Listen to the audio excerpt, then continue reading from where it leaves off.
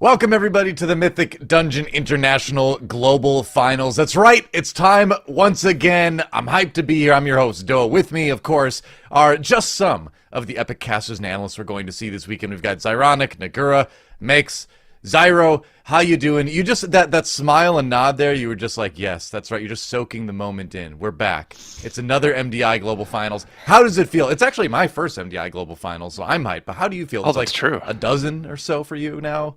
It's been a long time. 100 years? I mean, it's been 84 years. It feels like it's been so long since we've casted. Like, it's been like over a month since we've last seen some MDI action. The teams have been playing the game on live, getting their practice in. They've been going with the Dungeons and Affixes we gave them about a week ago. So I'm really interested to see some of the things that they have cooked up for this weekend. Like historically, the global finals have always been just an entire level above what we see during the regular season. So I'm really excited for this weekend. Yeah, Nagura, you're looking very, very cool over there. How are you doing? Yeah. Well, let's. Oh, go ahead. I'm just feeling super cool today. That's why I'm wearing my sunglasses.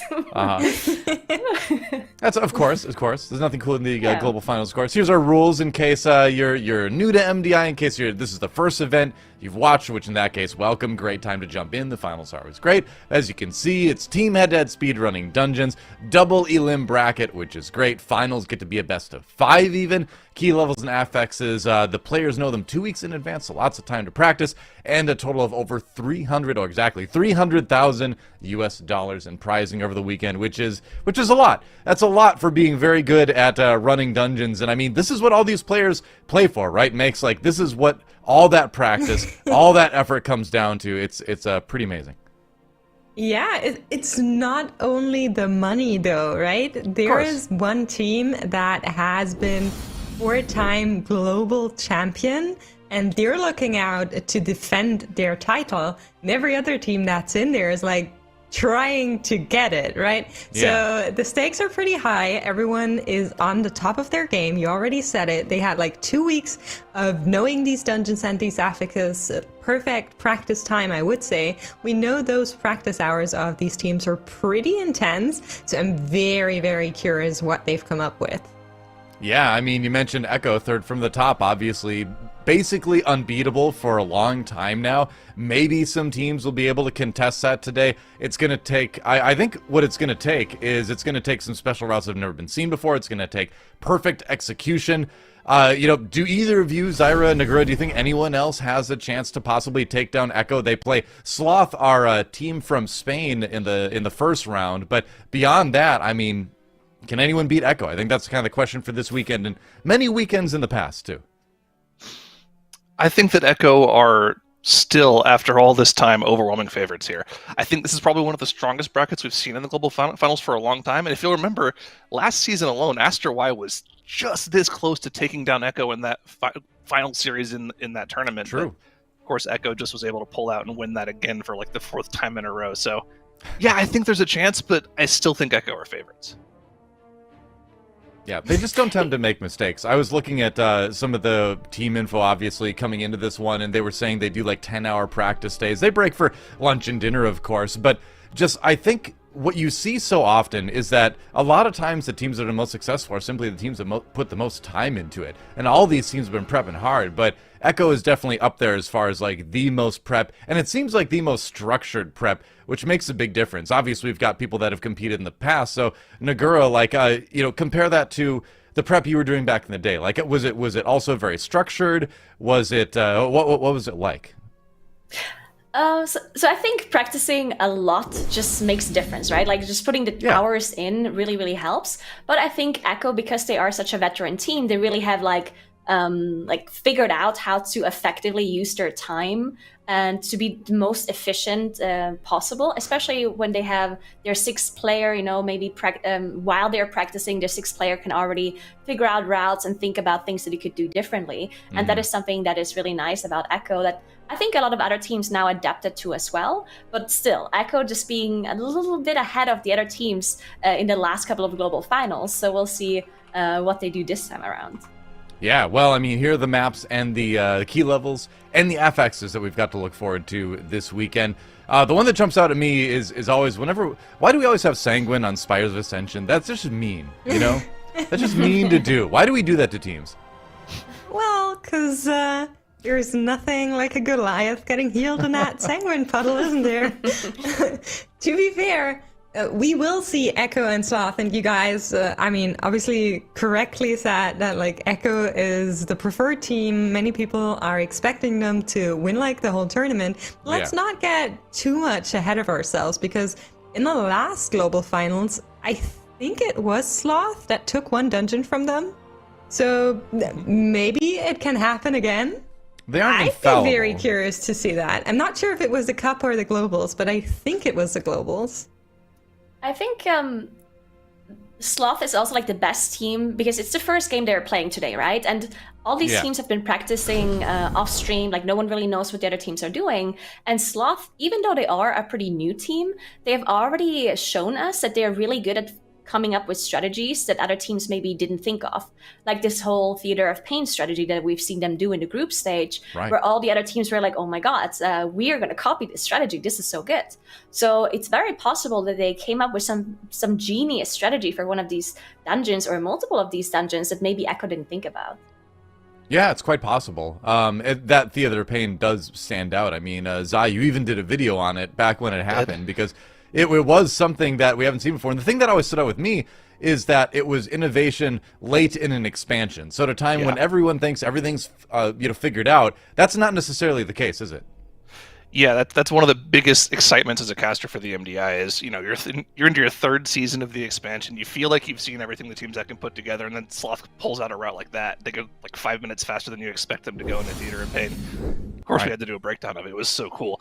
But that's, again, coming back to what I said earlier about global finals, this is where we expect to see those kind of routes come out here. We're not going to see the Theater of Pain in this first series of the day, but sadly, they do still have it in the back pocket for the rest of the tournament. So really interested to see if they'll be able to pull strats out like that. Yeah, it's going to be awesome. Something else that is awesome, though, is your opportunity out there. That's right. You have a chance to get a cool title in-game. That's right. The Fearless Spectator title is available. All you have to do is connect your BattleNet, youtube.com/account_sharing, watch WoW Esports 2022 finals live, obviously. And it's available during this and the AWC finals as well, so you got plenty of time to get it. There's more info on that link on your screen right now. But, you know, it's sometimes if you're, if you're playing healer and you're just watching your, your pug just stand in things and jump off cliffs and all that, sometimes you just want to pop on that Fearless Spectator and just watch, right? Is that what you do in your keys, Noah? It's a useful title. I've been playing a little bit of Holy Priest, yeah. I mean, I think I could see some uses for it. Yep. Could come in handy, sneakily pop the title when you're in holy form. Macro it somehow, it's like pop it up when someone like jumps off, falls off a cliff. You're like, oh, well, I'm just going to watch. Well, here is something to watch in just a few. It's going to be Echo versus Sloth for our first series of the day. Obviously, Tazvesh Gambit is unavoidable. You can't ban the first map, but we do see the bans coming in for the last two maps in the 5 maps out of 5 out of 5 possible. Echo banning Halls of Atonement, and Sloth banning Plaguefall. That leaves us with Gambit, Mists, and Streets for our first series of the day. Yeah, interesting. We do have 2 bolstering dungeons, right? Both Mists and Streets are bolstering. And of course, Gambit cannot be banned, so I'm sure both of the teams have a really good strategy for this. It is a 24 key, so I'm not quite sure if we're going to see these, like, 8-minute runs or whatever that we've seen in the time trials for the group stage. But I still think they can do Gambit incredibly fast, so that will be exciting to watch. It's going to be back-to-back huge pulls, and Sanguine is going to be such a big deal in Gambit because they're pulling trash on top of bosses. And if anything goes wrong with Sanguine there, that's going to be a huge time loss. Yeah, for sure. It's a rough one to start people off on, isn't it? It is, because what Nagoro was just saying, there is so much Sanguine healing that we saw in the cups. So I'm a little bit scared for all of these huge pulls that they do.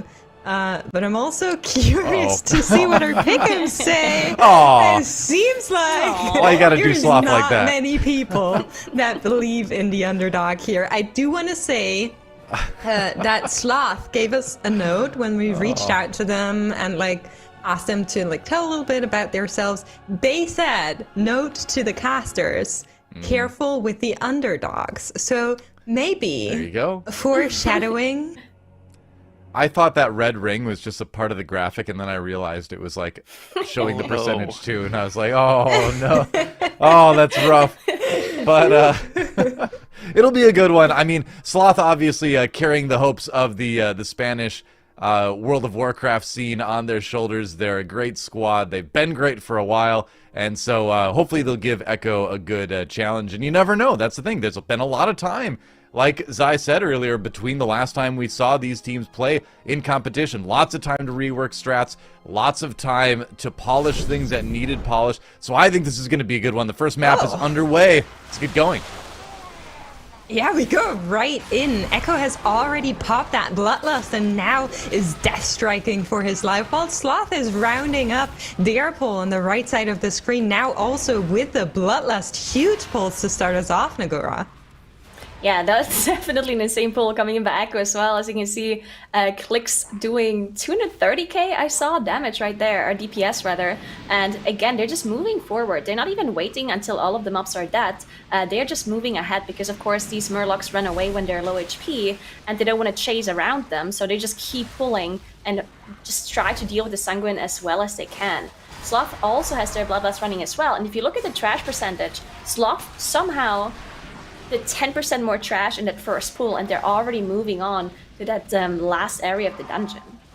Yeah, it took them a little bit longer to round them up at first, but what they got in the end looks very efficient, and is exactly what I like to see. Echo now evening out those trash counts with the Woe running toward that first boss, and this is looking very clean. 45% on their trash count. Let's see where Sloth ends up, because you can do like a little bit of variation here depending on what you want to play in the last area, but Echo already there. Sloth still dealing with some of the trash, Naguru. How do you feel about that? So Sloth is definitely going to get more trash percentage here in this area now. It does look like the second pull took them quite a while though, because they used everything for that first pull, and now the second pull just took them a bit longer, and they only managed to get 9% more than Echo. That means though that Sloth could possibly skip some trash maybe after this boss. But it looks like they're not pulling the Guardians at all, at least not yet, because Echo did pull the Guardians on top of the boss here, so they're gonna get extra percentage while fighting this boss, which is incredibly efficient as long as your two melee players can continue to do damage, because they have a huge area of denial. Yeah, I mean, it is 23 Tyrannical, so this boss is going to live for a long time regardless. Might as well pull in these little crackle boys and get some of the cleave damage onto them, as long as you have the room and not so many of these little golden fire patches on there. You're now killing by just as the phase goes down, giving them a nice increase on the haste as they can DPS the boss. And let's see how far down they get Hilbrand. We're going to see the same thing play out for Sloth, although they don't have their Vi relic anymore, so they need to do more damage without that buff. Yeah, and interesting to notice that Sloth did, of course, get the boss a bit lower before that first intermission phase, because Sloth didn't have to deal with any trash mobs, while Echo had to cleave those down. So they got the boss not as low as Sloth did, but as long as they can kill the boss here before the second intermission phase, that doesn't really matter. So Echo looking pretty good. You can see the energy at the bottom. Once it fills to full, it will start that intermission phase. And they're looking on track.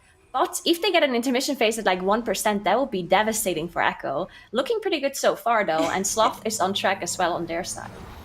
Yeah, I mean, we will see this by Echo right now. They're pulling Hilbrand to the side just so he has to walk a little bit more before he can go into this phase. Beautifully executed by Echo. And Sloth is looking to do the same thing, but their energy bar is pretty low. The Vault Purifiers are running around, giving them a little bit of trouble. There is another one behind Simkins. 7% to go, and the boss is very close to full energy, but it seems like they can do it. And there they are, just a little bit behind Echo in trash count and in time. Yeah, interesting. So that extra pull that Sloth did, definitely costing them a little bit of time here, as Echo is now pulling all of this trash after the second boss with them, it looks like. So they did trigger the Relic, and now they're moving everything into the second boss room, which is pretty crazy as they're now pulling everything on this boss room too. This is like an insane pull. Look at all of these trash coming in here. This is so much damage on now because there's so many casters that cast these bolts, and they cannot be interrupted, presumably, because there's just not enough interrupts that they have. So all eyes on now to see if he can actually survive this, while Clix is trying to AoE everything down. They did finish now, so they get some breathing room with that healing, and they're gripping everything out of the Sanguine as well. This looks pretty nicely executed by Echo, and wow, I mean, what a pull. That's insane.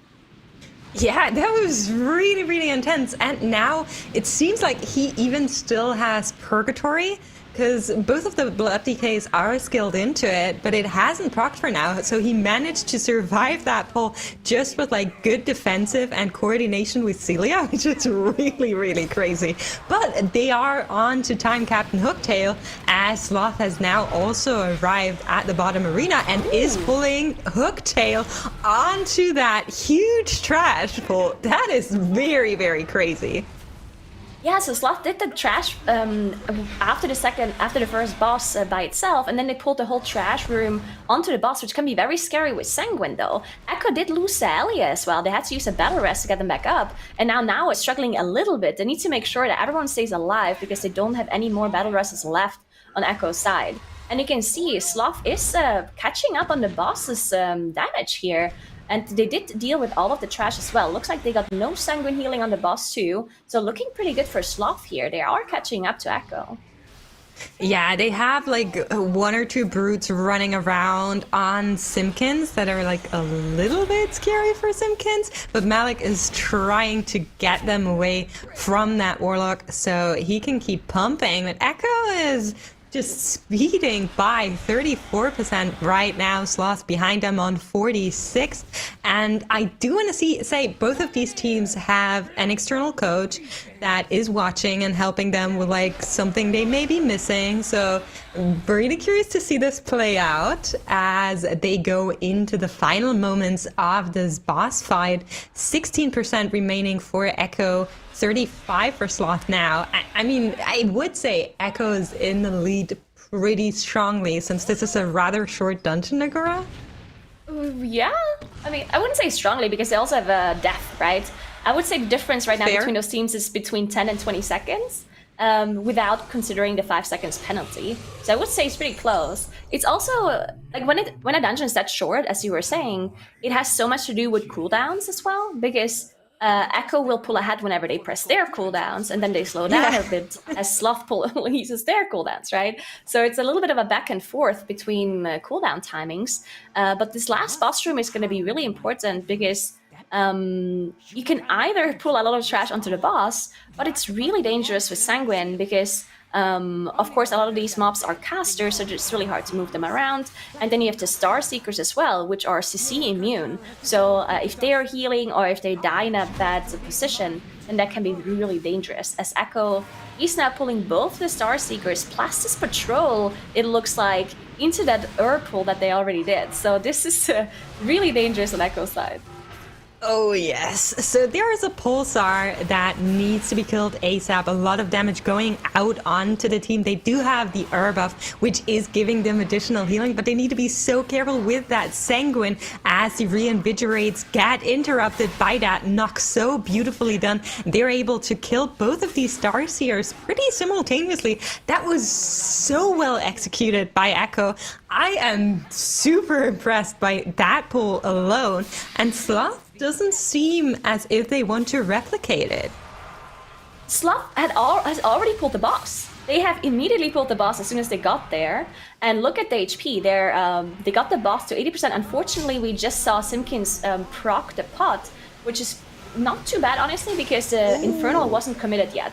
And now they're pulling trash slowly onto the boss. You can see they already killed one Star Seeker, and now they're pulling trash slowly into the boss. Infernal now committed by Simpkins, but there's so much damage going on because they have to deal with all of this trash plus the boss mechanics. But they are ahead in boss DPS right now. So Sloth looking pretty good, except Echo is done with trash. They can just completely focus the boss now, while Sloth has to slowly deal with all of this trash, and Purgatory being procced by Malik. This is just so dangerous for them to deal with all at once.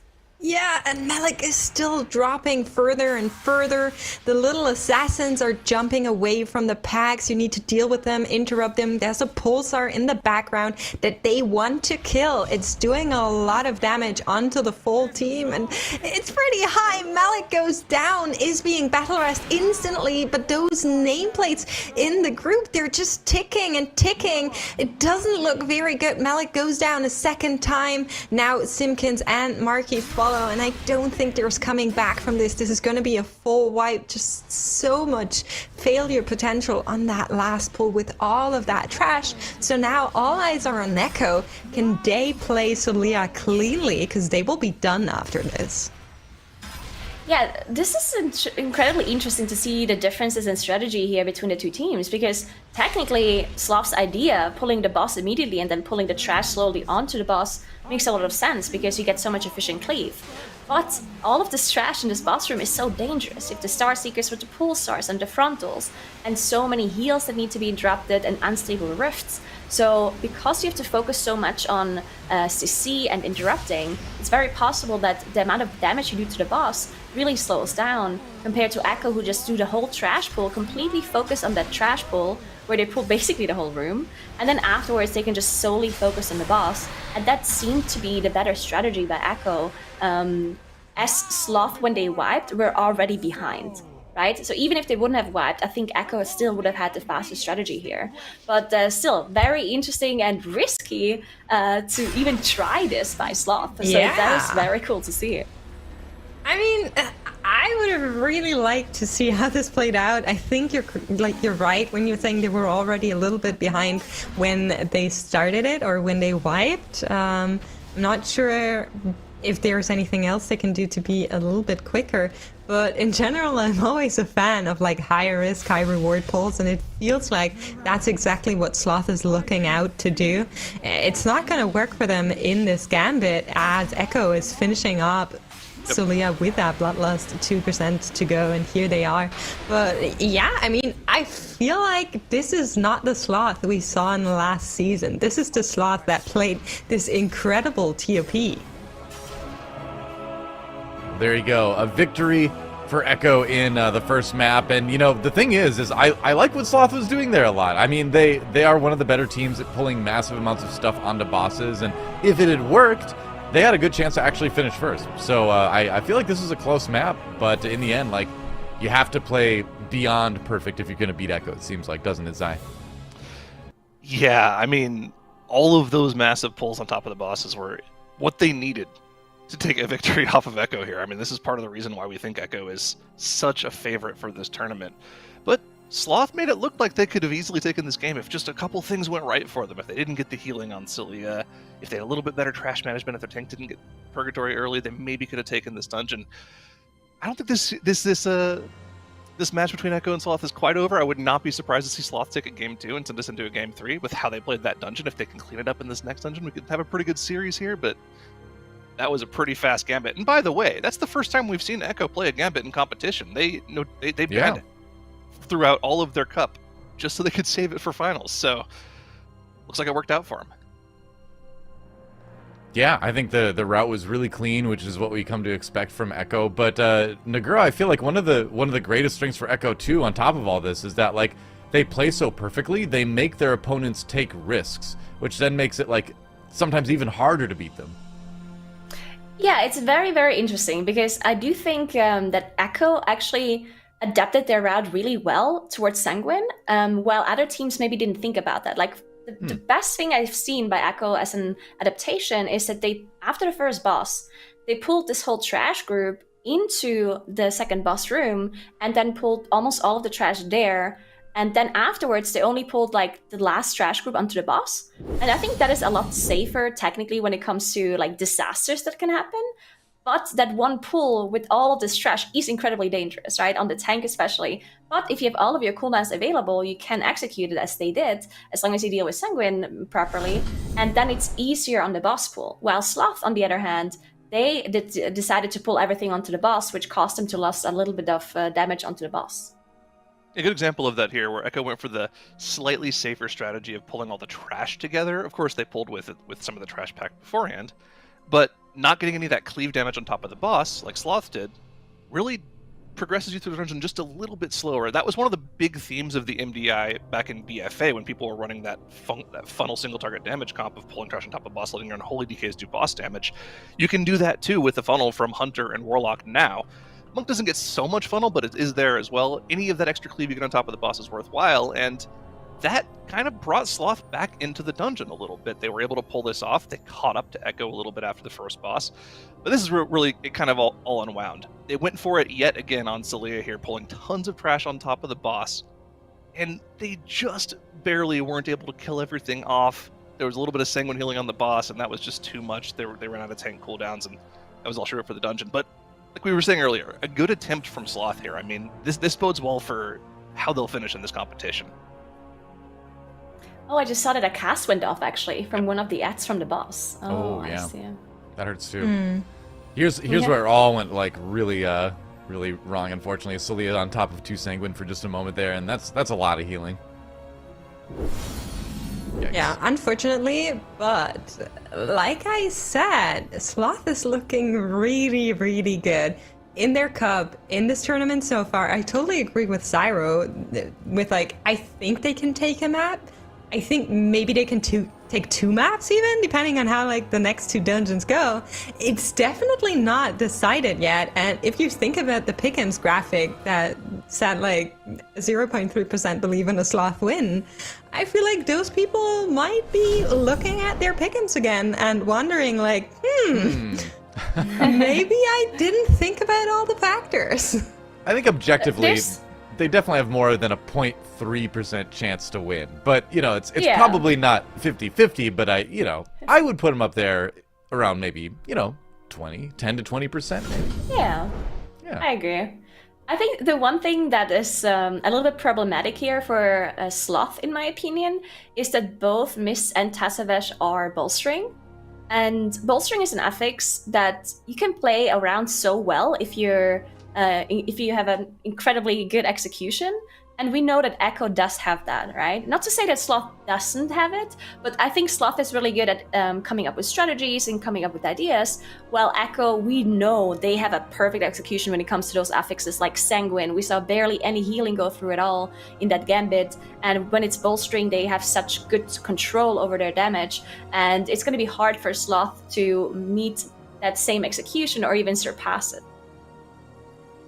Yeah, now in the finals for Group A, Echo did a miss it was a 22 miss, so a little bit quote-unquote easier in 11:42. Different affixes, of course, but there is that little benchmark for them anyway on that. I do want to say that, like I was saying earlier, we did reach out to all of the teams and we were like, hey, what do you think is going to be the most difficult dungeon? What do you think is going to be the easiest dungeon? And almost all of them said that Mist of Tirna Scythe is the easiest dungeon, or like the least intimidating dungeon. So I'm curious if they're all spot on or if there's going to be some surprises waiting for us in that dungeon.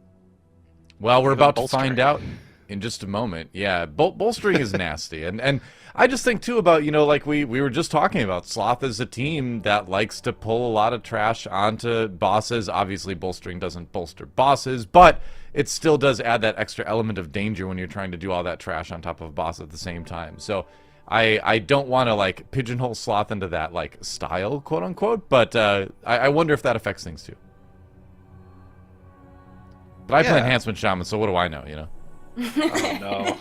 That's the first one of the weekend. Can we get a Doa Enhancement Shaman? Back. Keystone Master Enhancement Shaman, by the way. That's great. Congrats! Thank you. Here we go. Enjoy map number 2. We'll see if Sloth can tie it up. Alright, so it does look like we're in the dungeon. Sloth pulling something on the right side. Well, Echo did open that Night Fade door and is looking to put a gateway, possibly. Interesting. All right, so Echo using that gateway to get to the other side, while Sloth is dealing with one of those villager packs, which can be incredibly dangerous when you have bolstering, because, of course, the villagers has so much more HP than the rest of the mobs. And if you bolster that villager, then the Overgrowth does a lot of damage. As you can see, the Overgrowth now being on Simpkins, he did commit Unending Resolve and presumably also Dark Pact, and just barely managed to stay alive. Yeah, that was a little bit intense there, but they did manage to finish that off. Are going to use the Warlock portal skip here to get on over. But Echo is already there, already dealing with those bow breakers, and it is fortified plus 24, so they do a lot of damage when they're furiously trashing. As we can see right now, the group is taking a lot of damage, but Zelia has everyone covered, and they managed to live. They shouldn't get a second one as the mobs are slowly dying.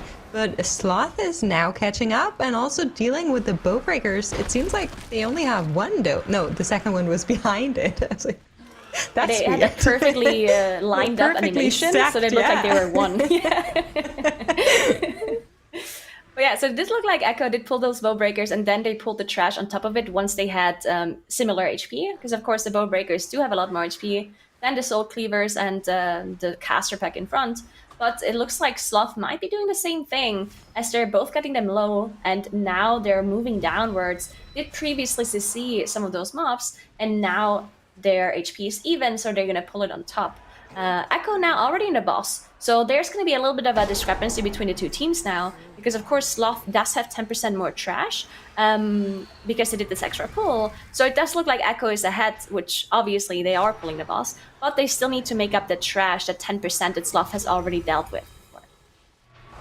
Yeah, but that should be fairly easy. You have the Hunter, you have the Warlock, you can pull through the Labyrinth, through the maze. We have seen that multiple times on multiple occasions. So that shouldn't be too much of a problem. Maybe with bolstering, not as, convenient as it was before, but should be still very good. Now, let's see if Echo can one-face this. I believe they can, as Ingram Malach is absolutely melting in front of our eyes. No chance for her, as Echo is just annihilating her. Wow. Let's see if Sloth can replicate that. That was a lot of damage. Yeah, that was so fast. I didn't even have to, sometimes you get the boss really low, and then after the Droman spawns again, you have to finish up the boss before the next phase. But Echo just completely, almost like 100 to 0 that boss in those 10 seconds. So that was a really, really nice time save by Echo. If Sloth cannot replicate the same thing. It looks like they got their fear, and now they use their Bloodlust as well on Sloth's side. So if they can execute it as well, they have to finish off the Vi Interceptor, though, before that phase starts to get that extra haste. Yeah, but they should be able to do just that, and the Vi buff comes in as Ingramullah gets that damage amp, and they are blasting, looking really good here. I didn't think that they would get any problems here either, since it is fortified and also 24, but good to see that it's all working out as Echo has moved on, and we're seeing some big bolsterings already coming in as Echo moves towards the second room. Yeah, Sloth didn't even have PI ready and still managed to do it, so really well done. And yeah, Echo just pulling some trash through the maze here. Of course, the maze is random, so they don't know which maze they're gonna get as the dungeon starts, but it is the same for both teams, for fairness, of course. So we'll see how Echo deals with this maze pattern that they're getting. And as you mentioned before, bolstering can be pretty annoying to deal with in this maze, because usually teams want to pull trash through the walls to make sure that you don't just pull 3 mobs, but rather pull 2 trash packs together for efficiency. But it takes a while for those mobs to actually come to you, because you have to send the pet through, and then the pet pulls, and then it takes a while for them to come back. And in the meantime, you obviously want to do something, so you're probably going to DPS the trash pack that you're fighting with already, and that could cause some bolstering issues. But so far, Echo is doing a really good job. Yeah, they are. So they're not using any major cooldowns until the second pack is also there. Oh, that frog jump. Very close to Zelia, manages to just step out of it. But yeah, that's what you need to look out for. And Echo, of course, doing a fantastic job at that. But Sloth at the same place. They're now also dealing with 2 of the trash packs and using their cooldowns into this. There it goes. Simpkins should shoot up on that DPS meter soon enough.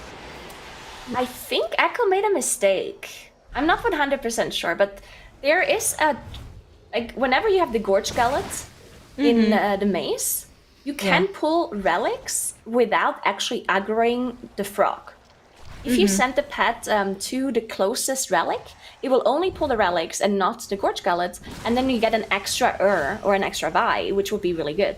And I think maybe Echo wanted to do that and then got the Gorge Gullet in? Or it's also possible that they did it on purpose, but it just looked weird because they bolstered it up so high. But now they put more trash on top of it, so maybe it was intended, and they're just like cleaving it down with all the other trash. I mean, to be fair, the Gorge Gullet is just a little bit mean if you have a lot of melees. So Fragnance and Gingy probably not having the most fun of their lives with that Gorge Gullet, but pulling all of that trash on top of it makes sense, because if you already bolster it, you might as well just add some more trash so you're not like one mob gaming. But yeah, I think your theory could be spot on. It sounds like a thing Echo would do. Maybe it just didn't work out this time. However, Sloth still needs to go there, right? We haven't seen them deal with the frog at all. Yeah, they're, I think they're gonna be slightly ahead in trash now once they finish this off. So we'll see how they deal with the Gorge Gullets, or if they can somehow skip it. I don't think they can because, well, to be fair, Echo did pull the... Oh yeah, there it is. Yeah, so they do have to deal with this. Simpkins now is probably gonna do this thing that I just talked about. Simpkins did move to this wall where that relic pack is, where the second Gorge Gullet lies. So we'll see if they get a second relic pack just now. But yeah, I mean, it's also possible that it was intended by Echo and they just wanted to pull more trash onto it to be more efficient. We'll see, or we're going to ask them for sure, as they're now engaging Mistcaller already, and they're pulling another trash pack on top. So they have to be a bit careful to not get any cast through, because they have to deal with the boss mechanics, plus all of the trash mechanics that can be pretty dangerous, especially if there's a tender in there, but I don't see one. It should be good. No, I don't think there is one. Sloth on the other side did not pull the relic pack, but did pull another pack of trash onto Gorge Gullet, as they had already DPS'd the frog down to like a substantial amount. So now they should be able to kind of finish off everything at the same time, which I really like when you're looking at a bolstered fortified pack. So they should be able to just cleanly get it done, get some bolstering stacks, but not too terrible ones, as they finish off that mini boss. Like you're saying, Echo dealing with Mistcaller already on to the 50% marker. There is a tender in there now, but just got interrupted, so everything is well. They should be super fine, just dealing with that little fox and the puzzle that should be coming in soon. And Sloth is also walking towards that boss. Yeah, interesting. It did look like... So Sloth definitely deals with a little bit more trash in this maze area, so that means they can do a little bit less trash after the boss. But I do think Echo dealt with the maze a little bit more efficiently, especially with bolstering. It looks like Sloth took a long time, like at the end of each trash pull. It looked like some of those Guardians were pretty highly bolstered, and it took them a while to finish it off. While Echo did bolster the Gorge Gullet a lot, but that wasn't really that big of a deal because they just kept pulling trash on top of it. So it ended up not being that big of a deal, because they changed bolstering, of course, to have a duration. So it will run out eventually, which I do think Echo made great use of here, as they're almost done with Mistcaller already. Only have one intermission phase left, which they might even be able to skip. Let's take a look. Guessing game starts now. Okay, they're not skipping it. They have to deal with the last one. Yeah, it's been a while since I've seen a team skip it, to be honest. I'm not sure if they secretly patched something. I always liked seeing that skip where they don't have to pull, or they don't have to play the last puzzle, of course. But Echo, not too much problems with that. Will finish off the little leaf with the circle, and now also Mistcaller. And their trash count is looking pretty good. 73% on the side of Sloth. We have 76. And it seems like they're going back or more here. Or, wait, no, they're just going down quicker. Okay, yeah, I was like, something's not right. But yeah, like here this, they go. The gateway adaptation. Yeah. Gonna skip through that pack and probably set up a pretty big pull here. Yeah, so they, I think they can just finish the dungeon now with one trash pull plus trash and boss. I think 2 pulls and then this dungeon is over. It's going to be pretty fast from here on out on Echo's side. They do have to, of course, still deal with the staghorns that need to be interrupted. So they need to make sure that all of that is going great. But now actually dropping really low as he procs his Purgatory there. Has to be a bit careful as they continue. But yeah, Echo pretty far in the lead now, as Sloth is of course still dealing with Mistcaller. Just this whole maze area slowed Sloth down, while Echo, we thought, made a mistake with the Gorge Gullet and ended up just being incredibly fast in that area. And now it's only one pool plus boss left. They do have Bloodlust cooldown still for 2 minutes, or maybe 1 to 2 minutes. So maybe they could even go a bit slower now that now doesn't have Purgatory. We'll see what they do. Yeah, I mean, I'm curious. They're pulling everything onto this boss. It is bolstering, but of course that's not going to matter for the boss, so they just need to look out for these little trash mobs, so to kill them all pretty evenly. But even if they don't do that, they are not as scary. There are no reavers or anything in here. So even if one of the gullets gets a little bit bolstered, they should be able to handle it just fine. But Sloth is also finishing off a Mistcaller and moving on. They will also skip that first pack here and set up a bigger pull as of right now. Yeah. You see Javier walking towards the first pack, whereas the healer, Mickey, pulled the right side pack, and Malik is just rounding it all up so they can do all of their cooldowns and just full send it. But they also need to pull a second pack of trash here. They don't have enough to just finish it all off in one pull. Gonna get Woe here to just skip a little bit, so maybe they're also looking to pull into the boss, but I don't think it's going to be enough. Tradova for Echo already on 50%.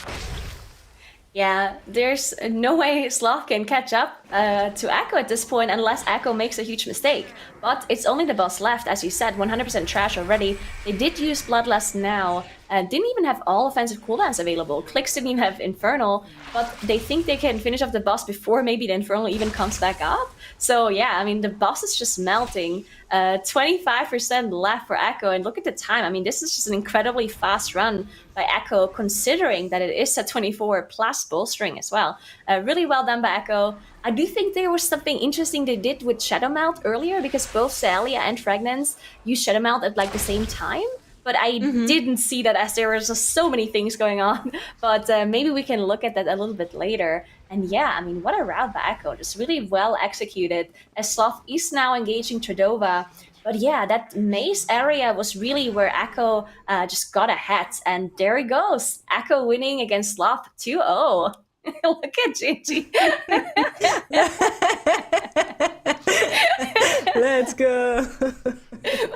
I mean, the pop-off is warranted. That was like some of the cleanest play we've ever seen, right? But I mean, that's par for the course for Echo. It's crazy, right? Because it's a 2-0 for Echo, but Sloth didn't have any deaths that run, you know, presuming that they finished the boss right, cleanly. So, I mean, Sloth is playing extremely well as well. It's just, Echo's just on a whole nother level, it seems like, as usual. Yeah, so I want to cover something in the past 3 years of competition in the MDI.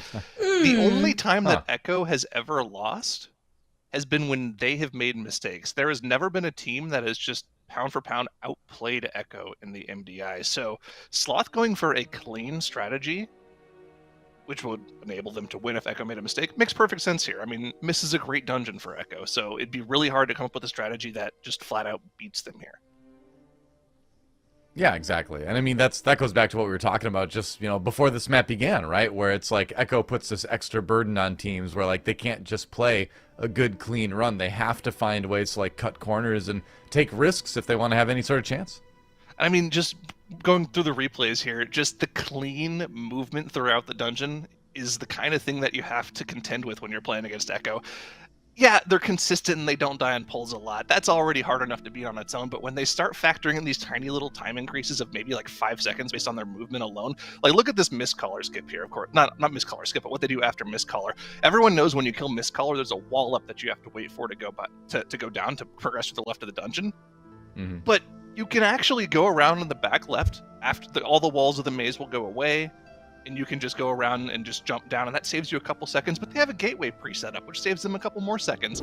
That movement maybe saves them like 4 seconds tops, but they're already so consistent they can focus on just making tiny little movement increases throughout the dungeon and just make their time even 4 better. seconds are 4 seconds. It's so Yeah. hard to contend with. It's such a hard team to just flat out outplay. When you're going for breaking like world record after world record, then yeah, like it's every little second that that you can shave off of it counts, and you know might just save you a match later if you do run into a team that's that good, you know. So it was, you know, it's a 2-0 for Echo. I think a lot of people predicted that on the pick'ems. I mean, we saw the pick'ems percentage already, but Sloth to me still looks like a big threat. Remember, it is double elimination, so they're not out yet. They're done for the day, obviously. So is Echo, of course, but. You know, I still feel like we're going to see Sloth go far. I like the way they play, so I wouldn't mind I would agree. I'm just laughing because I could see the official Echo account and chat going like, who are the 0.3%? It's like, you're not happy with the 99.7? I mean, and like, yeah, I think Sloth definitely have what it takes to come back and like prove themselves in the lower bracket. It is going to be a little bit of a revenge run, but that's nothing we haven't seen them do before. So Sure. I'm kind of here for it. I feel like they get better in the lower bracket every time because, like, you know, adrenaline, they know it could be their last loss, and then suddenly they amp it up even more. I'm here for it. I'm really excited for tomorrow when we see them again. It's going to be sick. They're a fun squad to watch. But Echo, of course, the reigning champs 4 times over. Amazing start for them, of course, with the 2 over Sloth. We're going to take a quick break, but when we come back, our second match of the day, it's going to be Long Ming taking on Perplexed, the Chinese squad taking on another MDI staple team. So it's going to be a good one. Don't go anywhere. The Mythic Dungeon International Global Finals returns in just a few.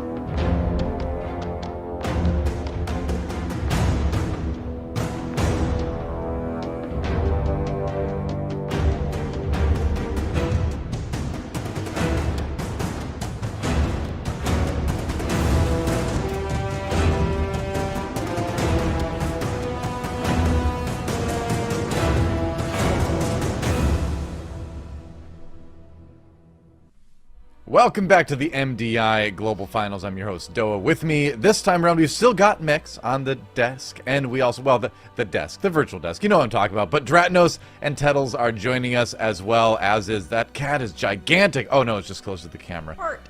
It's going to be Longming versus Perplexed, our second series of the day. So, Perplexed, the team, we all know well, obviously an extremely strong team. Longming, the team coming over from the Chinese qualifier. And so the big question going to this one is, can they compete? I've heard that there's some doubt among our experts here on the desk. But what do you think? There's also some doubt on the pick'ems as well, a little bit. To be fair, did better than Sloth against Echo, I guess. The pick'ems look better than what we just saw. Yeah, I'm actually surprised. So 8.9%.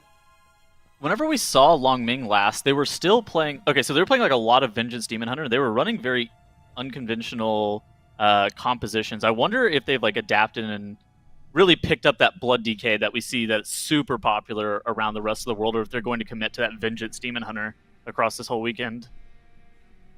You feel like you kind of have to.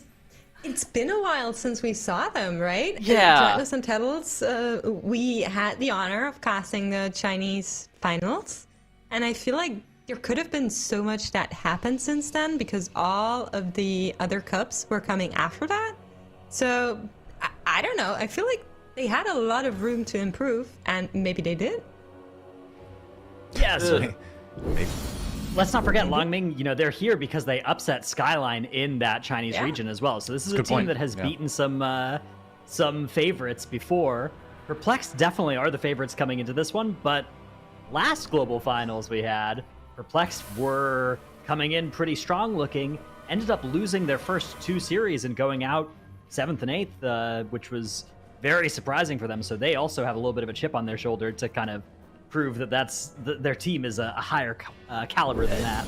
We also didn't even believe that they were going to play this cup. I know that like after last season, they were contemplating just completely calling it quits. Perplex has been a team that's been around for a very long time, and with how they played during their cup weekend, I think that their match versus Longming, they're a heavy favorite. Like we even saw during the pick'ems, like 90-10 was the pick'em result. I believe that is a match that I hope it allows them to gain momentum across the whole entire weekend. Yeah, well, here's the maps they're going to have to contend with. Spire's Halls, Plaguefall, Mists, and Theater of Pain. We'll see what the bans end up being. But, Perplex performed really well in their group. I mean, they didn't win Group B, but they did manage to come in second at least. Beat a lot of good teams along the way. It was, if you remember, it was that one where they beat MONKA, sent them down to the lower bracket, and then MONKA came back up and beat them in the finals. So that was a good group to begin with. But, Perplex, you'd expect them to move on, but we'll see. They're going to ban Halls of Atonement, as expected. And Myths banned by Longming. And, of course, we always ask the teams for, like, a little bit of info, a little bit of, statements before the tournament begins. And so the question was asked to Longming, is there anything new you'll be showcasing in the global finals? And their answer was bear, bear, bear. So I think Halls being banned is probably a bummer for the Longming squad. Yeah, maybe.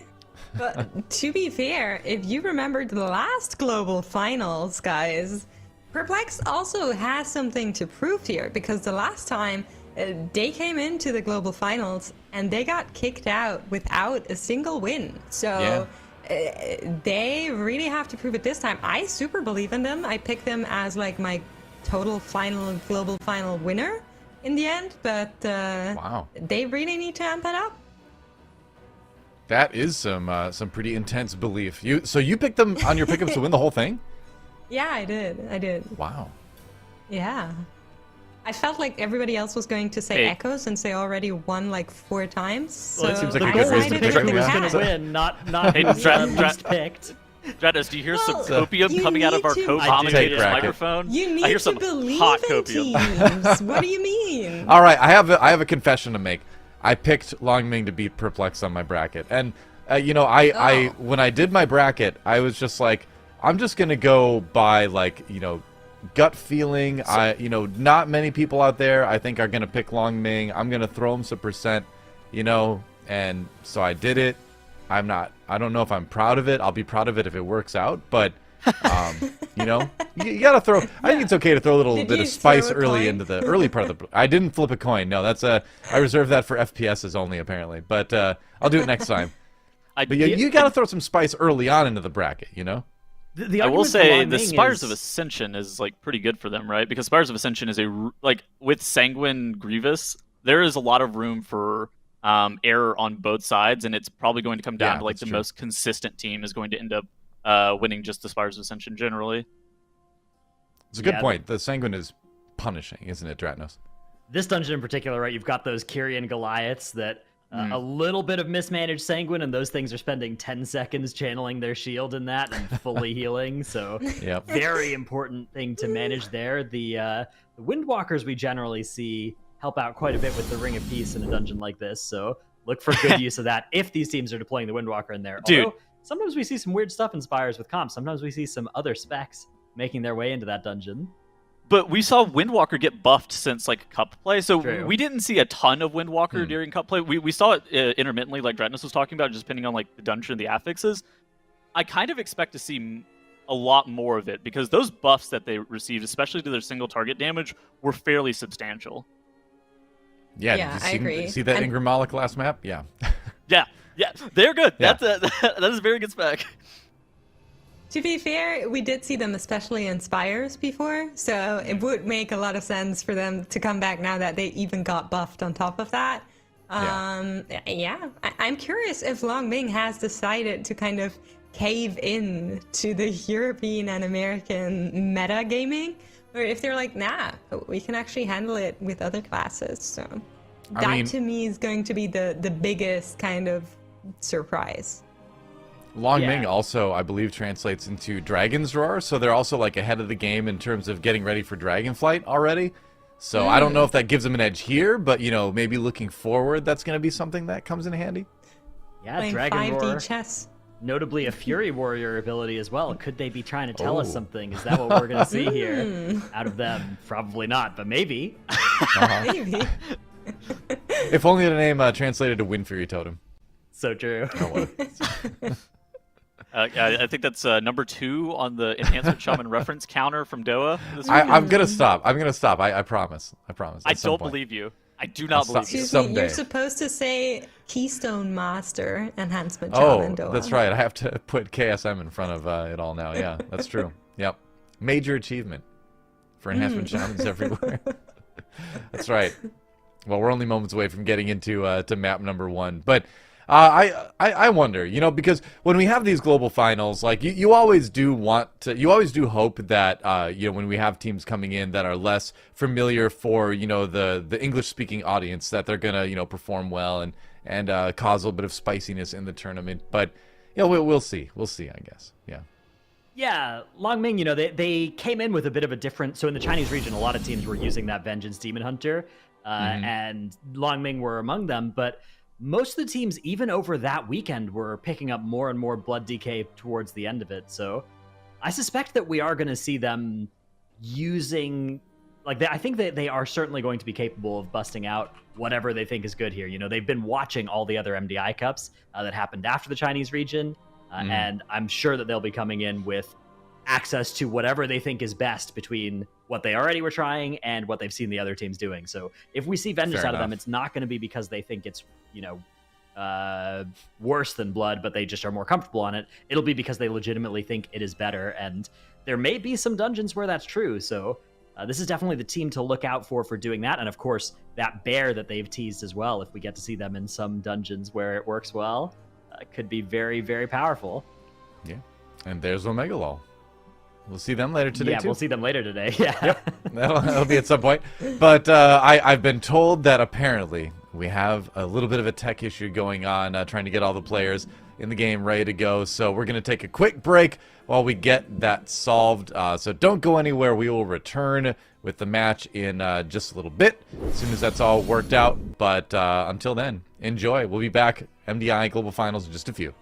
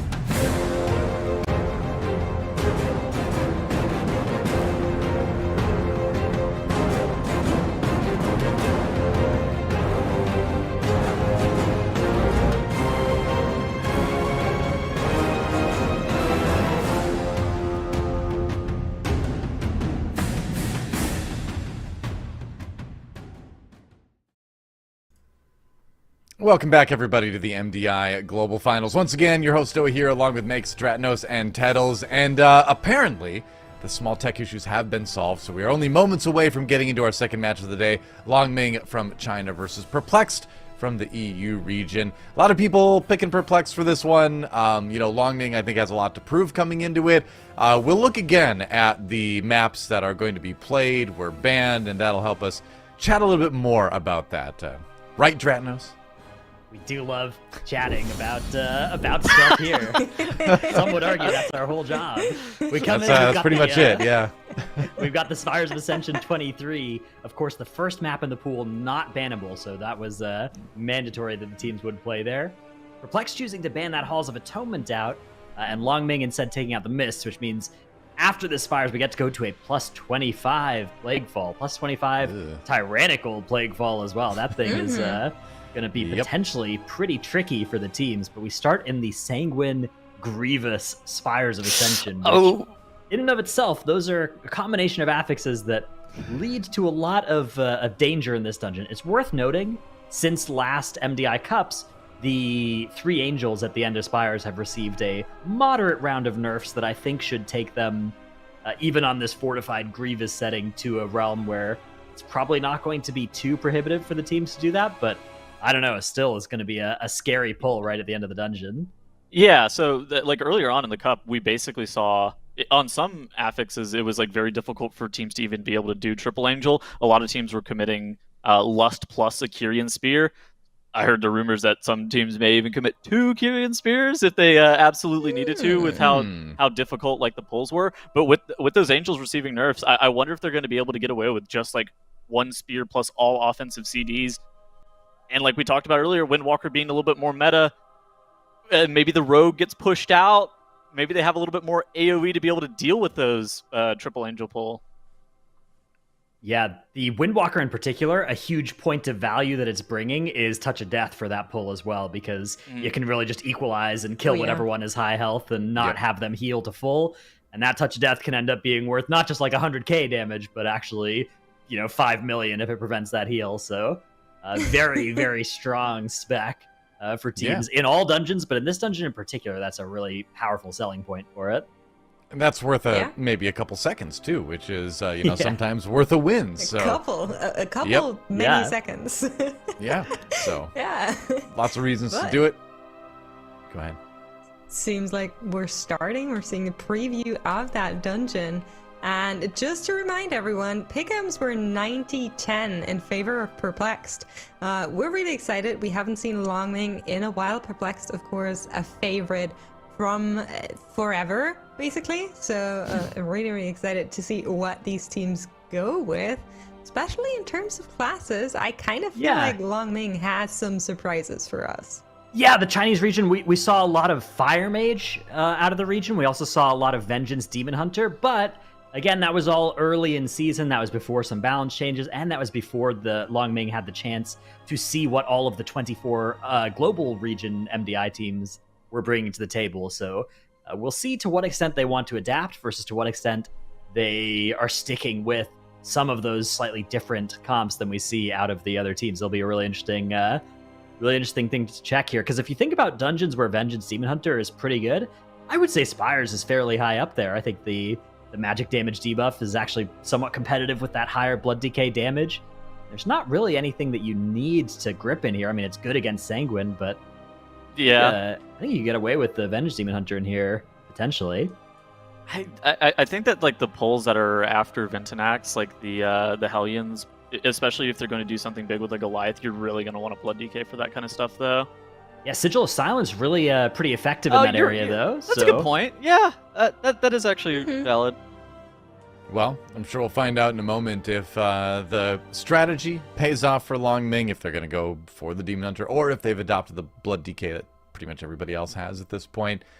And like you said, it's been a long time since that Chinese qualifier, so that's a long time to practice, a long time to refine things, a long time to counter strat as much as you can in something like MDI, as far as like doing research on your opponents, trying to see if you can, if they're doing something you like better, having time to incorporate that, So, in a moment, we'll get that game going.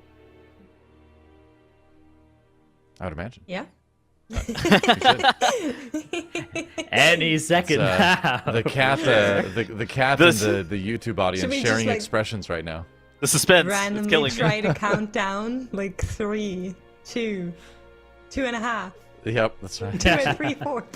2 and 1/5. The good news 3. is progress is ticking towards our fearless spectator titles 2. regardless. So That's 1. right. That's true. yeah, it's a silver lining. Yep, we are fearlessly spectating. Yeah, fearlessly And, spectating the battle here at the end of the dungeon as well. Oh, now we're back to the start. Yep. Hey, just think of it this way. We're doing it all today. Think of it this way. We have a Chinese team versus an EU-based team with a North American broadcast team. Then some of our broadcasters are in EU as well. So it's a global, truly a global, thing to get this all going. So yeah, I couldn't think of a better word than thing. So, it's too early in the morning. It's only 11 a.m. for me. I'm just happy you didn't make me say the affixes for this dungeon, so it's all good. Oh, what are the affixes for this dungeon again? You want to refresh my memory? It's fortified, sanguine, and grievous. Nailed it. I'm But what's the practicing fourth really affix? Oh. Bill, what is the 4th affix? Encrypted. Oh. Very good. Oh, Wonderful. why does that sound? That's very exaggerated. Yeah. It's like we're on a children's television show now. It's Affixes like, with real fakes. good. Great job. You knew the affixes. Oh, There we go. baited. Okay. Encrypted. There's Yeah. whoa, and then that haste one. Yeah, The man with the gun. yeah. That's right. We usually see the Ur. The Ur is kind of the default choice for a lot of cases, but I've been a big fan of Woe as a actually just more commonly used It's fun. more often good than I think it's used, because just a little bit of movement speed. If you're starting your next pull 3 seconds earlier, I think that's more value than you're getting out of the Ur, unless it's stopping you from having to like sit down and get the mana after a pull, which that's kind of one of the best parts about Ur that I think is underrated, is the healer mana. When my pug accidentally gets it on a boss fight, I tell myself the same thing too. Yeah. And then, like, generally, whenever we're looking at bosses, there's a lot of times where these MDI teams are pulling double relics into bosses, and that's not a time that they necessarily want the woe, so they'll get 1 Vi and 1 and that's something that we actually see that's super popular. They make sure to get the trash back on top of that Vi interceptor whenever he spawns, because he's kind of annoying, and like that doubles up the offensive potential. And like that's super common in a couple dungeons. I think DOS is the one that you're going to see that one the most in, where they're able to double up relic pulls at a time where they're able to stay stationary. Like Dretnus was talking about. Yeah, you can even do it into the first boss of Spires here as well, if you're not too scared and if you wanna pull that pack into boss. Problem with that on Sanguine is it's quite likely you will accidentally Sanguine heal the boss or either of the 2 boss mobs, and you even get 1 or 2 ticks of that Sanguine healing that probably wasn't worthwhile, so is going to be something to look out for. I do think that proccing that Vi relic on that pull hey, in front of the alright. first boss is... Let's go. Okay, so we do have the same composition coming out from both teams here. So Longming have adapted to the global meta here on that Blood DK, and both teams are pulling all of this trash as well. They're going to do the whole first pull here. Sanguine healing on that healing meter is going to be a big thing to look out for whether these teams are able to manage that or whether it ends up costing them a lot of time. Yeah, both of these teams also proccing that relic. It's able to get the team's CDR to where they're able to have their cooldowns right back up for this next pull. No, look at the side of Longming there. That is the exact disaster case that we were worried about here in this dungeon. That Forsworn Goliath has healed 2 full effectively off of that Sanguine Puddle. Yeah. Meanwhile, Perplexed, a little bit slower to kill most of those mobs, but no Sanguine healing on the Goliath means that they're going to be able to head upstairs well ahead of where Longming are. So what they did different there is they held that Ring of Peace a lot later, and then they started killing back to front, and they just made sure that Goliath finished the recharge anima cast before they started killing the trash mobs in front beneath it. Longming was a bit faster on their Ring of Peace, and if the trash pack died either a little bit faster or a little bit slower, they would have had it perfect. But now they incurred something like a 30-second penalty maybe, just due to all of that Sanguine healing. And Perplexed are going into boss, so we are going to see a double relic pull here. Okay. Let's see which two they decide to go for. It will probably be that Vi combo exactly as you suspected, but Swag going down. That's going to be their first battle res, and no battle res going to be available here now for the next 10 minutes for Perplexed, as this dangerous pull still continues here. Look at those health bars. They have to dodge these projectiles. Those are going to be pretty much one-shots if those projectiles hit anybody. How do you like where here. Perplexed is tanking this trash pack? I think it makes a lot of sense relative to how this boss moves around the room, right? Yeah, so by killing these mobs in the middle of the room, you're getting your Sanguine in the middle of the room. The bird always goes to edges of the room, right, around in a circle. So you're going to not have any of that Sanguine under a spot where the bird could potentially sit for more than a tick. That being said, the bird flying over that Sanguine, I think it did end up taking maybe 1 tick of the heal there, so does slow things a little bit. Meanwhile, yeah, you can see Long Ming actually have really caught up here. They're doing so much damage on this boss, and without that death on pull, they're within 10% now of where Perplexed are at on this thing. This may be a stupid question. How does this work that the boss's health is not the same now because of Sanguine healing? That is a good question. Yeah, you can see on the side of Perplexed, Kintara and the bird actually are on different health amounts, so maybe just when Kintara dies, the boss dies. Maybe it doesn't matter if you Sanguine heal. I guess we're about to find out. This is something we that are about to find out. It's not very common that you're pulling that trash pack into the boss on live, and so like very infrequently are you going to Sanguine that boss.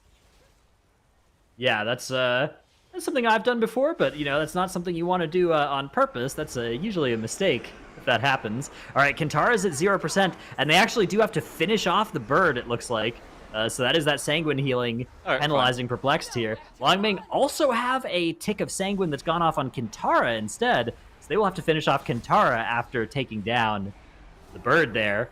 Perplexed now setting up their next pull. Divine's going to be grabbing, it looks like, both sides of the left-hand area. Then grabbing a Angelic Feather, a Demonic Gateway, and a Leap of Faith to get all the way across here.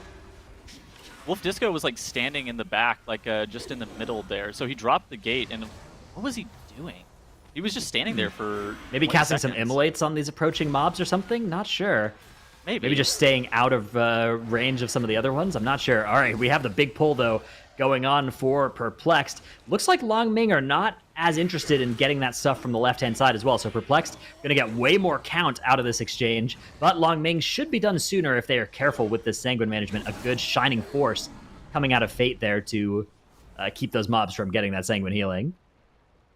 Okay, so now Long Ming, they're a little bit ahead, okay, in regards to dungeon progression and trash HP percent.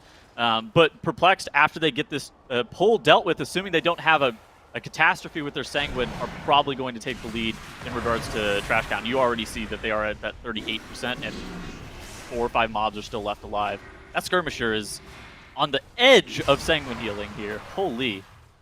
Yeah, scary. Actually going to be a grip from Divine there to bring it in for the cleave here.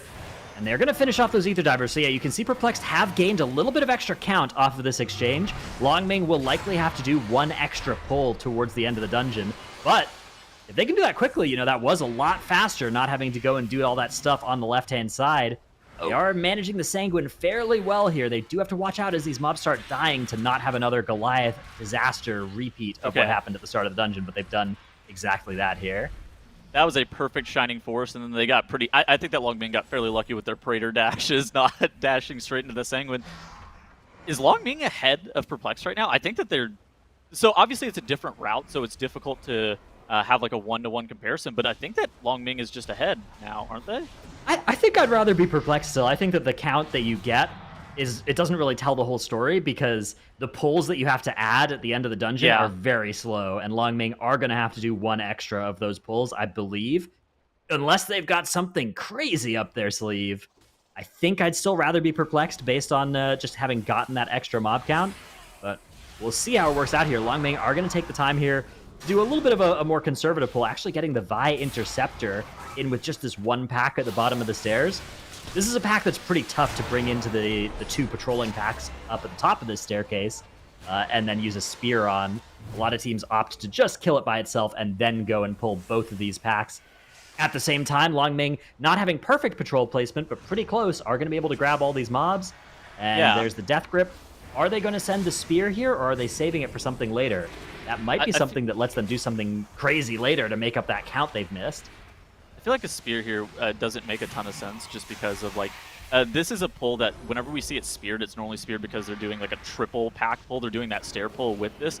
But with the Sanguine healing, it's a lot more dangerous to do, like, the triple pull. So I think that just doing a double, no spear, committing... They clearly committed a lot of offensive CDs. Both the Windwalker and that Surf Hunter probably committed their offensive cooldowns.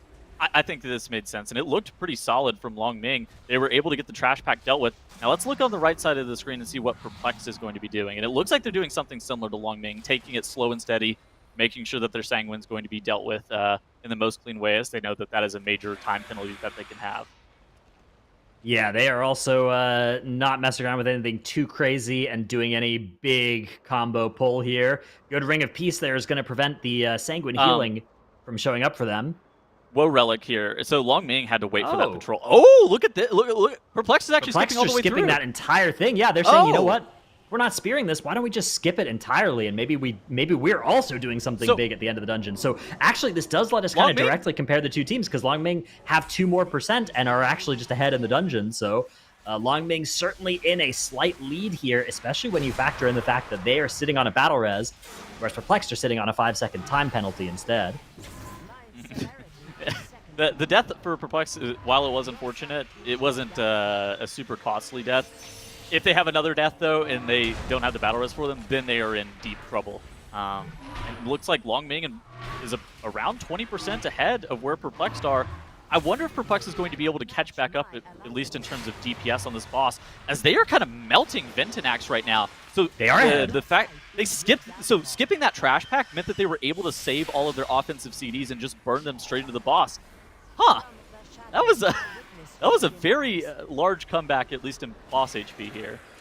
Wow, Perplexed are tanking Ventinax rather close to the two puddles here.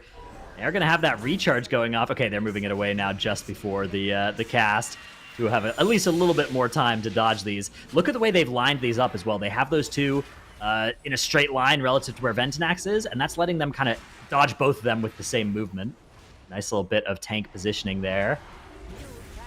Meanwhile, Long Ming are still doing good damage on the boss as well, but not quite as much if you look at those DPS meters as Perplexed. Perplexed with those cooldowns on pull have really made short work of this and are now, I think, back in the lead, unless that 2% enemy forces difference is going to be something extra in terms of time for Long Ming. It may just be an extra side of skirmishers for Perplexed, which probably takes them maybe 15 extra seconds, so I think I'm back on wanting to be Perplexed on this, but it is still very, very close between these two teams.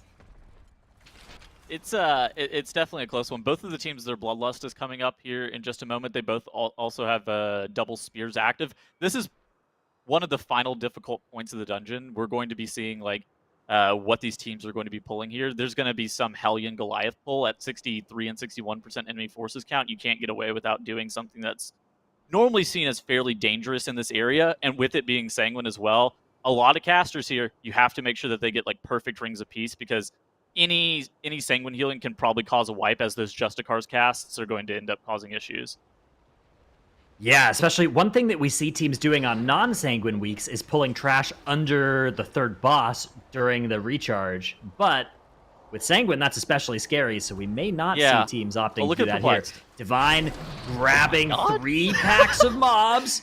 They have 2 spears here that they may end up using for this. There's the AMZ as they get everything gripped together. Lots of damage coming out on the group here. Rebellious Fist casts coming as well, but there is the beautiful spear. They held that spear as well. They waited to cast it for a little while to get some more value and to interrupt just the most possible amount of casts. But they have to be careful now. They can't really use another spear because they're going to have that Sanguine puddle starting to drop here. They've killed the CC immune mobs first, which is pretty important. As they now kite the other ones. There's still a Hellion, I guess, and a Goliath, but they killed one of the Goliaths, I think. Maybe not. Maybe they've just done a great job of moving all these mobs out of the Sanguine. This has looked really impressive. The fact we don't see Sanguine on the healing meters here for Perplexed, it really shows this is a scary pull that they've made great. So Long Ming on the left side of your screen, you saw that they were like doing a relatively large pull, but they were playing something that's safer. So they did half of the pull that Perplexed did. And so now Perplexed is solidly in the lead. That pull that they were able to pull off, it's very difficult to put into words how difficult it was. If you've ever accidentally pulled this Warden Hellion Justicar pack, you know that it's liable to wipe you by itself. And Perplex was able to do it with all of the mobs on top of it. And now Perplex pulling these Usurpers into Orifrion. They need to make sure that Orifrion's not in the Sanguine. They do a great job of now dropping these orbs as well. Hey, Perplex is looking absolutely phenomenal here. They had a couple of hiccups early, but they've really started to get it into gear in the back half of this dungeon. Yeah, they are still going to need to pick up a little bit more count as well, but they are melting through the boss HP here. Another set of orbs going to be spawning for them soon, and then they'll enter that intermission phase. And based on where they're kind of cheating towards, it looks like they're maybe planning to do some trash here. Yeah, look at Divine pulling the boss over towards an unpulled trash pull. That is exactly what they're going to do, is during this intermission, they are going to just blast a bunch of extra damage into AoE, into these Wardens and stuff over on the side. This is very scary because they need to watch out for that Sanguine. If they get any Sanguine healing on the boss, it's going to be tremendous time loss, but they do have Ring of Peace available, and a good Ring of Peace here will go a long way. A nice leg sweep too, because with all this trash being stacked up, these Justicars and these Wardens, like if any cast goes off, ooh, and like almost a perfect CC chain. You saw they ended up getting, oh man, they're dropping the Shadow Fury, then they ended up using the Fear, and now they're just like single stun. These Justicars need to be dying soon. Oh, Dark Lash going off, Ryson dropping so low. This is really scary for Perplexed. Yeah, they're running a little bit low on interrupts here. We do have a good stop there on the Prayer of Mending at least, but they have to be really careful here because that Justicar, oh, look at that grip from Divine, just making sure that it's not going to spawn into the boss. But now they have that cast going off. They need to watch those projectiles and stop the Sanguine healing. Luckily, the middle of the hitbox is not there. But Swag going down. This Justicar's on 2 health and needs to get killed at some point. There it goes. They've done it. They've taken out this trash. Now they have to maneuver the boss here. Oh, unfortunately, the boss is actually going to cast while it's in one of those puddles as well. Doesn't really matter here because it's so low on health, but if you do that normally, it doesn't cost any energy, and so it just doesn't speed you up at all. Long Ming has a lot of Sanguine healing on their healing meter. Yeah, that is that's not looking great for them. The In boss! fact, the boss! Oh, no! Get the boss out of there, healing. man! Oh, they're dead. Look at those Grievous stacks as well on everybody on Long Ming. Very scary. Perplexed, at least, have taken out the boss now. That's going to let Swag release here. Still have that 1 battle res, and they are interested in jealously guarding that last battle res. 87% is the count they need as they now head upstairs. And the 3 Angels will take them over the finish line here. Long Ming, at this point, are hoping for a disaster on the side of Perplexed. Or they're hoping for Perplexed to go smaller than the Triple Angels, but I doubt that that will happen. I think Perplexed are going to go for the whole thing here. You can see those cooldowns, the Zhuen, the Infernal, Power Infusion all ready here for a massive pull. Coordinated Assault. Yeah, the Coordinated Assault. Let's not forget the Coordinated Assault as well. the realist cooldown they have. I think that this back half of the dungeon proves why we were talking about like Sanguine being so obnoxious in here. It is just so easy to mess up.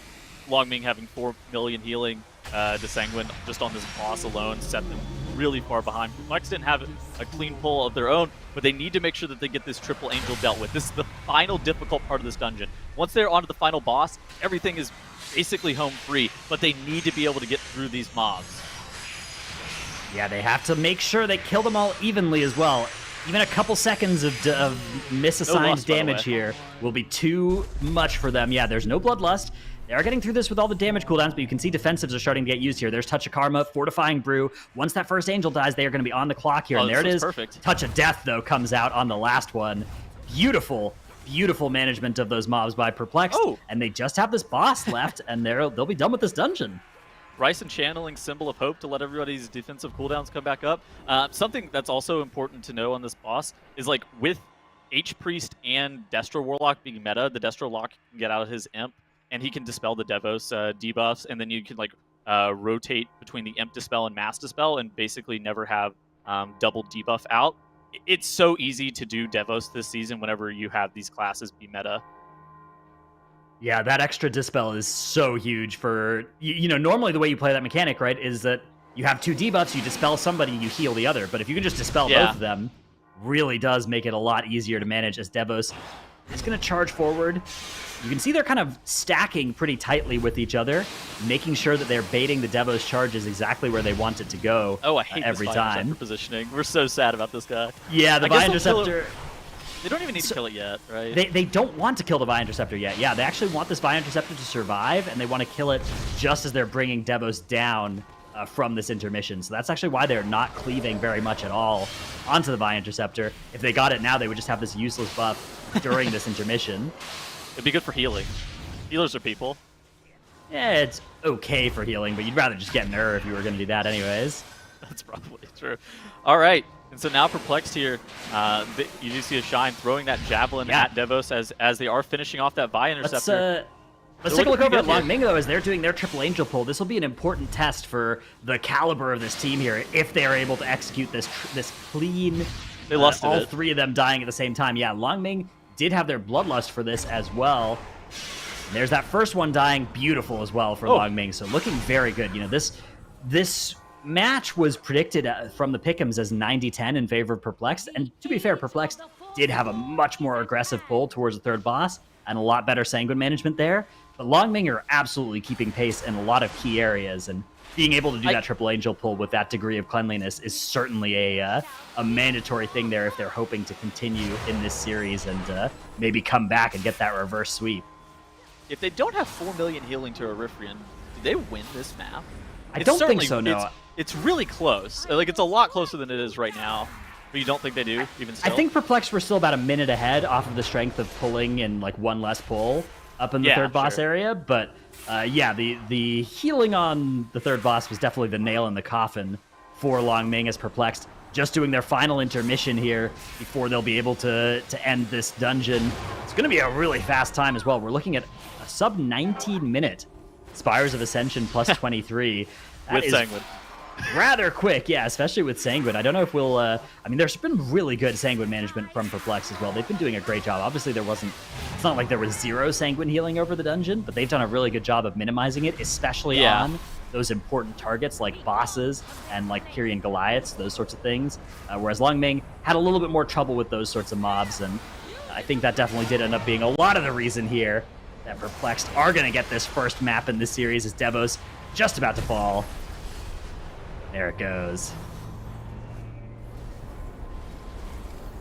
Yeah, so even with the extra 10 seconds on the timer for the 2 deaths for Perplexed, Long Ming still not quite going to be able to get it done fast enough. No deaths for them at this point, but like you guys were saying, the Sanguine healing, especially in Rifrion, got a little bit messy. Yeah, so first win in for Perplexed. Curious to see what happens next, but that was a nice rhyme, wasn't it? I have a question. Yes. How did you feel about them skipping the Goliath Ether Diver pack? So it looked like Perplexed's routing through that second part of the dungeon was relatively slow, at least compared to what Long Ming was doing, to the point where they were even behind. What did you think about that skip? I mean, we're gonna talk about like the ups and downs of that dungeon as we curated some clips of what was going on. For a second, I was like, hey, maybe Long Ming actually stands a fighting chance against this, team that has been in the MDI forever and doing really well there. But there were some critical points where I feel like they lost momentum, and Perplexed just, amped it up a little bit. So that was really, really intense.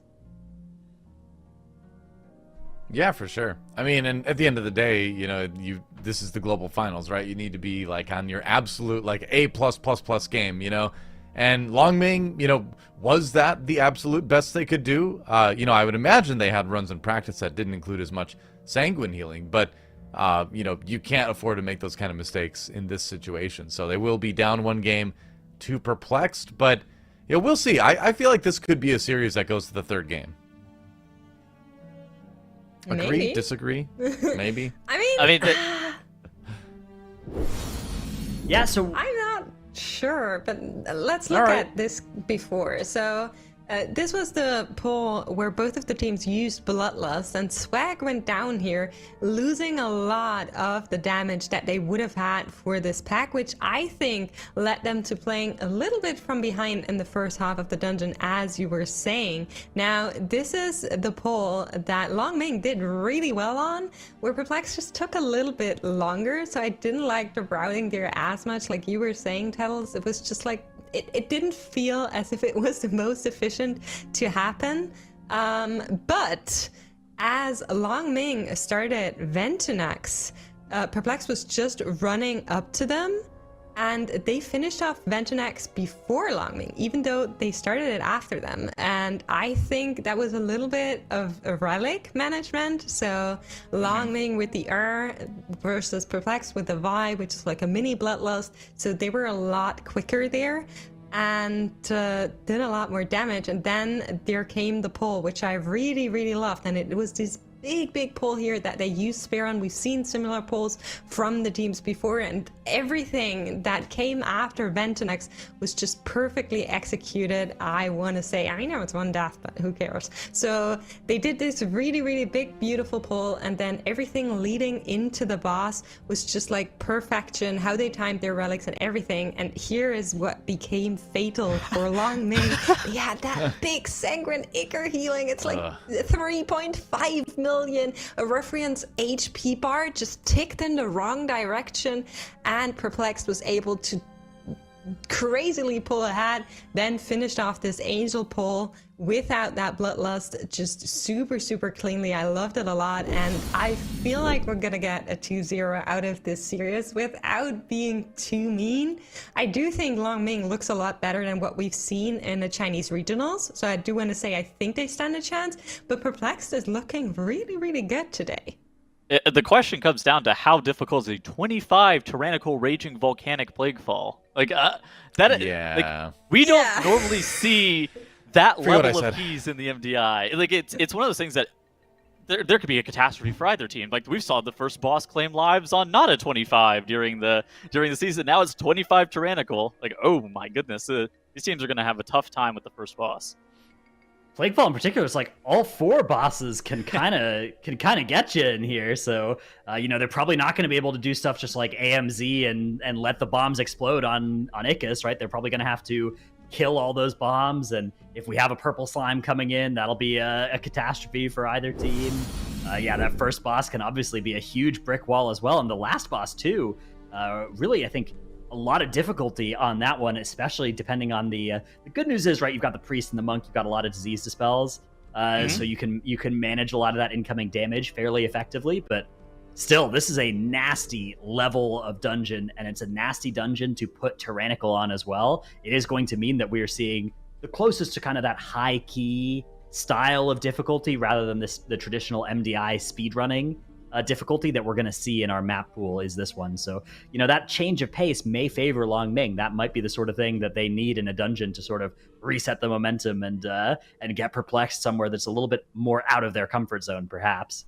Well, if you're looking at this as like a push key, like these affixes are fairly preferable for like a tyrannical like push week.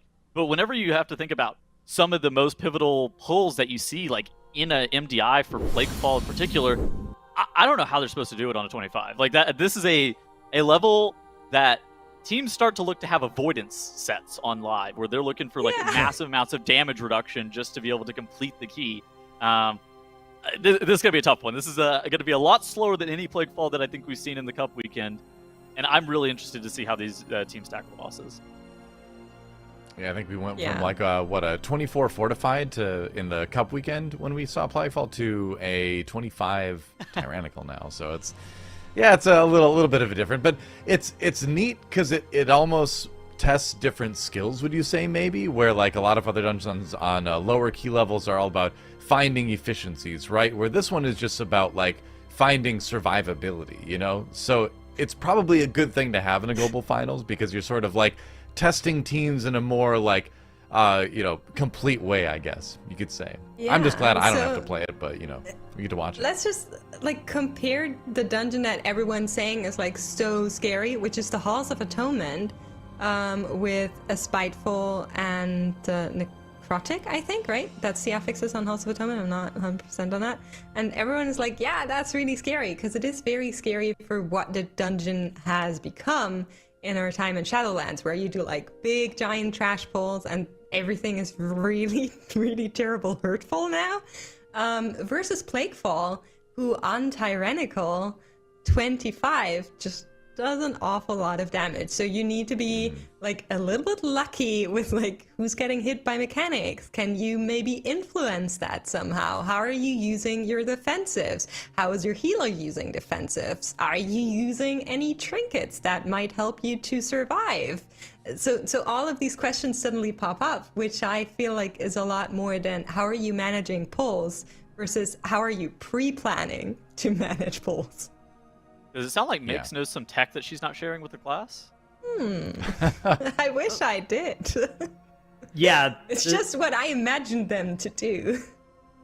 The thing is, right, like, much as we're talking about it being like, okay, yeah, it's, you know, it's a higher key level, it's scarier, you know, avoidance, things, you're still up against another team that is speedrunning against you, right? Like, there's still a huge amount of pressure to be going fast. And that's the thing is, like, the higher key level plus still the pressure to go fast, to go big, that is how we see so many dungeons sort of end up in disaster, right? Is because you are still under the huge pressure to pull big, right? Like you can't just walk through the dungeon and be like, we're gonna hope the other team wipes. Like that's not a way to win tournaments. You gotta just assume the other team is gonna have a good plan too, and you've got to still do just the fastest thing that's possible. And maybe that is slightly less fast than it is on a lower key level, but more often than not, it's kind of like, well, similarly fast, but way more volatile.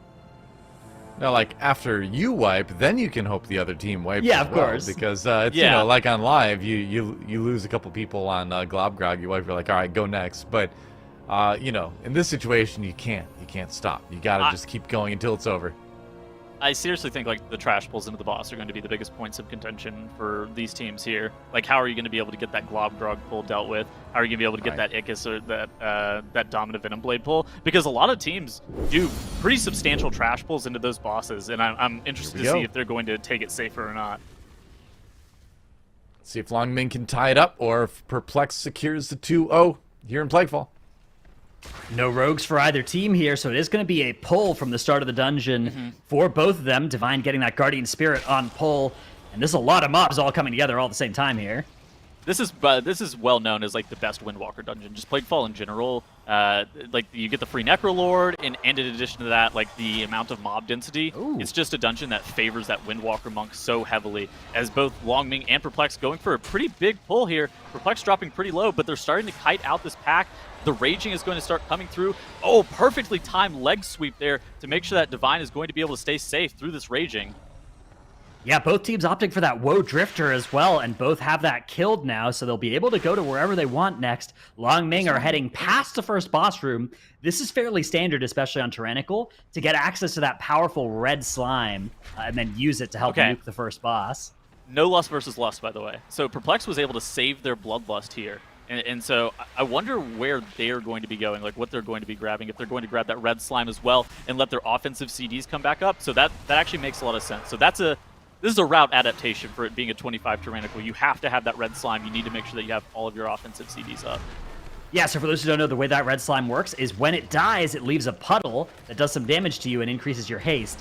And if you have a Necrolord player, if their Fleshcraft is on cooldown when they walk near it, they'll absorb its essence, and for the next 2 minutes, they'll have an AoE around themselves, increasing your haste as well. So if you stack those two things, and you actually stack the whole group with a Necrolord in that red slime puddle, you will have a tremendous amount of haste for the first boss. But it does look like Perplex are kind of just blasting here, and they're not going to actually bring the slime with them up to the boss, which is instead what Longming are doing. You can see Longming have that slime, and they are actually just walking it up towards the boss room.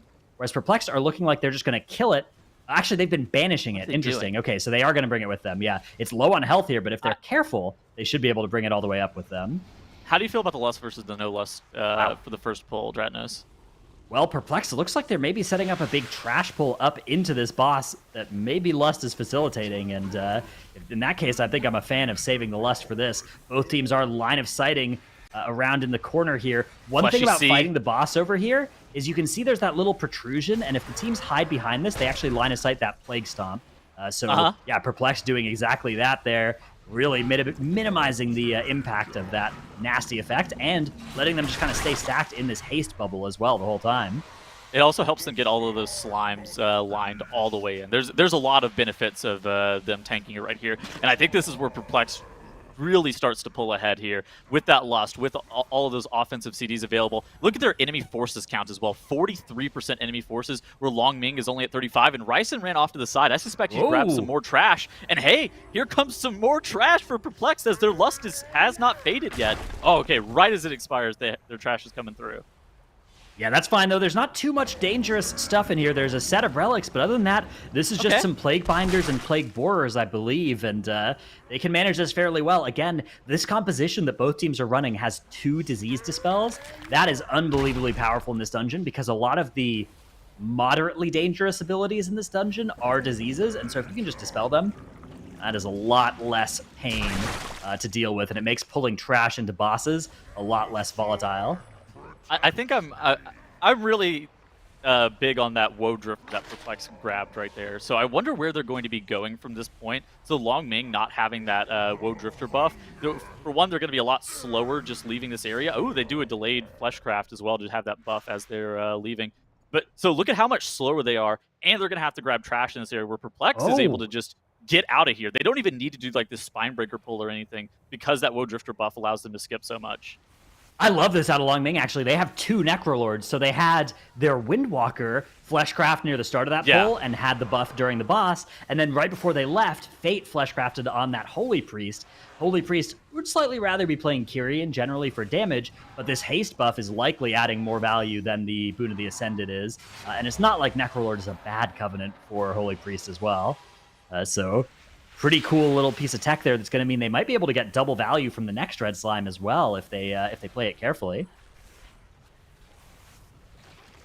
Meanwhile, Perplexed already down into this second boss area. That Woe Skip, so much value for them, and they are going to get big value out of these waves of Plague Borers as well against all this trash. Beautiful Rop here is going to mean that dot is going to tick on the Plague Binder and not be minimized by the Purple Slime Aura as well. So again, just a lot of finesse here coming out of Perplexed. This is the next difficult part of the dungeon, I think, for Perplex. Like, how are they going to deal with the trash and the boss here? Are they going to just wait for the trash to die before they engage the boss? It looks like the boss is getting pulled here. Divine is in a lot of danger once the raging starts to happen. They do have 1 Enraged Dispel with that Serve Hunter, so they should be okay. So the Plague Binder ends up dying. That Spinebreaker is just going to get dispelled to make sure that he's not going to be walloping Divine. And Perplex looked really good right there on that initial pull that I thought was going to be scary. Mass grips all of those slimes on top of himself to get them killed off immediately. That is good tech. Yeah, and he's going to actually take a little bit of a detour before getting to Dr. Ickes and pull in another set of trash here. It's going to be 2 Plague Binders and a Slime Claw. Braun coming in with the big assist to knock them away. They do have a banish on that first purple slime of the boss encounter. The second one is going to be a little bit more difficult for them to deal with. Banish is so good for this because it's immune, and so you can't accidentally break that CC. And they are actually just going to let this 25 Tyrannical Plague Bomb explode. There's AMZ, Fort Proof, Guardian Spirit, Dark Pact, Unending Resolve, Aspect of the Turtle. And with all of those cooldowns, they're going to be able to get through this. That is a lot of damage, though. I don't know if they'll be able to do it the second time. Maybe they'll just tunnel boss and kill it before the explosion. I don't know if that's possible on this key level. It will be scary, but maybe. So they do have Infernal up. They have Infernal plus Power Infusion up, so they may be able to burn straight through it. Like, they don't have the Zwin. Like, they don't have Zwin Coordinated Assault, which is going to be kind of scary.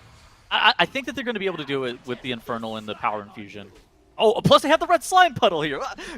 Great wow. RNG. There's no way they can rely on that, but yeah, there we go. Okay, there's going to be the next banish. So they're actually banishing the new one and updating the old one to have been a different CC. Really good way to handle this. And now they are just nuking the boss here. A little bit of damage is going into that bomb, but nothing. Is this actually going to make it 9% here? That explosion has about 8 seconds left on it. A shine going down to that first boss smash as Whirling Dragon Punch claims another victim. He's going to take that battle res quickly, but this bomb is about to explode here. 2%, 1%. Everybody going to go down except for Divine here. Divine does end up getting the kill, though, and walks away. Very close there. If a shine hadn't died to that stomp, probably they would have had the damage to avoid that, but it was going to be really tight either way. So they high rolled the boss jumping to the platform with the red slime puddle. Like, yeah. What happens if they don't high roll that, by the way? Like, I'm not 100% not just, sure. Not just like the Noah Shine death, but that red slime puddle. No haste buff, yeah. Yeah. All right, well, we'll just chalk that up as a win anyways. They were able to kill it off. Long Ming on the left side of your screen has Dr. Ickis down to 31%. I think that they're probably going to end up killing the bomb. Oh, it looks like they're just focusing Dr. Ickis as well. They're not even focusing on that Plague Bomb. I wonder what they're going to commit here. Because it looks like they have their Guardian Spirit available. They do have their Turtle, so yeah, okay, so they killed their first Plague Bomb, I believe, and that means they're just going to be able to let the second one explode and not be in any danger here. They do have those slimes running a little bit rampant, but a fear is going to come out from the Warlock to let that go. And here comes their set of defensives. You can see all those being pressed. Is everybody going to survive here? Yes, they are. That's exactly going to happen, and they are going to get through Dr. Ickis as well. Long Ming, something in the order of about a minute and a half behind Perplexed. When you factor in the fact that Perplexed are on 4 deaths, that probably comes down to about a minute instead. So Long Ming are definitely still in this one. There is a trash count gap, that's true. They're within like one Perplexed mistake, I think. Like one major Perplexed mistake. Yeah, it's worth noting that Long Ming are playing a little bit more damage in their comp as well. Their DK is playing Bone Storm, whereas Divine is playing Purgatory. This pull from Perplexed should be illegal. 25 Tyrannical Raging, Domina into all of the trash here. This is an insane pull. If Perplexed is able to pull this off, they're probably going to secure the victory. This is the most difficult part of this dungeon by far. They have that Dismantler, and once the Dismantler dies, it should be able to keep everybody relatively healthy. But this trash is starting to enrage and pelt Divine as he's dropping super low here. Oh my goodness, Death Strike's just keeping him up as he's popping his Vamp Blood and his Dancing Rune Weapon. And I think Perplexed is going to be able to do it, Dratnos. Yeah, they actually got a little bit trolled here by Braun. So they were letting those ambushers cast and keep that web cast going so that they wouldn't get to their next Stealthlings cast, but they actually had Braun break that, and then the mob ended up casting its Stealthlings there, so they did get another set of those, but it's not a big deal as they have gotten through almost all of this danger here. And Perplexed, yeah, look at that HPS that Divine has had to do to himself to be able to survive this unbelievable amount of incoming damage. The 3 sets of Stealthlings that spawned at the start as well, they really, really well managed. It was Ring of Peace 1, Mass Grip another, and hit the 3rd with a Shadow Fury, and that was exactly how they got through that. Now they're just dealing with 25 Tyrannical Domina Venom Blade. Unlike players on the live servers, Perplexed don't have any access to avoidance on their gear. So these shadowy ambushes are actually quite scary and will kill players without the use of a defensive if they're not careful. I like the trap para on the Defender and the Sniper on the left side, and they just grabbed that stealth mob there. I think it made a lot of sense for them to not have that additional Sniper on top of them with the Defender. It was just going to be a little bit too much coordination, and now Perplex was able to get those 2 mobs, which are very dangerous on their own, by the way. Let's not speak ill of them. Like, those mobs are dangerous whenever you just pull them into the boss, but it's a lot more controlled from Perplex as opposed to just grabbing everything all at once. So Long Ming are taking a different approach to this. They're kind of doing a chain pull with this boss where they're just taking the boss and they're kind of running around doing a pull at a time while they're fighting this boss. This is a much more controlled way to get this done. Bloodlusted this. Yeah, it is a Bloodlust as well for Long Ming. That's their last Bloodlust of the dungeon, whereas Perplexed are going to be getting 1 more that they'll be allowed to send on probably just last boss, maybe phase 2 of the last boss. Not sure. Okay, so I just saw Wolf Disco do something, and you may know the answer to this. He tried to, like, soul shape the spider, the stun from the circle. Can you soul shape that if you're fast enough? Could be, this time, like, perfectly? I don't know why he did it. It may have been a mispress.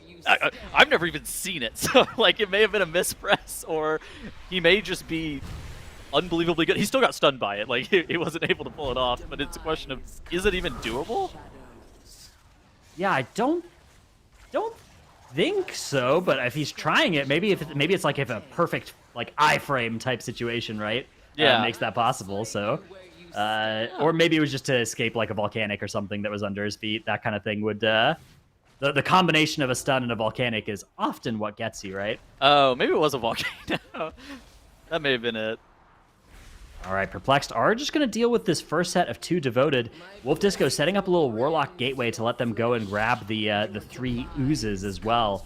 Those 3 Oozes off to the side let you really get some value with that Necrolord effect in this dungeon as well. So They'll be getting those later. For right now, they are heading straight into Ichor Bileflesh, and they're grabbing all of the trash in this area as well. Let's see if Divine is interested in mass gripping to get them all together. Maybe waiting for them to all get a little bit closer first so that they'll be in range.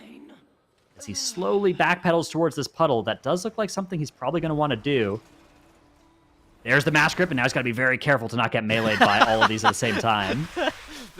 There have been many deaths to tanks on this pull. This pull and then the Halls of Atonement bear pull, I've seen a lot of tanks go in there and not come back out at the pull out of Echelon. And this pull for Perplexed, I've seen a lot of tanks mass grip those mobs and die immediately. All right, so Perplexed have grabbed the Rot Marrow Slime. That's the lowest impact one. It just gives you a little bit of a damage proc. Yeah, they're going to kill that off. To them, right? Like, yeah, so maybe they just wanted it for count. Maybe they only needed one slime for count. Oh, and they actually have a congealed slime off in the back, paralyzed as well, which means they probably have the other one as well. Yeah, there it is, the red slime. So they actually grabbed all these earlier and just kind of let them slowly come in. The problem with the red slime is it'll just keep casting, so you actually need to send interrupts on it in order to bring it wherever you want it to go. But they are going to be able to do this. They're going to be able to engage the boss here. They're already at 100% count, so they literally just want this red slime for its haste aura. And maybe they're not even going to have it killed until they know where that first slam is going to spawn, so that they get to stand in it for most of P1 here, because the tentacles will zone you out of wherever that slime isn't spawning. That's exactly what they're going to do. There's that death grip. This Vi Interceptor pick makes a lot of sense. So on live servers, you'll see people actually getting the relic just because you want the HP regen. But in terms of like just raw damage, this Vi Interceptor, especially if you're going to be like pushing all of your offensive buttons on the first phase, and then you use that Vi Interceptor haste buff for the second phase, it makes Margrave Shadama like a little bit easier just to push damage wise. As you do see here, this Vi Interceptor is dropping pretty low as Margrave does phase up. Yeah, they do have another spawn here, another Malignant spawn. That's that tank ad. Once the intermission starts, that thing just starts hunting your tank down. You can see Divine is actually taking a lot of damage here, forced to commit Rune Weapon during the intermission here as well, just to be able to stay alive against these nasty auto attacks from that Malignant spawn. But they have got it killed now, and here's that P2. Is this the Bloodlust? Yes, it is. Yep. Bloodlust plus Red Slime coming out here for Perplexed, and a lot of damage getting dunked into Margrave Shadama here. I don't even know if they're going to get the first Infectious Rain with this much damage. This is so good for them. Another great spawn on the Malignant spawn as well means that they'll get to stay in this red slime. And there's just going to be one tick only we need the para. Infectious Rain here. We need to try to go repair the congealed slime off to the side, I think, in just a couple of seconds. Otherwise, it's going to be wandering in and DRing the boss. Oh, yeah, that would be something they would like to avoid if possible. There it is, the next set of tentacles. And Perplexed nearly done here, nearly punched their ticket through to the day 2 of the upper bracket. Long Ming, though, also on the last boss, so if Perplexed have anything go wrong in this last phase, it is going to be Long Ming, though, that actually have something go wrong. They're losing their Windwalker with no battle res available, so Perplexed really in position here. They just need to get through this last little bit of the fight. A lot of damage coming out, but they're not even really wasting time. They're not even going to use a global on a disease dispel to get through that Infectious Rain. They're literally just going to heal through it and not bother using a global on that thing. Margrave Shadama now 3%. That's going to be it here. Perplexed have looked so strong in this series. They are going to take the game and the series 2-0 against Long Ming.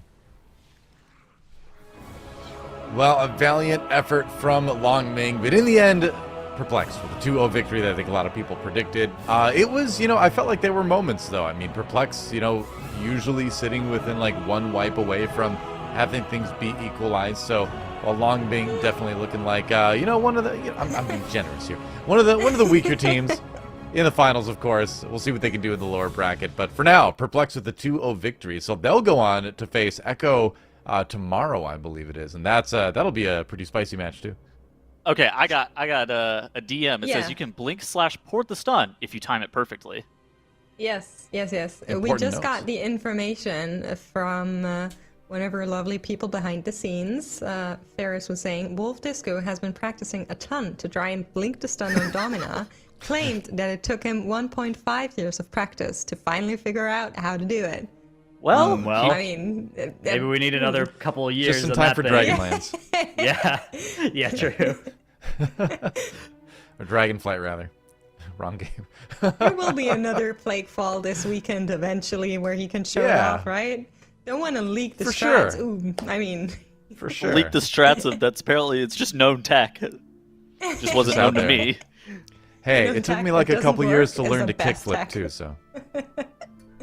Are you able to kickflip? I don't know, maybe. Probably not. It's been a while. I could at one point, but...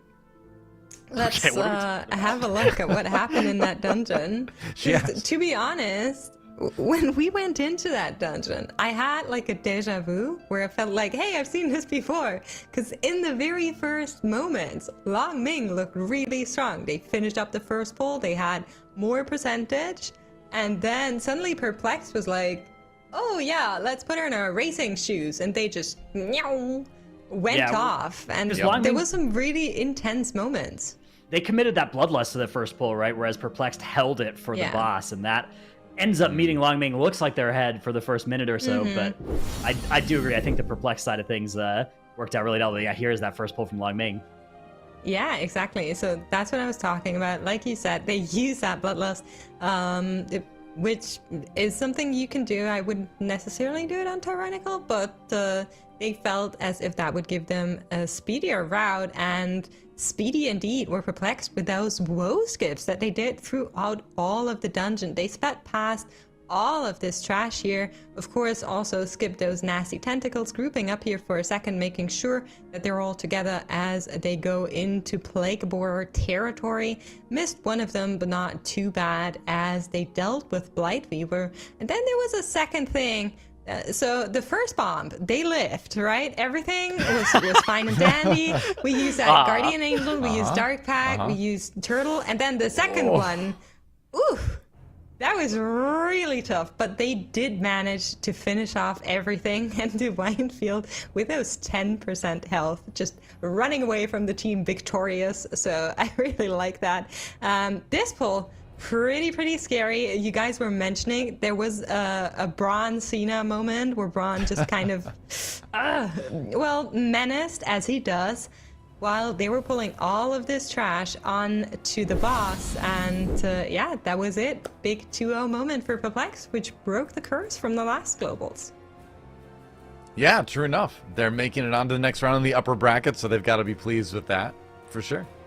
They looked like they could put themselves in positions to where they could lose some maps versus a team that plays almost perfect. I think that Ickis, like Dratnos and I were talking about it during the broadcast. Like I don't know if you thought the same thing, Makes, but if they didn't high roll that red slime puddle, I don't even know if they make that with a shine tough. Living.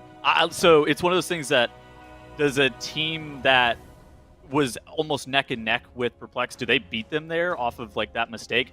How consistent is that skipping of the second bomb? Like these are the things that you have to worry about whenever I watch that kind of run.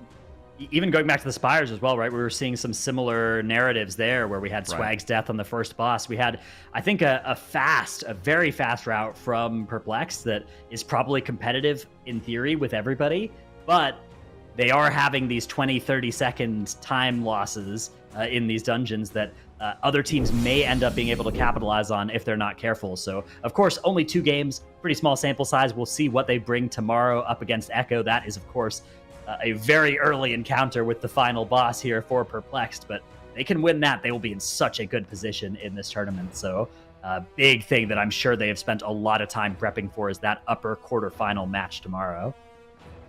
Yeah, they knew the bracket.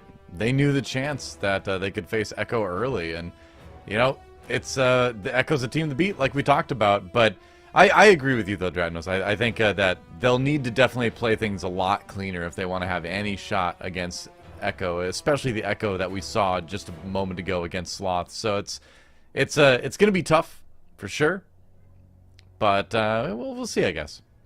I'm wondering how Long Ming's going to do in the lower bracket. We'll see if they can.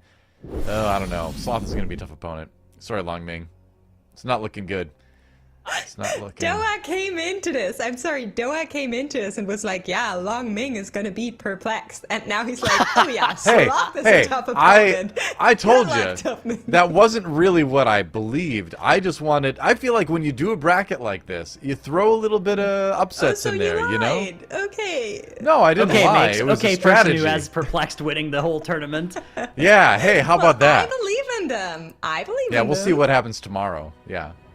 Clip that. Hey, production, clip that and get ready to play it again tomorrow after they just get bodied by Echo. Yeah. Did they just turn her camera off? Maybe, yes, it wasn't me. They did like a clip. I think that was it. I think that was actually them taking the clip, yeah. All right, up next we have Donuts in Despair and Baldy. I'm really interested to see how this Donuts in Despair team do. So Baldy, longtime competitors, they have people who have been in the MDI for 4 years at this point, extended period of time. Yep. Donuts in Despair, they have some MDI veterans, but they were our second seed coming out of time trials. They looked really good in their cup weekend. I know they put in a ton of practice. I think this is going to be probably the closest series today for sure. It'll be great for sure. We're going to get to that after a short break, so do not go anywhere. Our third match of the day coming up here on the MDI Global Finals in just a little bit.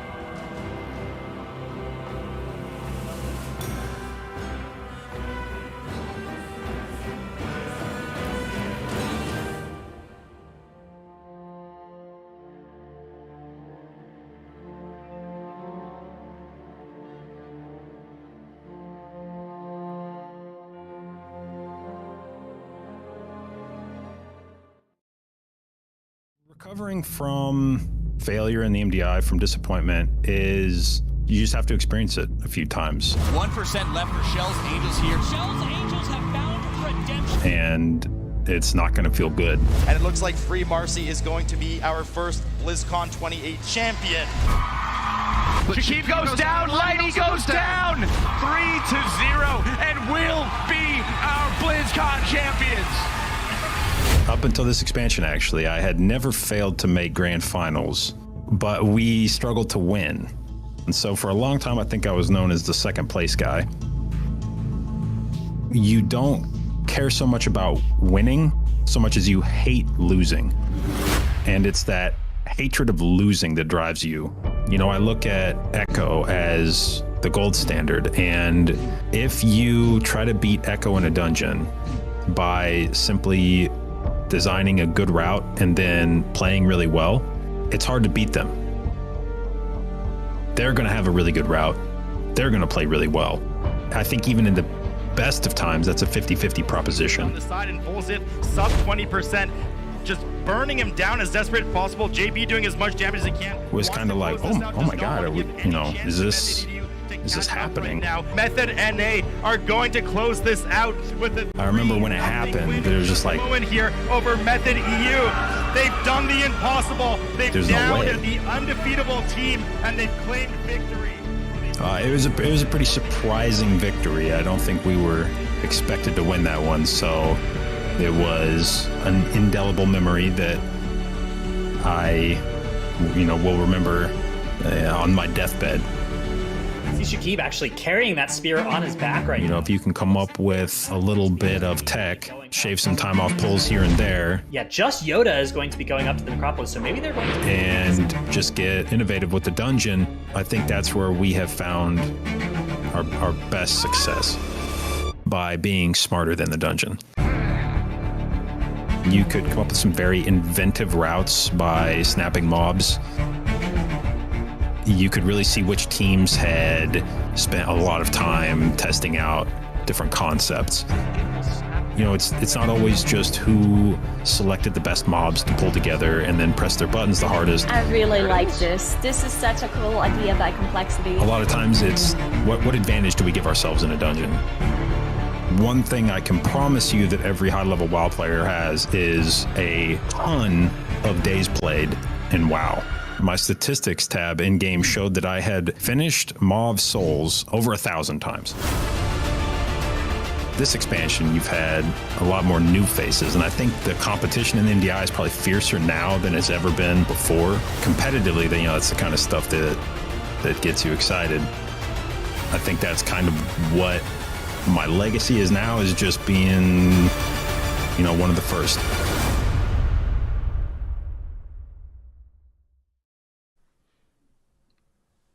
Welcome back to the MDI Global Finals. It's great to see stories like this, right? Because we've got so many players that have been around for so long, and obviously on the Baldy side of things, some of the few players that have actually beaten Echo in the finals of a tournament. They do exist, and a couple of them are on Baldy. There you go. Yeah, I mean, that Sydney finals 3 years ago or so was pretty spectacular. I was there for that. I wasn't casting it, but I was watching it. I actually have a recorded video of when they won the finals, and the elation when they were able to take that victory off of Echo was, it filled the room. But that was the last time Echo's lost in a finals, and that was 3 years ago. So I think it definitely shows the merit for Echo, but also shows the merit for this Baldy team. A lot of the players that were on that roster that won in Sydney 3 years ago are on this roster now, and they made a name for themselves. They're definitely great players, and let's see if they can start the tournament off right here. Yeah. Meanwhile, on the other side, as we check out our maps and our bans, Donuts and Despair banning Streets, Plaguefall banned by Baldy. Speaking of Donuts and Despair, this is a team that actually ended up second in time trials coming into the MDI. They actually had a couple of faster times than Echo even on some dungeons, on a Gambit, I believe it was. So definitely no slouch either, and we are starting with Gambit. So we talked about before the break this being one of the closer series of the day. It's certainly shaping up to be that way. Yeah, Donuts and Despair, this is a team that has not anywhere near the MDI veterancy of Baldy, although they do have some players that have played in some previous MDIs, but these are some very, very good players from some top North American rating guild, and they are absolutely a team to look out for here. Like we mentioned, a faster gambit time than Echo in the time trials. That is a very impressive feat, and it's got to be a little bit scary for Baldy that you can't ban this gambit, right? The first map in the series, can't ban it, and so we are going to get to see Donuts and Despair in this map, which presumably is one that they are really excited for. I can't wait to see how fast they were able to get this dungeon. They were sub 10 minutes in the time trials, although that was, I believe, a 21, not a 23, so maybe going a little bit over that in this setting with the especially with the Sanguine maybe slowing things down. We actually have the live affixes here, Tyrannical, Sanguine, and Storming in this 23 gambit. Thing to keep in mind too for Donuts and Despair, that this is also the team that in Group C they lost to Sloth in the semifinals, fought their way back up through the lower bracket, and then beat them in the Group C finals. So, you know, we saw Sloth looking good earlier today. Donuts and Despair were able to take them out back in groups. So certainly a strong squad to contend with as well. And not a very appetizing logo, I gotta say, though. I don't. The donuts look good. It's the Despair that I'm less interested in. Yeah, I'll take the donuts without the Despair on top. Yeah, hold the Despair, please. Yeah. We can't eat eagles because that's illegal. True. This is a hard match to predict, though. I mean, like you were talking about earlier, both these teams, you know, have claims to being the victory here. Donuts and Despair looked really good in their bracket, but like you're talking about and what we saw in the video, Baldy is a pretty veteran team. I mean, they've made some insane plays as well, so I think this is probably our closest series of the day. I mean, I think it's going to be 2-1 either way. So who did everybody pick? I'm curious. Tell me what your brackets ended up looking like. Oh, never mind. Tell me as the game gets started. We're already going here with Donuts and Despair versus Baldy. We'll see who takes map 1. There's a mage. Baldy There fired up is. is playing Fire Mage. Very interesting, as both of them are gathering up a really huge pool here in Gambit. Let's see how much they get together. Both of them holding on to their Bloodlust just now, which is interesting because I'm pretty sure both Sloth and Echo, who were playing this dungeon earlier, did commit their Bloodlust for this first pull, if I remember correctly. So, interesting adaptation by both Donuts and Despair and Baldy here. Yeah, and usually what the saving of the Bloodlust here means is that they're probably going to do some massive pull on Captain Hooktail in the middle of the dungeon. That's the route that we've seen with the Bloodlust save in previous tournaments as well, so that's what I'm going to be looking forward to. They both went for the exact same trash count on the very first pull, but we're seeing different routing after the fact. Baldy going for another massive pull, whereas Donuts and Despair using that Woe Drifter buff to go straight to the boss here, and I imagine they're going to be pulling a bunch of trash on top of the boss. Let's keep an eye on the setup for this pull. They've got 2 massive trash packs of Murlocs. They're also pulling in these Stormforged Guardians. Are they crazy enough to also pull these into the boss? It doesn't look like it, but they're line of sighting around the corner and getting everything stacked up, and this is where they're committing their Bloodlust. They're using it early enough in the dungeon that they might still be able to get a second use off, but this pull is incredibly dangerous, and you can see Yips is actually just committing everything to standing in the middle of those AoE circles on the ground and managing to stay alive too. Oh man, this is great. Yeah, this is actually a really crazy pull by Donuts and Despair. I don't think we've ever seen anything like this. Usually we see Murlocs being pulled before and then the Guardians being pulled onto the boss. But they just pull all of those Guardians with Murlocs on top of each other, and look how much trash they have. I think they can even skip some trash after the first boss, even if they choose to do so, as they're going to be close to 50%, even more than 50% for this pull that they just did. Baldy, though, they did engage the boss already, and they pulled some trash on top of the boss as well. So they're going to get some percentage here with those Guardians that they engaged, and they also have one less melee player, right? Because they don't have this Windwalker, so that means they don't lose so much damage from having the Guardians cast those circles on the boss, so they get a lot more boss damage in while pulling that trash. Oh, they're going to get a ton more boss damage. Also, it's a little bit more efficient too, because it means you have something to do, something to hit when you're in that intermission phase. Of course, the way Hilbrand works, everyone knows when it gets to that 100% energy bar on the bottom of the health bar, it's going to go essentially immune and make you deal with this intermission phase, and Baldy can safely and cleanly kill these Stormforged Guardians away from the boss, so Sanguine won't be an issue. And look at that perfect execution. Baldy has caught up on the trash count, and they're just 20% ahead on the boss here, so just better execution, better pole positioning from Baldy in the beginning of this dungeon here already secured themselves probably an easily 15-20 second advantage. Firedub is just laughing. He's like cracking up. Probably because he looked at the damage meter and he sees that Lepan is out guessing him. But I do think that damage that Fire Now was doing was probably all single target damage, while everyone else was AoEing, I assume. So that's why the boss is also so incredibly low. You can see they are already after that first intermission, and they will easily have enough damage to not get the second intermission there. While Donuts in Despair, they're going to have a little bit of a harder time, as the boss is on 35%, and they have the energy already halfway. So they need to crank up the damage a little bit if they want to skip that second intermission. So let's talk a little bit about the Fire Mage pick, because it's definitely an outlier. We don't normally see Mage picked in the MDI. We saw it a little bit in the later stages of the Cup series, but really in only very specific scenarios. The thing that the Mage brings is very specific to, I think, tyrannical dungeons. It's a very, very consistent and strong single target DPS spec, and the intellect buff is nice for your Warlock, right? Gotta focus on Donuts in Despair here, though, because they're getting very close to a second intermission phase here. The boss is already running to the center of the room, and they're not actually able to skip the second intermission. Oh, they just barely get it at the end of the cast. So close. That would have been so bad, because they could have lost easily 20 seconds there having to deal with that second intermission, but they were just barely able to get past it. But yeah, the Mage is a great single target pick. It buffs your Warlock, buffs your healer, but that's not that big of a deal. But you do want to appease them once in a while. And it's just a general okay spec for everything. Combust is a great cooldown for big pulls. You can see on that very first pull of the dungeon, it was really great for dealing with some of the more dangerous mobs right at the start. So it's not necessarily a bad pick. It doesn't do as much damage overall as the Windwalker does, but I think it does damage where you need it. Yeah, I do agree. I think using the Mage here definitely working out for Baldy so far, as they're pulling the whole trash in the second boss area together now. Doesn't look like they're pulling the boss just yet, but they might pull it once the relics are dead. They did finish off the Woe relic here.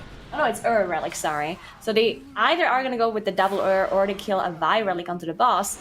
And Donuts in Despair doing something very similar. We did see Echo earlier, they pulled this trash pack after the first boss onto the second boss room, but both Donuts in Despair and Baldy going with a little bit of a safer route, and not even pulling the boss onto the trash, which is something we've seen SLOTH do against Echo in the first round as well.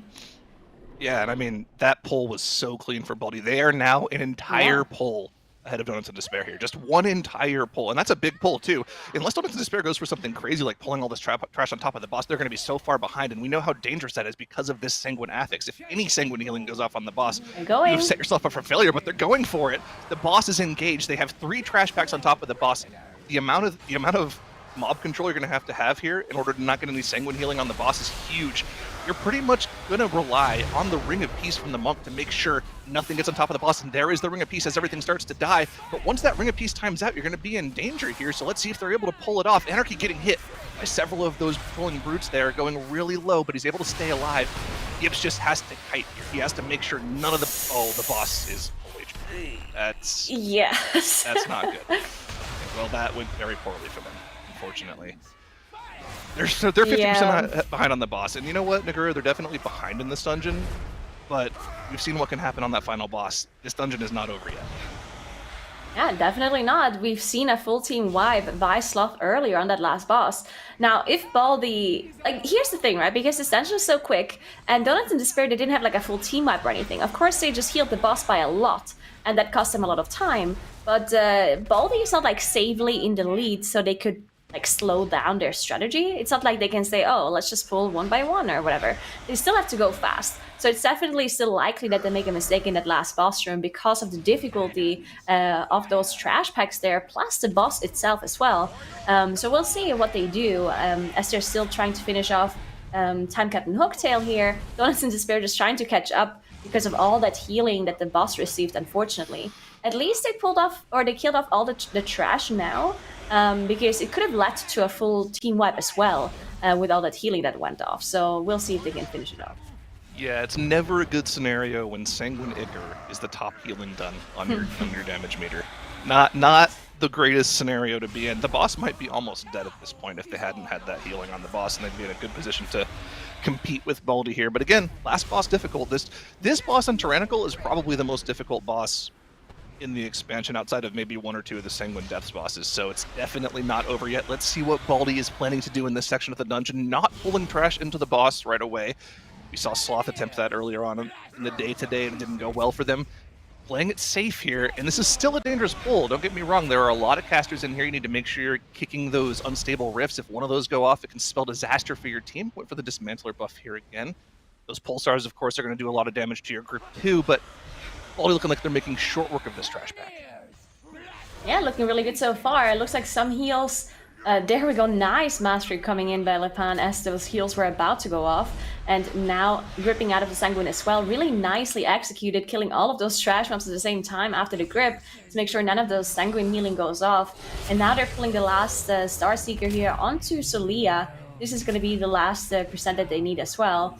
As they finish up the Ur Relic, and it's only the boss left for them. They're not going to have Bloodlust for the boss, but they don't really need that if they're not going to pull any other trash on top. So looking really good for them. Donuts and Despair now finally done with that second boss as well, but they have to catch up so much time. So they're going to have to do some crazy pull here in this last boss room if they want to catch up somehow.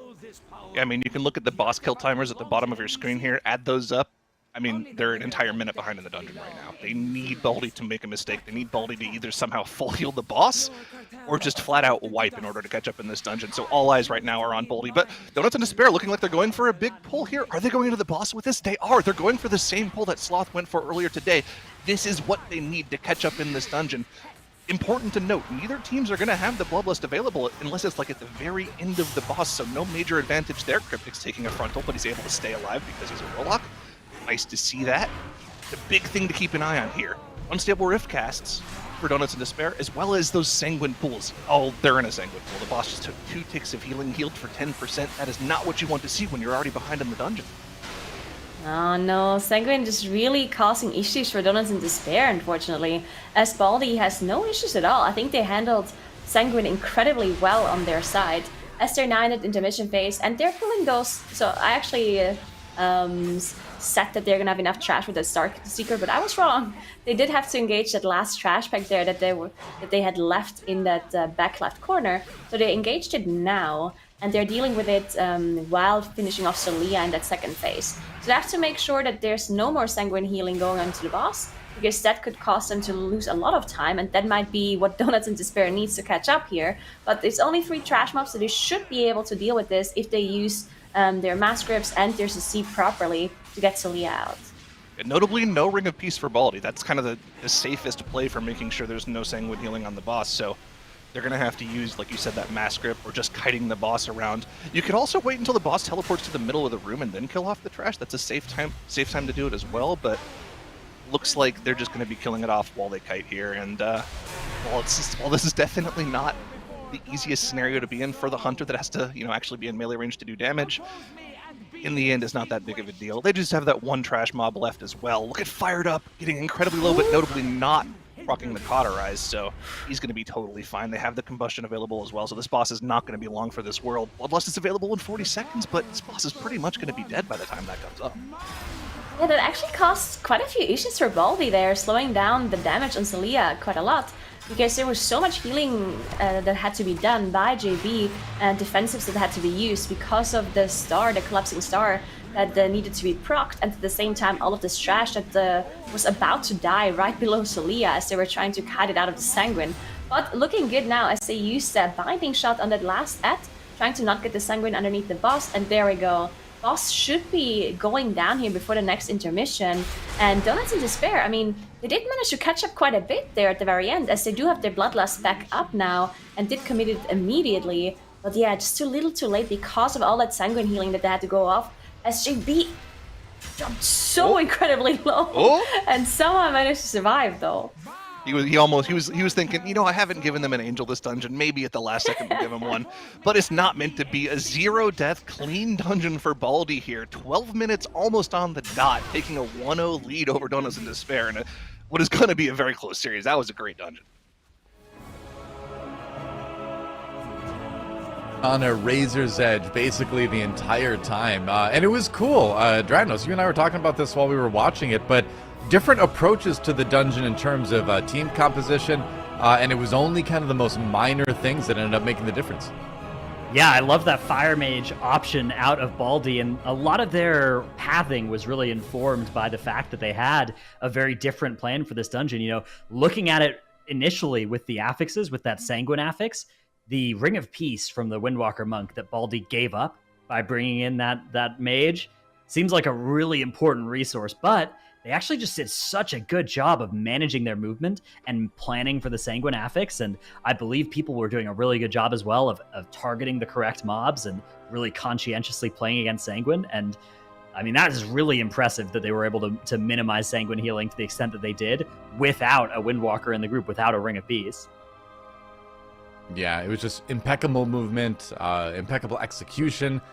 But there was, on Celia, I was getting very concerned. There were people getting very, very low there. And you saying that they have cheat deaths, sure, but like, still, that is concerning. Definitely, the heart rate did go up there a little bit for Baldy, but of course they were just carefully calculating. JB could have healed them. Oh, yeah. He was just saving it. He knew that they were going to live in each case and wanted to get a little more damage in. Here's a look at this big pull that Donuts in Despair sent with the Bloodlust here. So Bloodlust on Tyrannical on Trash for Donuts in Despair. A lot of count here, including these Stormforged Guardians. You can see actually a lot of Murlocs getting some Sanguine healing in those puddles as well. So a little time loss type thing there for them. Meanwhile, Baldy, because they only have two ranged and only one melee, and that melee is a survival hunter who's actually fairly effective from range, kind of at all times, but especially with Aspect of the Eagle. They really don't worry too much about these Stormforged Guardians. It doesn't cause them to lose too much damage to the boss to pull those into boss like it would have for Donuts. So they were able to just pull those into the first boss, lust the first boss, and save like 30 seconds on that. Then we have the Baldy pull of this trash. Look at the way they're, again, managing this Sanguine. Yeah, there's a little bit of a tick there, but JB comes in with a beautiful Shining Force, knocks those casters off so that they won't even go where the other mob is going to die as well. Really well-managed Sanguine Affix. On the other side, Donuts in Despair, they're looking at a faster plan here of trash into boss, but these mobs are not all dying at the same time. They only have one Ring of Peace, one Shining Force, one knockback from the boss, and unfortunately, mobs are dying now while the boss is rooted, and so they got some Sanguine healing there. But again, back over to Baldy's side, no Ring of Peace, so a Mass Grip is very scary, needed to be used there to interrupt all those mobs. But look at how they all die at exactly the same time. I don't know how they have their damage so good to be doing that, but it is incredibly impressive out of Baldy, just the evenness of their damage. And that really was a lot of how they managed to save so much time in this dungeon. Some of it I think was maybe a faster strategy. Maybe that lust on the first boss is better. But I think a lot of it is just no Sanguine healing to be seen from the combination of Lepan's grips, JB's knocks, and all of the DPS players doing such even damage to all the mobs that they're all dying at right around the same time. And if they all die at the same time, you don't have to do anything fancy with your positioning. There's just not going to be any Sanguine healing to start with.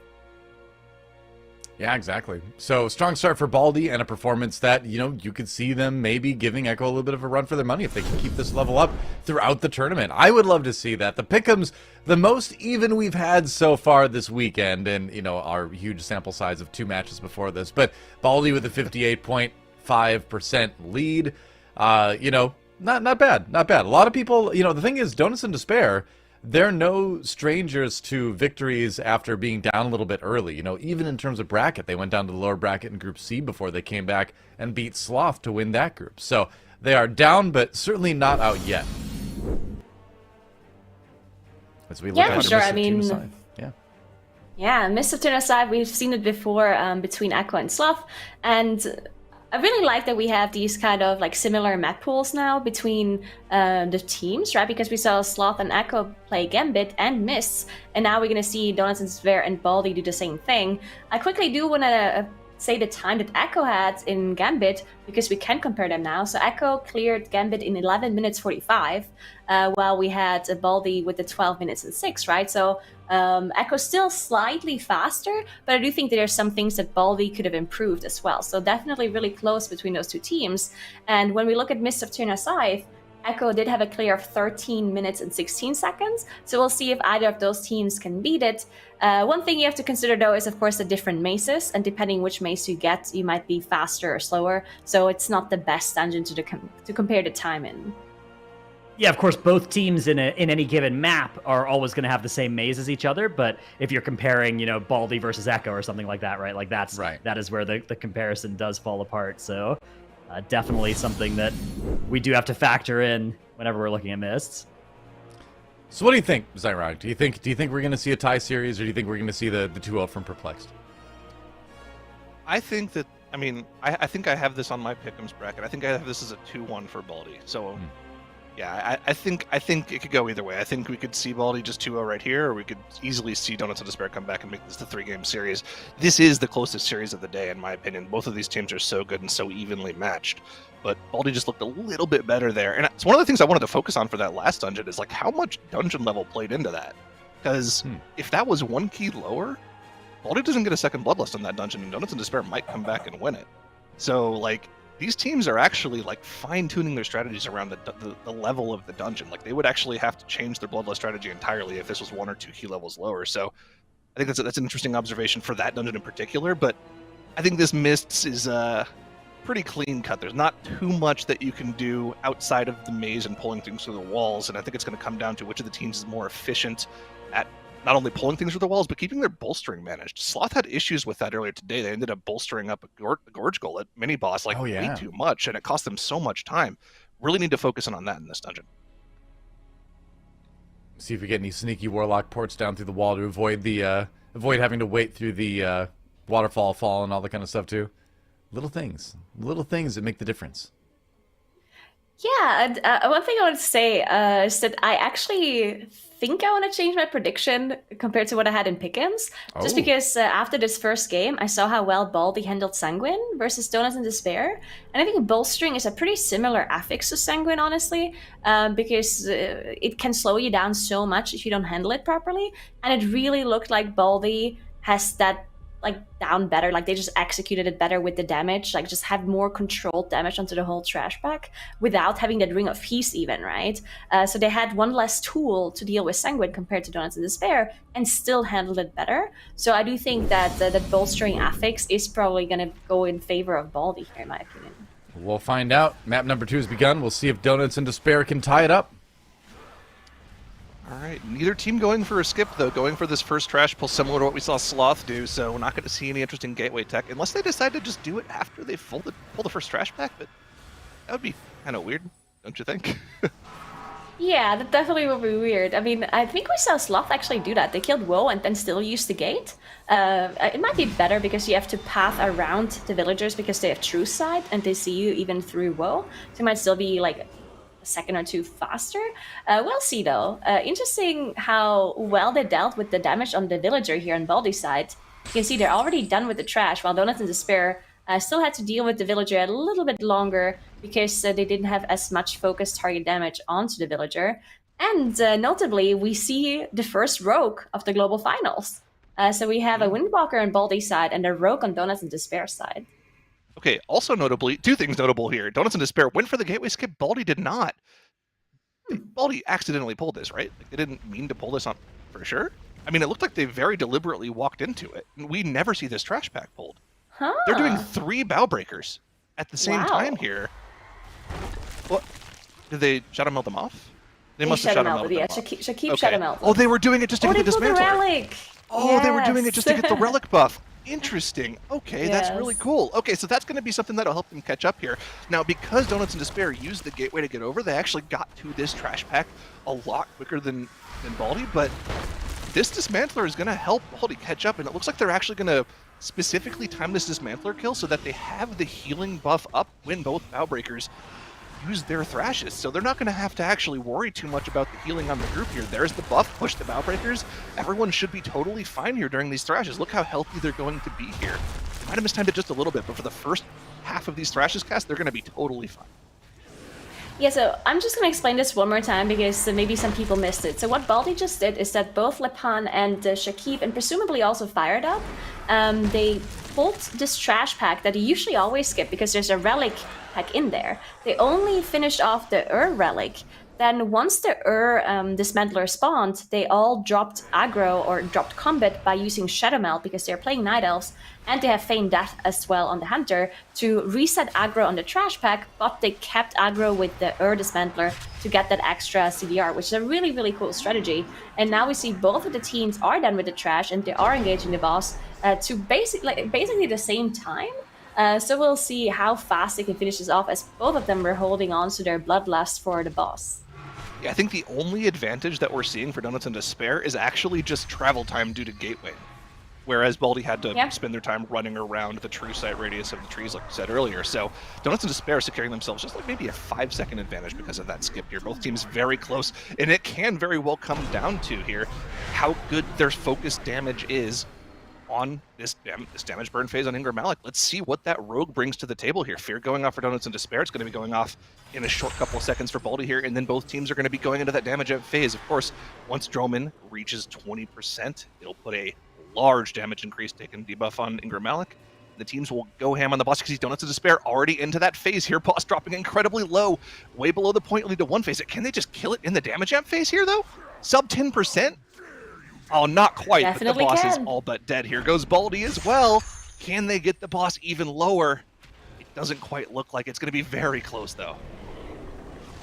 Yeah, so it looks like both Baldy and Donuts and Despair work a little bit slower compared to Sloth and Echo earlier, because they had just so much damage and just finished it off in that damage end phase. But still, both Donuts and Despair and Baldy finishing up the boss in one phase, which of course is the goal. If it takes you a few seconds longer after the phase, not too big of a deal.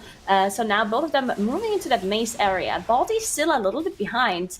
So even though it looked cool with the relic pull, I still think overall maybe it wasn't actually that efficient, because Donuts and Despair, of course, dealt with that first area plus the boss a little bit quicker. So yeah, something we'll see if other teams maybe adjust or maybe somehow optimize. But yeah, both Donuts and Despair and Baldy now in that maze area. Let's see how they deal with bolstering here and how much trash they're going to pull through those walls as well. Yeah, and I want to compare the first boss splits here to what we saw earlier today. We also saw Echo and Sloth compete in Mists of Tyr and Scythe earlier today. The first boss split for Echo was 252. Now, they didn't do the first trash pull that both of these teams did, so they're obviously going to be a little faster based off of that alone. But Sloth, who did go for the first trash pull, their first boss split was 349. So Donuts and Despair putting themselves a little bit ahead of Sloth, and Baldy surprisingly going a little bit slower than what Sloth did. So looks like if you go for that first boss split, you're aiming to go for, high threes, and looks like Baldy's just a little bit slower there, but you can make up a ton of time in this middle section of the dungeon. This maze is so incredibly important, especially with bolstering. When you're pulling trash through walls, there's going to be a lot of full health trash mobs joining the trash pack that you've been DPSing for the past 15 seconds or so, and it's really, really important for you to be able to even out the DPS and kill things evenly so that bolstering doesn't stack up too much on certain mobs. And I think that's one of the things that Rogue is really good at. It's good at whittling certain mobs down. It's good at focusing different mobs one at a time, and then you let your Warlock and your Hunter just do as much AoE as they want. You can see Donuts and Despair, they're just kind of amping up a little bit. They're going a little bit faster through this maze section than Baldy is. Yeah, this is where we saw a big difference between Sloth and Echo earlier. This bolstering management, as you said, is just so difficult, because not only is it slow to pull trash through the walls, but even the mobs themselves have different kinds of HPs. These Guardians usually have a lot than something like a Shaper or a Stalker. Of course, the Stalker also is pretty dangerous. You want as fast as you can, but you also don't want to kill it too early because of bolstering. So lots of things to look out for here, and just lots of efficiency that you can gain and time that you can gain if you do this properly. Looks like Donuts and Despair are using all of their AoE CCs to interrupt here, even using the Fear from Timber and the Priest to get an interrupt going. But you can see that the HP of the mobs is definitely pretty uneven for both teams, as some of the Guardians are getting bolstered pretty high at the end. Oh, a ton of bolstering stacks for Donuts and Despair here, and that actually lets Baldy catch up and actually even surpass them. They are now on the next trash pack before Donuts and Despair is. So it looks like the thing about Baldy's comp, right? The Monk is going to do much more overall damage than the Rogue. The Rogue is kind of just there to do as much focused single target damage as possible. And the one place that is going to be more useful than any other place is going to be on bosses, and it's going to be on mini bosses. So this Night Blossom should be faster for Donuts and Despair, but the thing that Baldy gets is they just get much more AoE damage. So as long as they're able to make sure bolstering isn't too huge of a factor, if they're able to DPS the high health mobs a little bit more efficiently, they should be faster through this maze. And they definitely have caught up already. But look, Donuts and Despair pulling trash on top of Night Blossom here. Baldy also doing it as Night Blossom gets lower. Again, they're doing that specifically because of bolstering. They don't want to, bolster up this Night Blossom 4 times if they kill the trash mobs off. And both teams going for similar strategies here. See who can do it faster, though. Yeah, but somehow Donuts and Despair has killed 6% more trash until this point. So they did pull an extra trash pack somewhere before Night Blossom. And Donuts and Despair also pulling that trash pack pretty quickly, like as soon as they engaged Night Blossom, the pet was already sent through the wall, presumably because they have the rope, because they have so much funnel single target damage. So they managed to just get the trash pack immediately, and now they finished off Night Blossom. Both teams actually finishing off these trash packs pretty much at the same time, except Donuts and Despair has this extra percentage from the pool that they did additionally earlier on in the maze. And now both of them are engaging Mistcaller. Donuts and Despair pulling a trash pack onto the boss immediately. Looks like Baldy didn't pull anything just yet. Possible that they engage it later on, or that they maybe don't pull anything at all anymore, because technically the trash after Mistcaller is pretty easy to deal with, and there's a lot of trash you can pull onto Tredova as well. Right, I mean, you could go for a massive, like, triple trash pack pull here. And again, that's really playing into bolstering. I mean, getting 10 bolstering stacks on a mob is incredibly dangerous, right? That mob that's at 10% HP now actually has like 2 million HP, and you have to whittle through that or just wait for the bolstering stacks to wear off. We'll see what they plan on doing though, because not dealing with this trash on top of the boss is probably not the play. And if I'm not mistaken, I did see the hunter running off to the side here, so they should have trash coming up on the boss here shortly. All of their melee gets hit by that fox, though. You can see Fired Up ends up going down to it. That is not ideal. They have to use their one and only battle res remaining. They'll have another one in 30 seconds, though, so not too big of a deal. But that is 5 seconds of death timers on the board here. And it's as the trash comes into the boss, so it's not the most ideal time to die.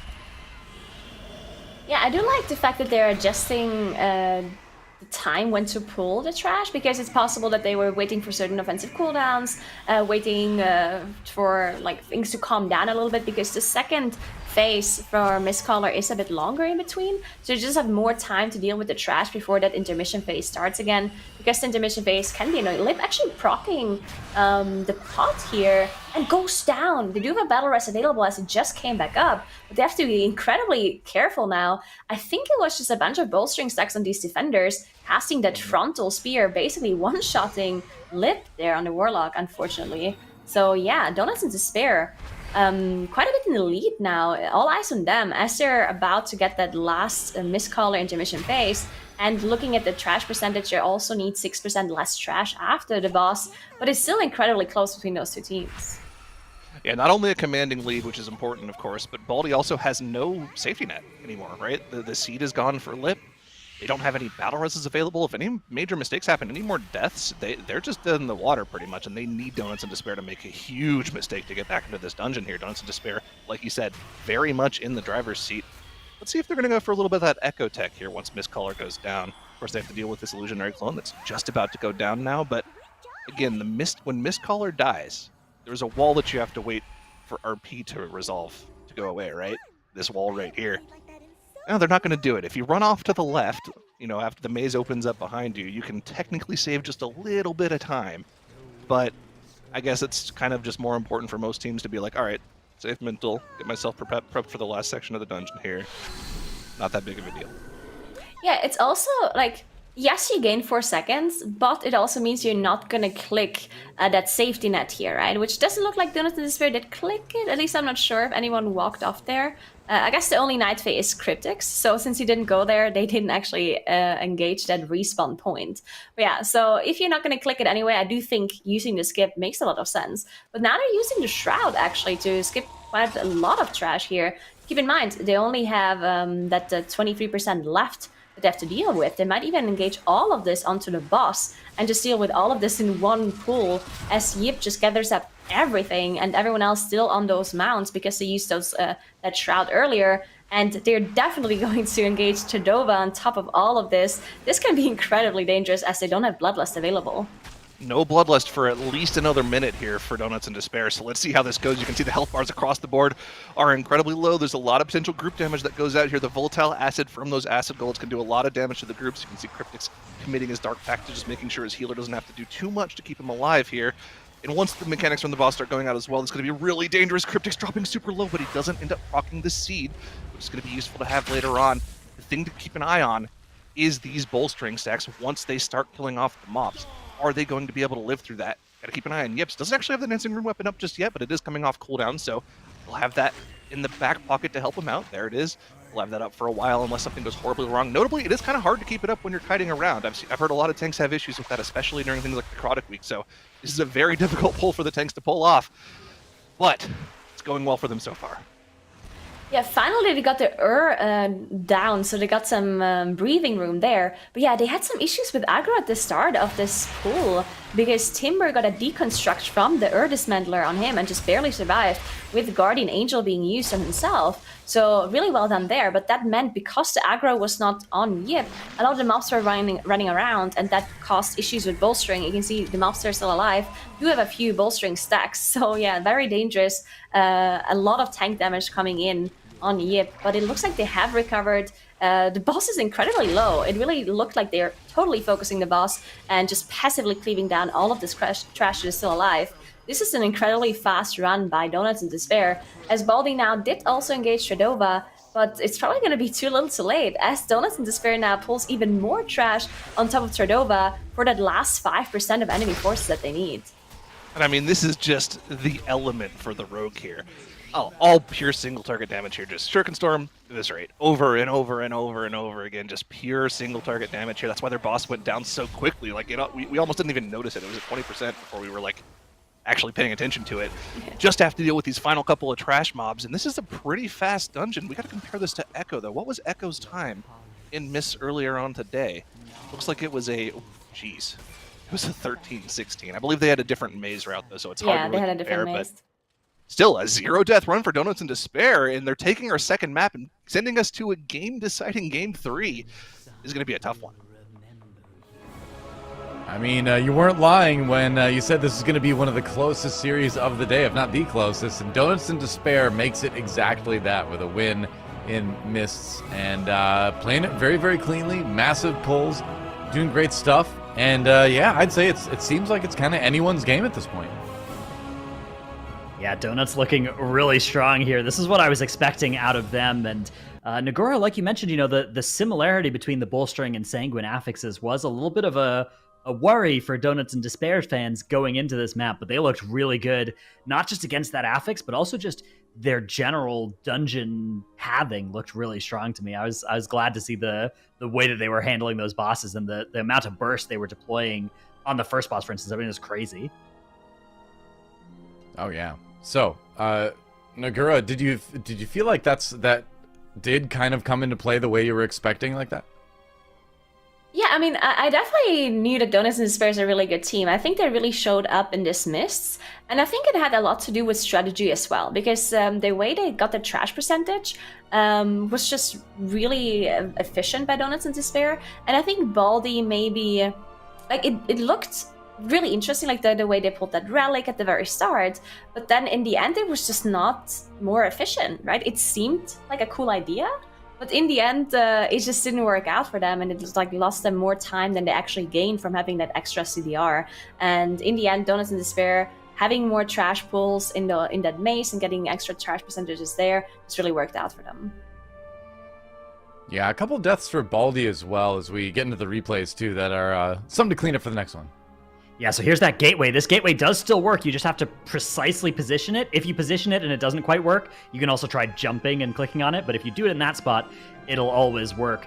Here is the moment. Actually, this is a little bit after where we were talking about. But yeah, where Shakib had gone and Touch of Death, the relic, right, to spawn the Dismantler, and then melded off the rest of the pack in a pretty cool little piece of technology that, again, as you mentioned, maybe it's not a time save, but maybe it is. You know, just because they lost the map after doing it doesn't mean that individual play was bad. I definitely thought it was really cool. But look at this damage that Donuts were able to send on the boss here with Yips doing 28k and Anarchy also there at 28k, but Cryptics up near 50k burst against that. Just a crazy amount of DPS to melt the boss in just one phase almost exactly.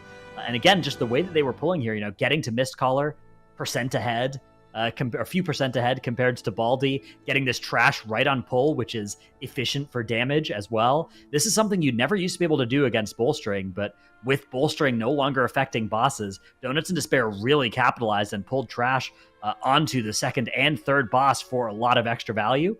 Baldy, though, again, their route may be a little bit slower, but they also lost a lot of time here to pod and then death from Lip here. That's a lot of damage lost. And had that not happened, this would have probably looked a little bit closer as we got to the end. But look at the size of this pull. Look at the way that Yip is able to live as well here against all of these mobs too. You can see the health just starting to ping pong. A little bit of danger here from a Mind Link. Not perfectly broken there, but managed to survive. They got through this pull with 40% count or something, all on the boss, all at the same time. Beautiful Mortal Coil even, as Cryptic's forced to kite one of those mobs that he had threat on. And there's the count. There's that 1430 that we saw roughly on the mist. So again, as you said, I think even factoring in the maze, that probably means they're a little bit slower than Echo in here, but still a good time in this dungeon. Still a good thing to have as a 0-death run, and still scary for Baldy now going into Game 3. Yeah, for sure. And I'm trying to remember what our third map is off the top of my head. It's Halls. Halls. Okay, that's what it was. Yeah, thanks. Well, Halls is one that can certainly lend itself well to those massive pulls too. So we'll see. I mean, I think it's very hard to predict. I think it's impossible to predict. Yeah, I wonder if either of those teams wanted to go to Halls, because that's definitely a dungeon that has incredibly difficult affixes, and we've seen teams ban that specific dungeon in the first 2 series already. So yeah, we'll see how that goes, because it is fortified, spiteful, and necrotic, and that is just so dangerous when you do those huge pulls and you have all of these mobs that are like, you just have no room to kite really because of the shard pulls, and because of the first boss as well that causes this tiny area that you have to move in that circle. So it's really hard to kite the spitefuls in there if you want to pull trash with the boss. And then as well, necrotic is a huge problem for the tank as well. Do you feel like it was a situation where both teams thought the other one was going to ban Halls, or are they just not worried about it as some of the other teams in the finals seem to be? I don't know. It's hard to tell, because it is a really late map. Sometimes when you have a 5 map pool and there's 2 bans, you can get away with not banning the later maps, because either the other team bans it or you don't even get to it if it's like a 2-game series. So yeah, it's hard to tell. It's also possible that they just have a really good strategy for it, right? It's interesting with comps as well, because Curse Dispel is pretty important in this dungeon, and the usual meta comp that they are running in the MDI does not have a Curse Dispel by default. So we have seen Baldy play Mage already, so maybe they pick the Mage again, or maybe we see a Shaman or a Resto Druid as well. Yeah, JB Baldy. special. Yeah. That's it is a possibility. Yeah, I think I like Baldy a little bit better in this map in particular, because when you think about like classic MDI sized pulls, right? Halls of Atonement opens with just a bunch of pulls of that massive size. So I think that Baldy's long history of MDI play will serve them particularly well in this dungeon, but it is a really high key for that size pull, especially with Spiteful Necrotic going on, 24 fortified Spiteful Necrotic. So maybe that equalizes things a little bit here, as teams are going to be forced to pump the brakes a little bit. I mean, the average deaths on live servers, 24 fortified of almost 11. That kind of tells the whole story right there, doesn't it? The other thing as well that we've seen a lot of teams try to pull off, especially in live keys as well, before we had our sort of Alliance Horde merger, is that some teams would just play all Orc comps. And if you play Orc, that makes it so that the debuff on the second boss is short enough to where you actually have time to move, be a port or a blink, out of the AoE circle. So you don't necessarily need a dispel. Now that does make the trash pulls more dangerous because you don't have a dispel for the Curse of Obliteration, I think it's called. But your healer can heal through that. That's what they're there for, right? Cross faction one-shot you on this difficulty. It's enabled as well, right? Like they could have somebody playing. They could play an Orc on whichever characters needed it for themselves, right? Didn't have immunes or something, and then just go without a Curse spell. So, yeah, very cool option here for these teams in this exciting 9.2.5 world. Well, we're all big one happy WoW family now. But maybe you were going to talk about this, Nagura, but if you're not, that's okay. You can make your point. But I was curious, too. Do you think cross-faction actually has a large impact on something like MDI? Like, what sort of combinations would you be able to think about that you wouldn't be able to have used earlier? So that was not what I wanted to talk about, but I will now talk about it. I do think there is a few dungeons where, for example, Blood Elf AoE Dispel is really good. For example, if there's Inspired inspiring as an affix, then you can have that Blood Elf just dispelling. For example, in Mist of Turn Aside, you can just let the heal go off and then use that Arcane Torrent, while everyone else can stay Dwarf or even Night Elf or Shadow Meld. So definitely think there's some use for those cross-faction for sure. All right, we'll see if we see that later on. Donuts in Despair, though, fighting for the win right here. We'll see who takes it. Oh, the Devil Mage. No Rasta Druid for Baldy. I believed in a Rasta Druid because I thought Druid brings so much utility for Spiteful and for Necrotic, right? Because you have Mass Root, you have Vortex as well, and Typhoon if you choose to go with it. But no Rasta Druids on either side, as they're committing to that Mage on both sides, Fire Mage. And we see a Bloodlust committed for both of the teams as well, as they gather up a huge trash pull onto the shard. And look at Donuts' Despair dropping so low from the first thrash that the shard is casting. Very, very dangerous pulls here. But, I mean, this is the great comp to deal with it. I mean, Fire Mage, it's definitely not as insane as it was at the start of the expansion. Remember when it would just it was pretty much the Warlock at the start of the expansion, right? You would give it the PI, it'd have Kindling Combust, it'd combust every minute or so. But it's still really good for burst AoE like that. Combust is still a great cooldown, especially when you have the Bloodlust as well. We saw Timber there mind controlling a trash mob off of the cliff. That was interesting. Do you get trash count for that? If you release it before it dies, but it's not going to die just because you throw it off, right? I don't remember. Doesn't it just reset or walk back up? I'm pretty sure it resets, but I like the tech anyways. If it resets, it means you're not in combat with it, so that's a great turnout either way.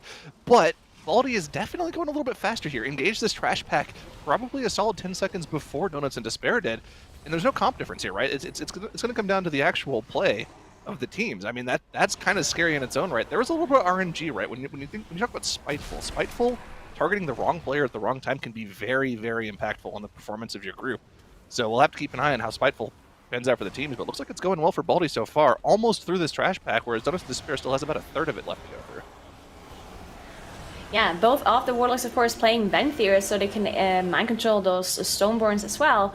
And they do have that curse spell through the mages, so a little bit safer on these trash packs, as they can just dispel that curse, that huge debuff. And we also see the dwarves as well. You see all of the dwarf racials have been used, or not all of them, but a lot of them on Donuts and Despair's side to get rid of those curses and also the magic debuffs in case they go off. And yeah, Spiteful actually a pretty good affix for Warlocks, honestly, because you can just keep putting down those Rain of Fires, and you just get all of those shards back and lower the cooldown of your Infernal whenever all of them spawn. So really, really nice funnel for the Warlocks, while the Survival Hunter maybe does not have the best time with that affix.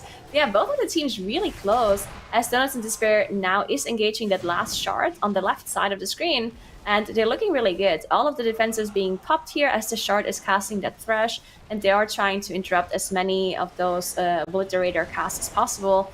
And the curses of the Warlock really helping out because of those, because of that Venthyr ability. I like the pull routing here for Baldy though. When they went down for the second shard and then went back up for the third shard, I like that routing a lot because it lets you go for this. Lets you go around and skip some of the trash that you would otherwise have to pull, and lets you get your trash specifically for more relic buffs later on. So we'll probably see them go for a big pull here and then go for relic buffs off to the side after they deal with the boss, if I had to imagine.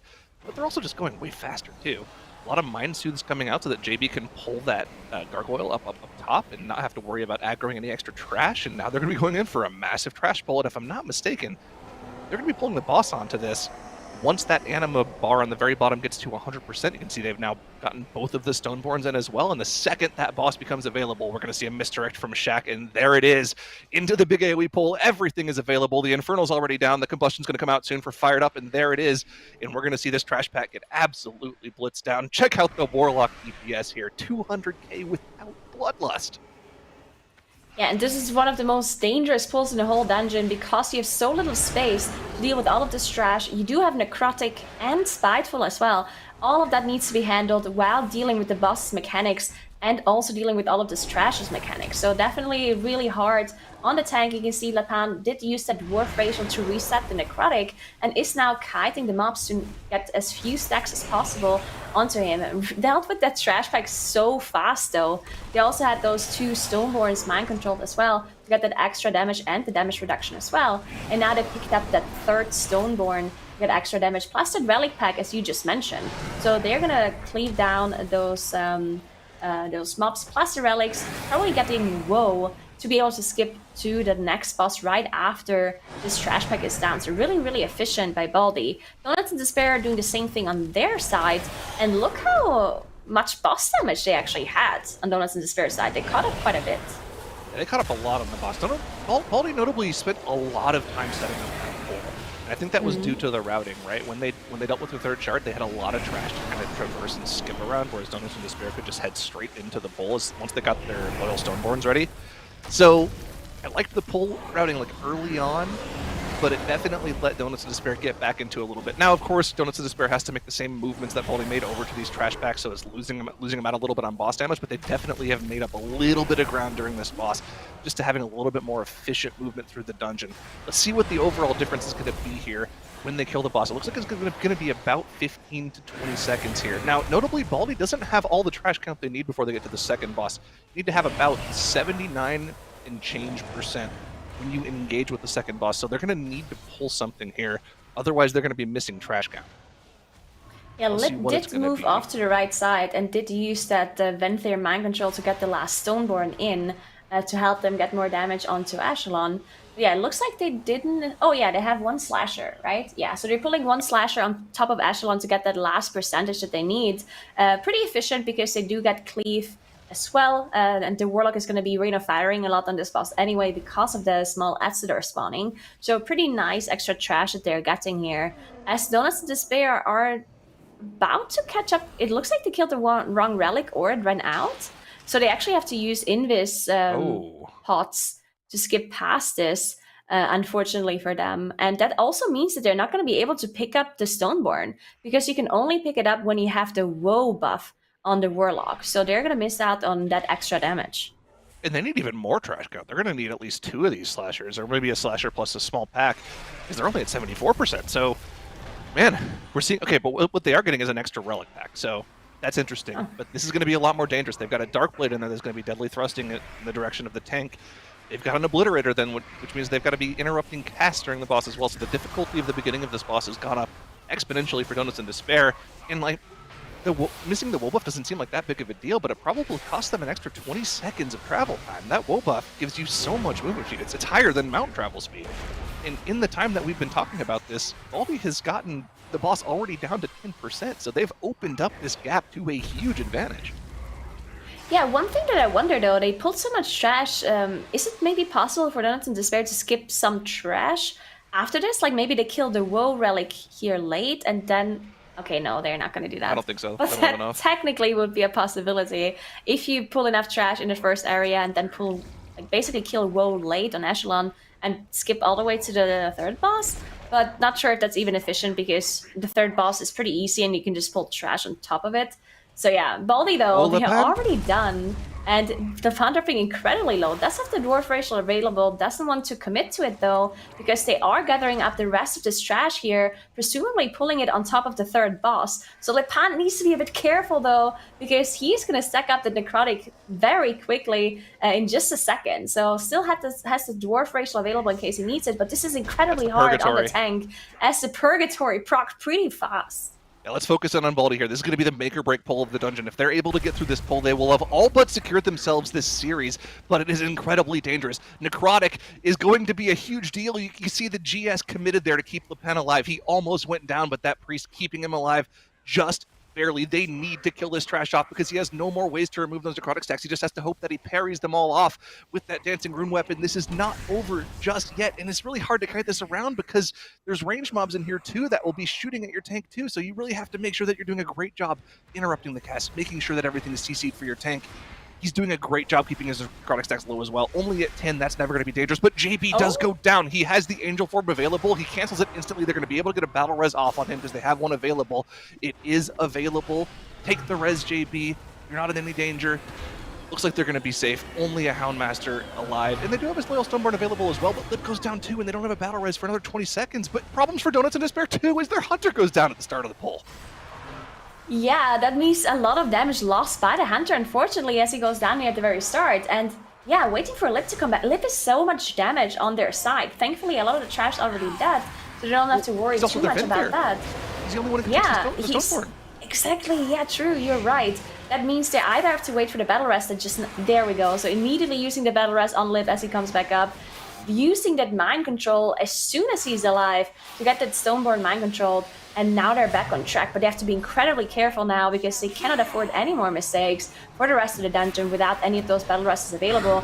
And Fired Up also proc the Cauterize, so no more safety net available there either. Unless, actually, he probably is Dreamweaver, so he does have another cheat battle. Right, yeah, he is Knife. You can see he has that shifting power cooldown, so Dreamweaver is probably the play here for him.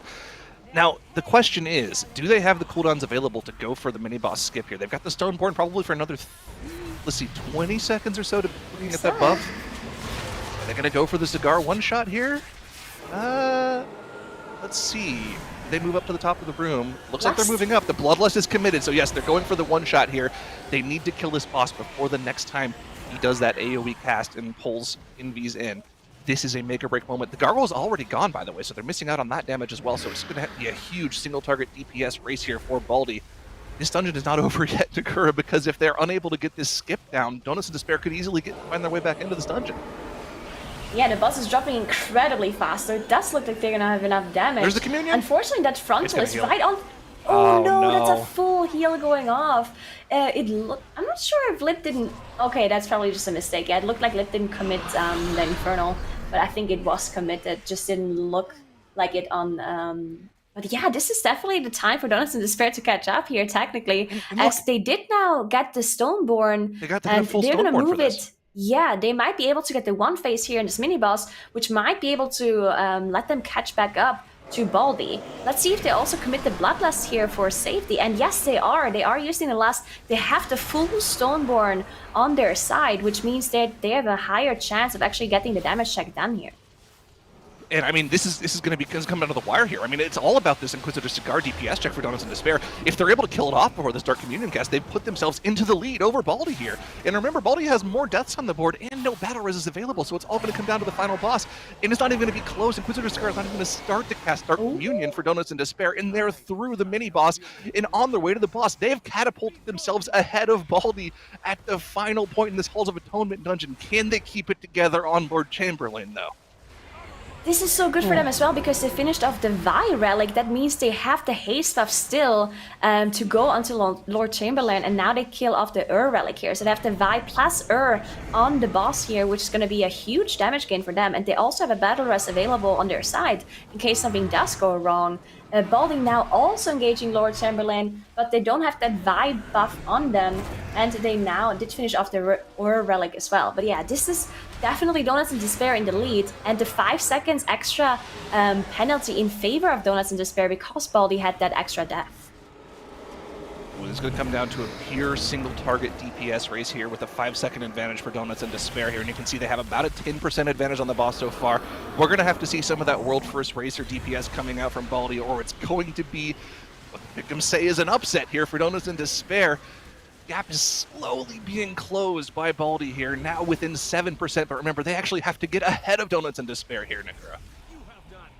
Yeah, and Timber does have PI ready, just waiting for Cryptics to pop that combustion, I presume. There we go. PI being used on the Fire Mage plus the combustion as well. That boss is going to be melting for Donuts and Despair in just a second. It is really close because Baldy is catching up. Just quiet, so close. I mean, look at the percentage. But Baldy doesn't have any offensive cooldowns available anymore, and Donuts and Despair is just melting the boss. Fired Up might get one last combustion off before the end of the key here, but I'm not sure there's enough key left for him to get it off, and looks like Donuts and Despair is going to be stealing a victory from the jaws of defeat against Baldy here, able to make the DPS count when it matters. The execution on High Adjudicator Elise with the Loyal Stoneborn is what won them this series, and as Shaq going down is just the cherry on the top, the icing on the cake. What a series, and what a comeback from Donuts and Despair. Wow. That was a massive achievement for them. What a game. Wow. Donuts and Delight as they managed to get the 2-1 victory over Baldy. And That was shocking. It really all came down to Cigar at the end. Baldy not able to one-phase it, and Donuts in Despair taking advantage. Like, that's just... I mean, the end of that game basically just summed up the entire match, right? Just incredibly close. Both teams very evenly matched, but it's Donuts in Despair taking the win. Yeah, I feel like these two teams were just trading back and forth these 20 or 30-second differences early in the dungeon, and then that ended up going so well for Baldy up until the mini-boss heal, but that mini-boss heal probably cost them something like 90 seconds, I want to say, and that ended up being just a little bit too much. As you can see, they end up losing by about 35 seconds. Actually, I don't even want to do this math. 45 seconds. 45 seconds, as I was saying. As I was saying, 45 seconds slower were Baldy at the end of this dungeon. And yeah, I think that was almost all, in fact, probably entirely that mini-boss moment at the end. But, you know, there was a lot of other stuff that happened in that dungeon as well. And if that had gone differently as well, we tend to fixate on the last thing that happened, but there was so much in this whole place. This is so much content jam-packed into a little 15-minute event. Of course, at the start of the dungeon, we saw a lot of huge pulls as standard. That Venthyr Warlock slowing down the mobs as well with the impending catastrophe, doing huge damage here as well. Look at Lip for Baldy on the first boss here. Some of that is Spiteful Pad. Whenever you have Spiteful going on, you get even more AoE out of the Warlocks than you normally would on pulls like that. So crazy total amounts of damage. But I love the way that Baldy got this Woe Relic as well. And look at the speed that they're skipping to the boss. Something you don't see in damage meters, and especially letting them with this Woe get this Stoneborn as well. Lip just getting a little bit of extra value by yoinking that Loyal Stoneborn and then staying in stealth, getting the life grip up as well. And they get to bring an extra Stoneborn into the boss. But meanwhile, on the side of Donuts in Despair, they don't have access to that, and they're going to have to just waddle through on their little dwarf legs with their invis pots to get through this same skip. And this ends up actually costing a little bit of time off of the clock for the Donuts, and something that may have mattered had it not ended up happening at the end like we saw. Third boss for both teams was a little sloppy. We had deaths coming out on both sides. This wasn't pivotal. I think Baldy were certainly still in the lead after JB's death, and then Lip's death here, getting chased down by that Ghastly Parishioner, and then a Spiteful Shade as well, just all the ghosts hunting Lip down there in the corner as they ended up getting just a little bit unable to escape from that side.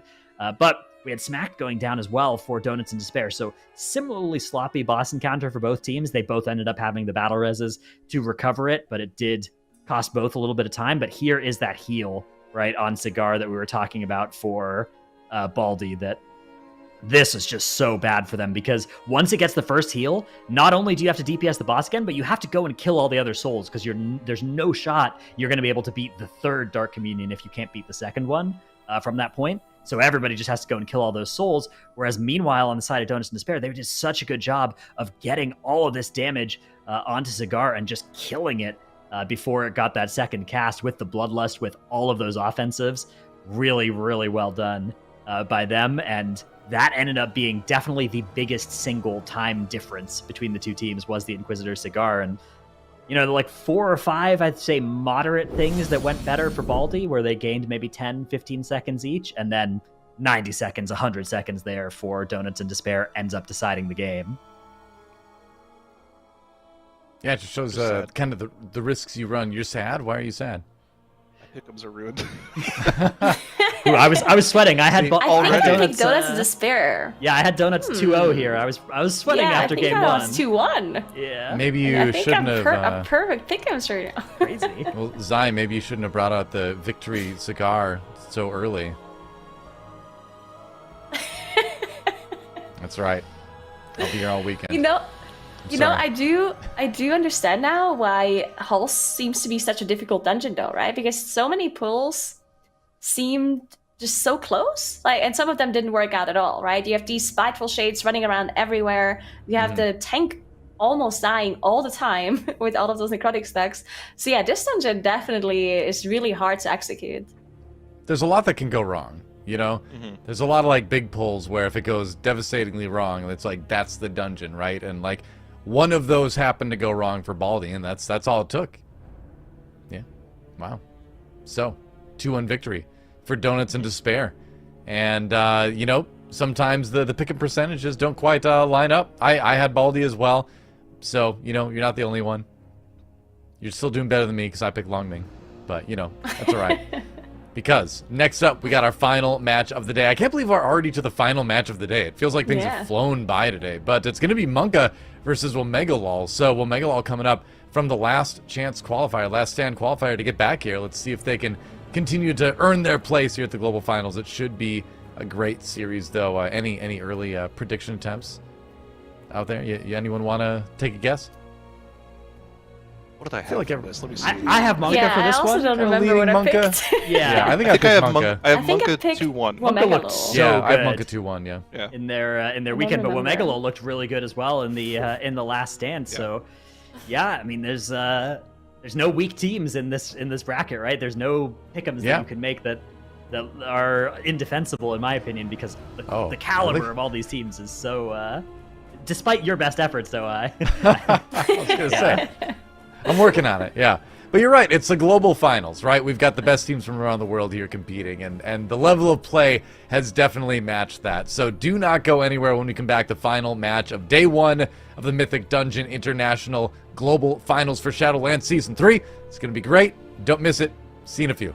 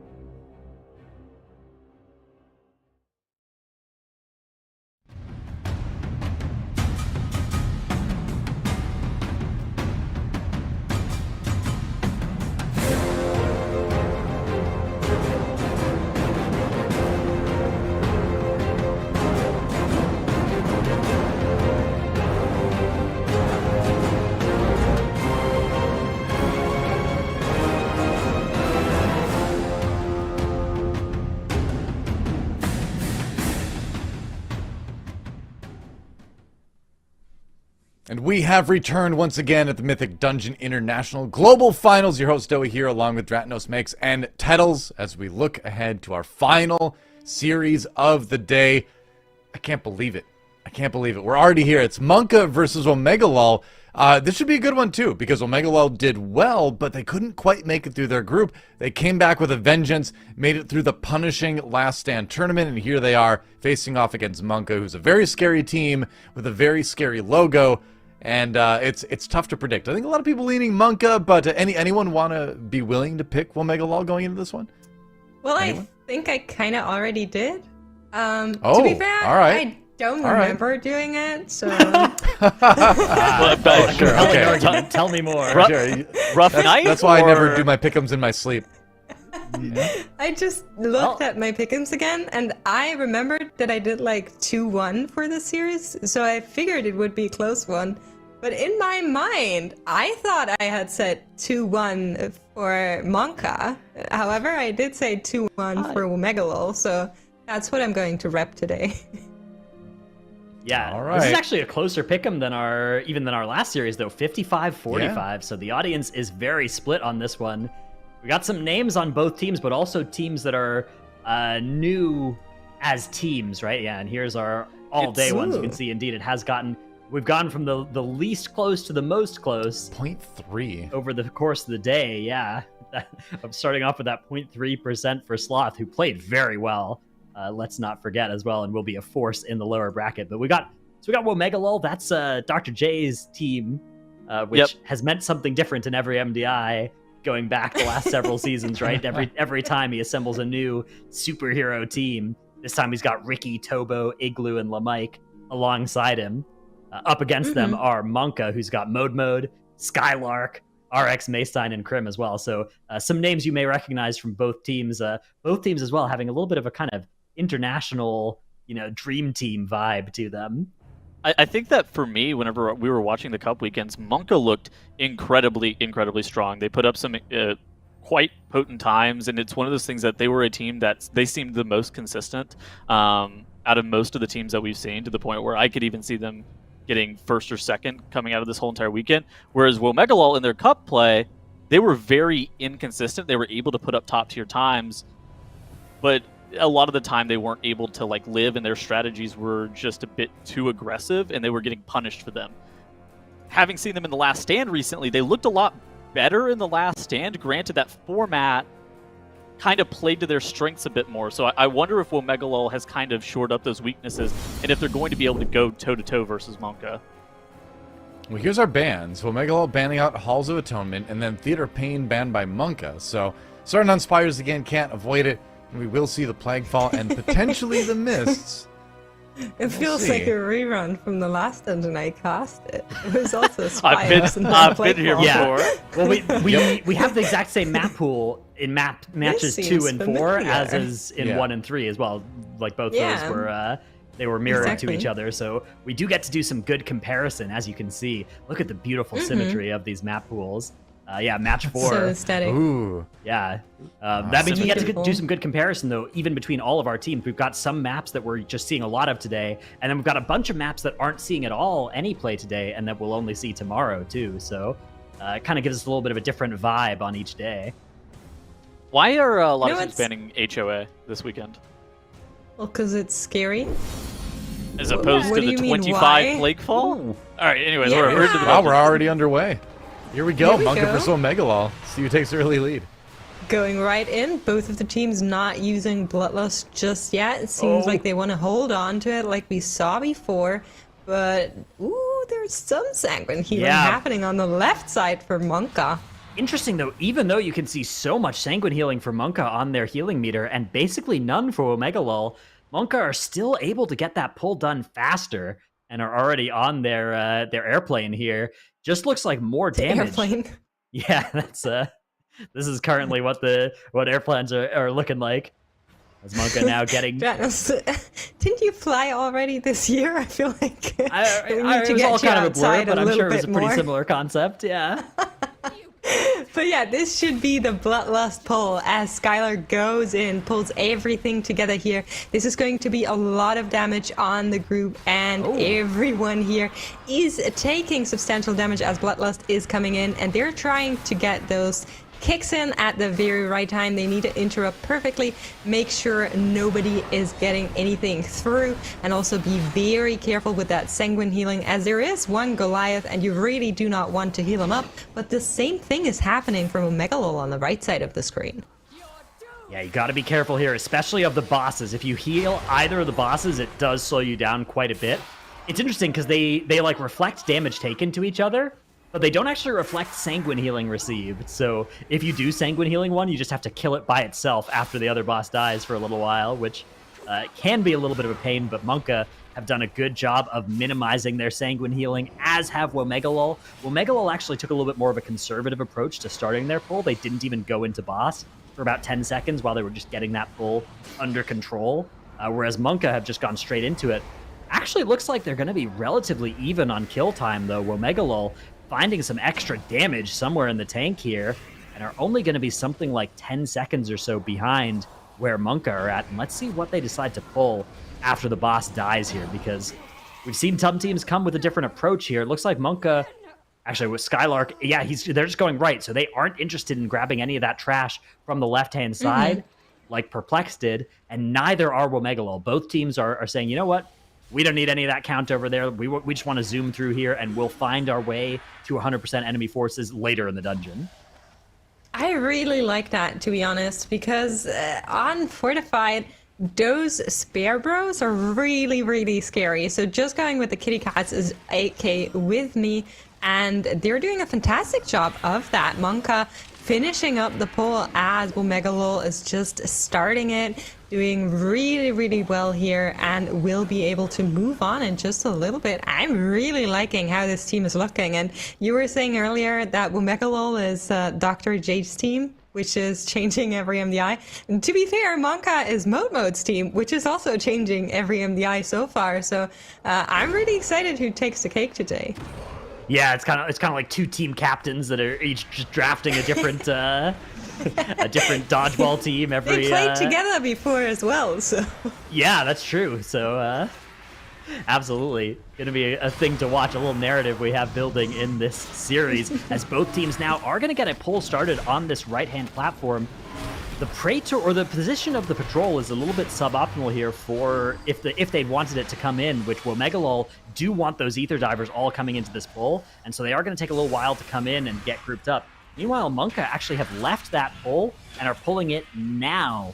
So even though they got to this platform well ahead of OMEGALUL, they aren't doing all of this AoE all at the same time. Wow, look at that Shining Force from OMEGALUL. Beautiful job of making sure that these Goliaths aren't going to get too many ticks of that sanguine healing. Yeah, it was really close for MONKA as well, as one of the smallies died just as the Goliath was walking out there, but they managed just fine. And like you were saying, that's really the worst case scenario, because they plant down and they channel a cast that is uninterruptible. You cannot stun them, you cannot grip them, you can't do anything with these Goliaths. So if they sit down to channel, you better hope there is no sanguine under them, which both of these teams, like you said, managed just fine. Now I'm curious to see what happens next, because this pull can be really big or it can be a little bit smaller. Yeah, OMEGALUL are going to get in combat here first, whereas MONKA are actually casting Mind Soothe on these mobs, indicating that they might be interested in taking this into the patrol upstairs, and that is exactly what they're doing. So looking probably for a Kyrian Spear here from MONKA if they're going to do all of these enemies all at once. As these get grouped up, there's that Resonating Arrow, and indeed the Kyrian Spear comes down as well. Death Grip's being used to bring things towards in. OMEGALUL also going to go with this. Look at that Sanguine, though, and they actually have the patrol of the Ether Divers coming in a little bit late here. Sanguine's not going to cause too much problem in terms of healing here, although they do have a recharging Goliath that they now need to be very careful of. Meanwhile, MONKA have made such short work of this pull. Look at that damage that Maystein was able to pump out as they got that grouped up so beautifully by just waiting to pull until the patrol was in the exact correct position. Yeah, for a second I was like, I kind of like what OMEGALUL is doing because they're making it easier for themselves with the Sanguine patches. But I think MONKA really showed that if you group it all up, it makes it so much easier for your damage dealers to just pump out all of their coolies, and that's exactly what Mason did, and allowed them to be very quick here. Now with that woe skip, no problem skipping that pack in front of Ventinax, gonna pull that boss. That shouldn't give them too much problems, as it is fortified and 23. The Plaguefall that comes after this will look a little bit different, but for now Ventinax shouldn't be too hard for those teams. Yeah, it is still a bit of it. I mean, on 23 keystone level, right, you are still going to die if you're hit by one of those projectiles, but if they can just dodge those, then they should be in okay shape here, as there's no trash that really ever comes into the Ventinax encounter. There's squad leaders on the two pulls to both sides, and squad leaders are pretty antithetical to the MDI strategy of going fast, right? That AoE like damage reduction they provide really slows things down whenever they're involved in a pull. So Ventinax now down to 40% for MONKA, but OMEGALUL has also arrived. They have that Vi interceptor ready, will slowly cleave it down so they can get it hopefully at the same time when Ventinax does its recharge, which should be coming soon enough. The Vi interceptor at the far back will die now, and they should be getting quite a good amount of damage window onto this boss, where they don't need to move as much, where there isn't as much damage coming in. All they need to do is dodge these little swirlies. But as the black dots have been put down quite far away from the camp, this shouldn't give them too many problems here. And like I was saying, they're just absolutely blasting this boss. 25% remaining as MONKA finishes Ventinax. Yeah, MONKA have made short work of this, and we'll be able to get an idea of just how far ahead they are based on how long it takes OMEGALUL to kill this, because both teams are on the exact same enemy forces count. Both teams do not have a Kyrian Spear available as well, although they'll be both picking one up as they make it to the end of this airplane flight. And they'll be able to grab one spear to use for something later on. The question is, you only have one spear. Do you want to use it on a Triple Angel pull, or do you want to use it on some kind of Hellion, Warden, Justicar nonsense? And if these two teams have a different plan for the Orpherean trash area, that is going to be the difference in the game, is almost certainly who has the better plan and who executes it safely. Yeah, I mean, to be honest, I really like what Perplexed was doing in this area here. They did skip that first pack that we're seeing MONKA skip right now, but then they did a big pull here with the Goliath and some of the mobs around it, and it seems like MONKA is doing something similar. They are gonna gate to the left side. It seems like they want to skip that Goliath. Or is it just an elaborate Maybe it's just going to come in late. Yeah, they're just going to grab it a little bit later. And get everything grouped together here. There's Touch of Karma, Resonating Arrow, and the spear comes right away as well. So the spear actually, one of the things I liked about Perplexed was they saved that spear for maybe 5 seconds later than this to just interrupt a couple more casts and keep the things from happening for a little bit longer. But the damage MONKA are putting out here is so intense that the pack is already basically dead. They just have to kill off these last few mobs, and there's been a little bit of Sanguine Healing on that Hellion, but nothing else has received a substantial amount of it. You can see Sanguine Healing being kept under 300k here by MONKA. Very well done. And just a couple of Hellions to finish off here. Those Hellions do a lot of AoE damage to the group, but not too much that Mode can't heal it. Yeah, to be honest, I think if they speared a little bit later, they would have gotten in trouble with Sanguine. Yeah, I think you might be right. So, OMEGALUL doing the same thing on the right side. They also committed that spear. Will finish up that Hellion that's giving them a little bit of group damage, but should be super fine. As MONKA walks towards Rifrion, is going to get those Usurper packs coming in, and I assume we're going to see the group, once they're done with all these Usurpers and the relics, move towards the next pack where there's another relic pack in there, and they will get themselves buffed up nicely by those encrypted relics. Yeah, this is looking pretty good here. The enemy forces count we're looking for is 87% to be able to go upstairs, so MONKA will need some more count. They are going to indeed need that side pull. It's scary to do it on Sanguine, to pull trash under the boss while it's recharging, but with that Monk available, right, with that Ring of Peace, you get a get-out-of-jail-free card in case that was about to heal the boss, right? As long as you're paying attention, you can stop that from happening. I mean, they also have Shining Force from That's Mode. true, yeah. which should be helpful as well. And Death Grip and Mass Grip. They Grip. can also technically Mouse Grip or like single target grip if the tank is in a position where that's possible. The problem is you have to be proactive, not reactive, right? Because you have to. If the Sanguine's already down, you can't Death Grip the boss out of it. But here they go into that big AOE burn phase in the intermission here. The leg sweep being used as well. And they are going to start with that Mass Grip as well to get the mobs just out of under the boss's hitbox. And they're following it up with the Ring of Peace. A little bit of healing is going to come out on that Forsworn Warden. But honestly, one Forsworn Warden staying alive for an extra 20 seconds doesn't do anything. As long as you kick it, you're fine. Yeah. And wow, it just melted this boss as well. This boss is dead already. That is so crazy. 88% on the enemy forces count as MONKA have just melted the boss somehow, and they're going to be going up to the end of the dungeon already. That was actually really, really quick. I don't know what they did with the Rifrion, but man, did they do it fast. They do have Bloodlust and 2 Battle Buses, should they need them going into this Angel pull. And I will expect that they do all 3 Angels together, because, you know, they kind of have to. I'd be very sad if they didn't. And they have that Touch of Death, should they need it, with the Monk that they're bringing. And like Tuttle said earlier, the Angels also had like a little bit of nerf done to them, so it should be very possible for this team. All right, MONKA are heading upstairs now, and they are going to start this triple Angel pull. There's that Bloodlust as well. This is one of the scariest moments in the dungeon. These 3 Angels have received a little bit of a nerf since the old days, but MONKA are here without a Kyrian Spear, which makes this so scary to deal with. You can see the Boon of the Ascended, the Scouring Tithe, Havoc on both of those.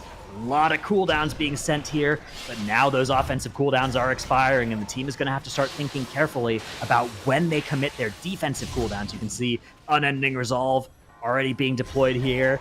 Tank cooldowns as well being used. The health looking okay, but those Grievous stacks are going to punish them very quickly if they're not careful here. To be honest, I always look at the Holy Priest defenses because they do not have that many. They have the Desperate Prayer and the Guardian Angel. Guardian Angel has gone out. Desperate Prayer also being used by Mode, but they finished a pull. That looked easy for them. Yeah, MONKA did a great job there of finishing those mobs off, and they are now going into Devos here at 13:30 on the clock. Meanwhile, OMEGALUL also working on the triple Angel pull, also doing it without their spear. So both teams on identical strategies for this dungeon, but it looks like MONKA getting slightly the better of the execution here. That being said, a lot could still happen on this boss fight, even though it's a fortified key, not a tyrannical one. This is still a boss that can cause problems, but not as big of a problem as what has just happened for OMEGALUL. Klotos fully healing here off of the bad timing on the Angels being killed here. That's going to cost them an extra minute or so on this, and look at the damage they're taking as well with that 20 stack on everybody. I don't even know if they can survive this. There's an AMZ that's going to try and get them out of this, but OMEGALUL are in so much pain here. Yeah, I mean, to be honest, your priest, like I said, will die first. Igloo using that flashcraft, trying to stay alive here. They are doing their very best to use every defensive that is open to them. Klotos still has like 40% HP, and look at that damage and how hard it is ticking on all of those party members. I'm with you. I don't think they can even play this. This is, we are in the C-tender for Ricky. Igloo is in holy form. I think Dr. J proc Necro. Yeah, that is indeed going to happen there. That's that Bonesmith proc for Dr. J. And now there's the Angel as well. So they are down to just Blood DK, a Warlock, and a Survival Hunter as they do get over the finish line there. But unfortunately, it is not going to be enough for them as MONKA are already about to push Devos towards her final phase here. Yeah, I mean, to be fair, 23 fortified devils isn't that scary, as long as you don't stand in that frontal charge or outside of that little safety spot. There isn't much that could ruin this key for you. So MONKA with the first map of their matchup looking very strong. I mean, I did think this was a team that, you know, is kind of a force to be reckoned with after what we've seen in the Cup. But I feel like they look even better than the last time that we saw them. I mean, this is close to a perfect run. And for the record, Perplexed ended up finishing their Spires on the same affixes earlier today in 18 minutes and 41 seconds. So compare that to MONKA here, who are going to be doing this more than 2 minutes faster than Perplexed. I don't know how much this speaks to the strength of MONKA versus potentially a slightly less clean run for Perplexed, but I suspect it's some of both here, as MONKA are looking so good. They finish off Devos in 16:26 is going to be where the clock stops for them. Wow. Yeah, MONKA with the blazing fast time on this one and getting the win early on. Tettles and I were chatting about it during the game while we were watching that. OMEGALUL picked a similar route, and yeah, sure, the Angel pull didn't go great, but it just seemed like everything was happening just a bit faster for MONKA. Was it just different buttons being pressed at the right time, or what do you think made the difference in the end? I think besides that the Angel pull, obviously.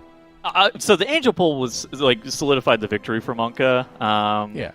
But like realistically, I think that they were just a bit faster getting their pulls started a lot of the time, and then it's probably just the invisible time saves that Sanguine can cause sometimes. We did see that like MONKA did mess up. We're going to see it in this highlight package in a second, that MONKA did mess up some of their Sanguine healing at some point, and that allowed OMEGALUL to kind of catch back up. But then MONKA just randomly had infinite damage for Ventanax that OMEGALUL didn't, and it just kind of felt like MONKA had a bit more just DPS on some of their pulls, and in addition to that, they just got their pulls started and grouped just a hair faster. For OMEGALUL's side, I don't even think that there's much negative to say. Their routing was quite good, and if they were going up against Perplexed, it would be a very, very close map, which is not something that you should ever be upset about. And like this is what I was talking about. This is like the only mistake in the whole entire dungeon for MONKA happened here with just this pull. They had a bit of Sanguine healing. We talk about it all the time whenever we're talking about Spires of Ascension. It's like the Sanguine in this dungeon is so difficult, and it's due to these Goliaths, it's due to these Praetors. If you mess up, like there is going to be some time lost there, but they were able to get like the rest of the dungeon, and it looked perfect. They get this pack with the Hellion and the Goliath dealt with perfectly. The Justicar goes down. There's basically no Sanguine healing here. They do their Orifrion pulls. They get no Sanguine healing there. They get their Triple Angel dealt with clean. Overall, MONKA is the team that I expected, but somehow I even think that they look a little bit better than what I expected. Their Spires of Ascension time was... Is it just the Skylark size Spires of Ascension buff again? Like, we always kind of meme about it, but I swear that guy always looks insane in Spires, and they always put up the best time. So, is this like a one-off for MONKA? Are they going to look this good across the whole entire weekend? If they're going to look this good, they're probably going to win the weekend. So when we reached out to MONKA earlier, before the tournament began, we received only one bit of information back, and it was just a statement, been dedicated to prepping. Well, married to the game. Certainly seems like they have been, because yeah, that was fast. You can definitely feel the total dedication to prepping from MONKA in map one. You reached out to Mode a bit, didn't you? I did reach out to Mode during the cup stages, because like I was saying, similar to Dr. J, Mode has had switching teams a lot. So I was like, hey, how are you feeling about, your current team? Looking pretty strong so far. What's the secret, kind of? And he told me that basically all of the members of MONKA, his new team, are like friends, old friends that have played together for a long time. And I feel like, without sounding too much of like the power of friendship, like they do have that. So similar to Echo, similar to Perplexed, there's just some kind of extra, buff that you get when you play with people that you like playing with, right? It makes you better. And it also makes your communication better. So I really, really love that for Mode. Yeah, I think. Yeah, I agree. Oh, go ahead. It can't be overstated. Like, there are some great players that just, you put them together, and sometimes there's just not that synergy there, and then sometimes there are people that just work with everybody as well. And I feel like Mode and Dr. J are kind of in that camp where they really do work with everybody, but it is nice to see Mode really slotting into this team so well and bringing it into this 1-0 lead. That being said, I definitely wouldn't count out OMEGALUL just yet. I think this is a series that another series that has a good chance of going to the old Game 3, especially, I believe we're moving into a dungeon with a very different texture than that 23 Fortified was. So, That's right. Yeah. So the Plaguefall, the time that Perplex put up in there was 1638. That was obviously with 4 deaths. There was some stuff that they absolutely could have made better time-wise. I think maybe like 1550 was going to probably be like one of their better runs in that dungeon. I wonder what OMEGALUL or MONKA are going to put up in this Plaguefall.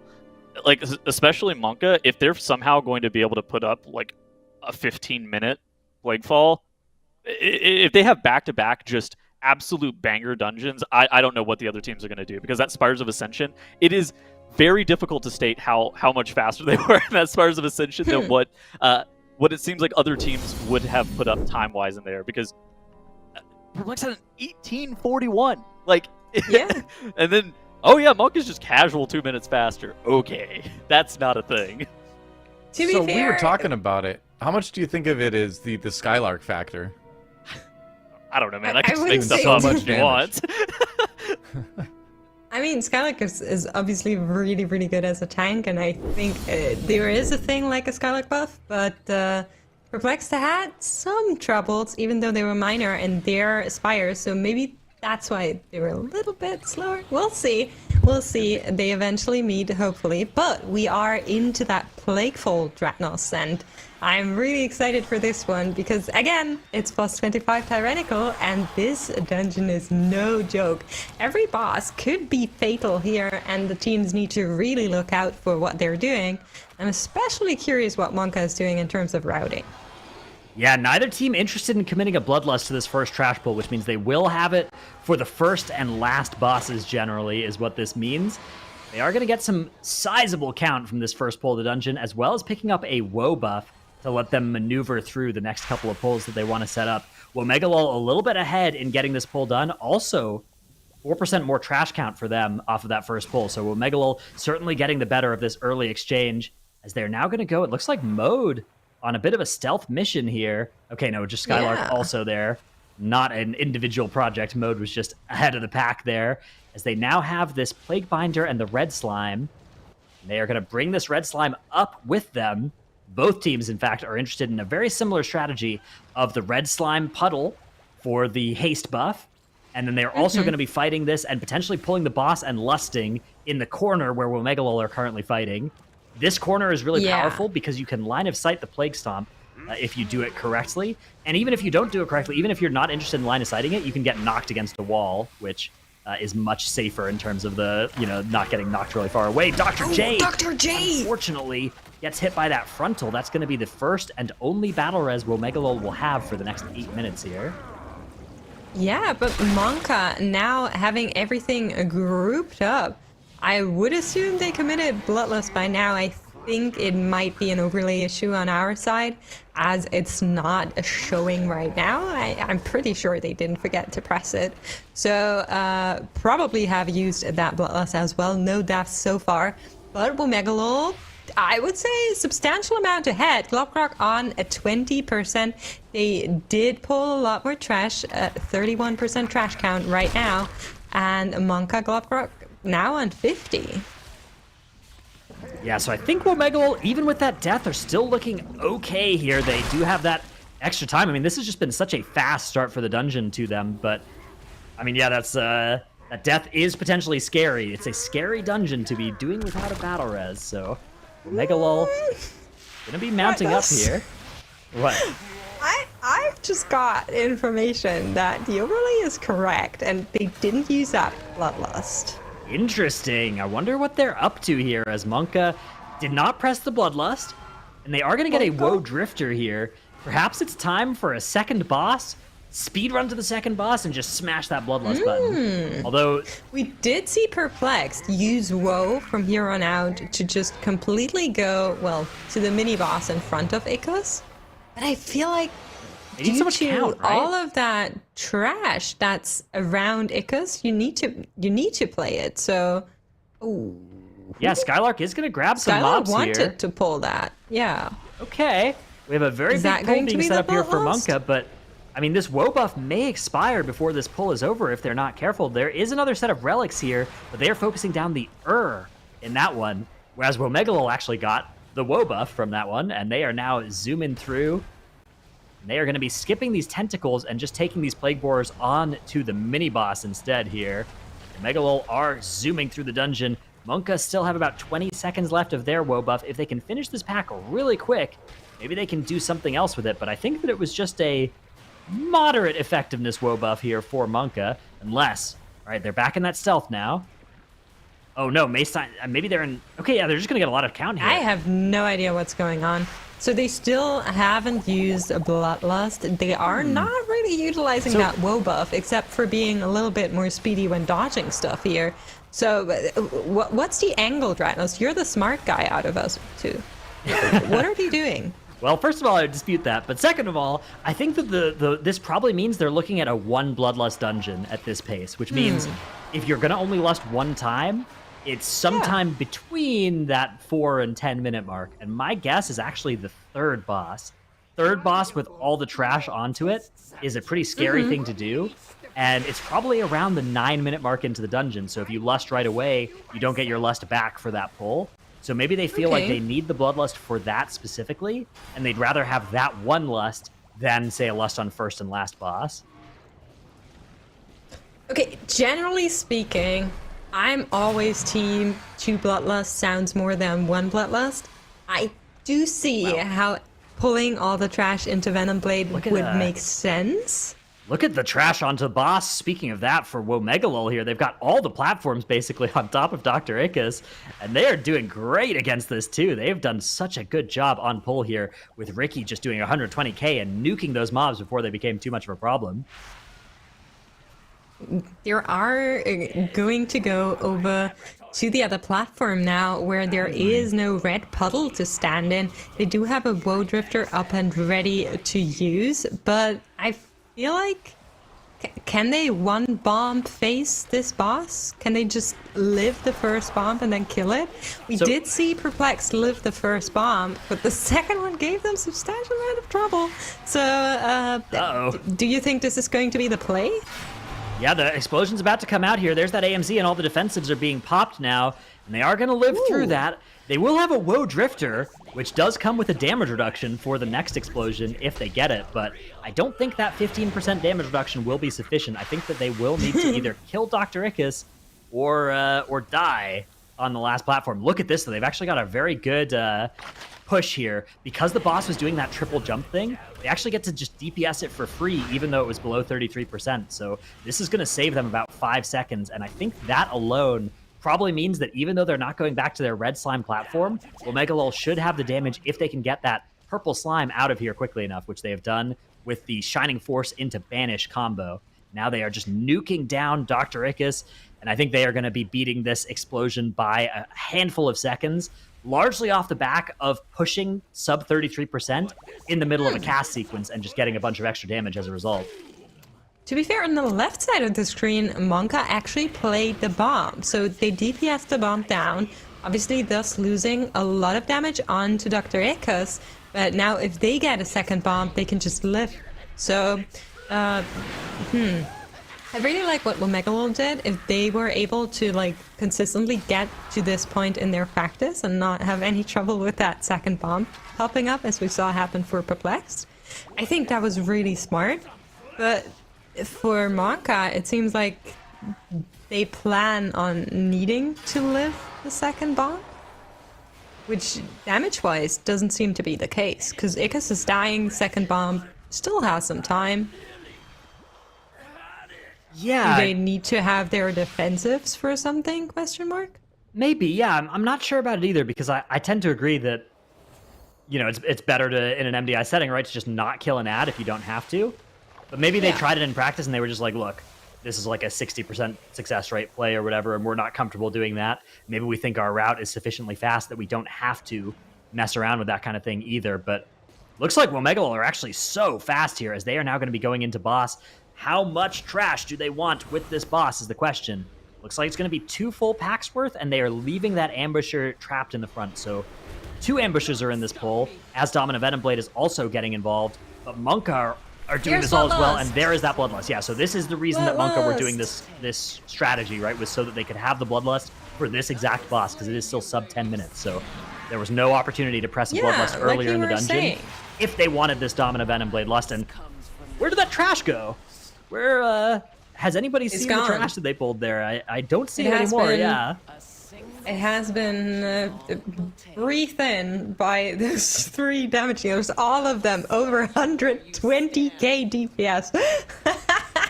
That's actually so insane to see. Oh, and they actually have deaths coming out here. Mode is going to get Angel formed. They do have a battle res available, and it's going to be very quickly used. They also had a player get isolated and end up in a web wrap too, so a little bit of inefficiency there from MONKA. But the total damage that they've been able to pull out as a result of this is looking really solid for them. They are going to finish Domina ahead of OMEGALUL, so they have catapulted themselves back into contention here. But it's worth noting, OMEGALUL have Bloodlust for the last boss, and MONKA don't.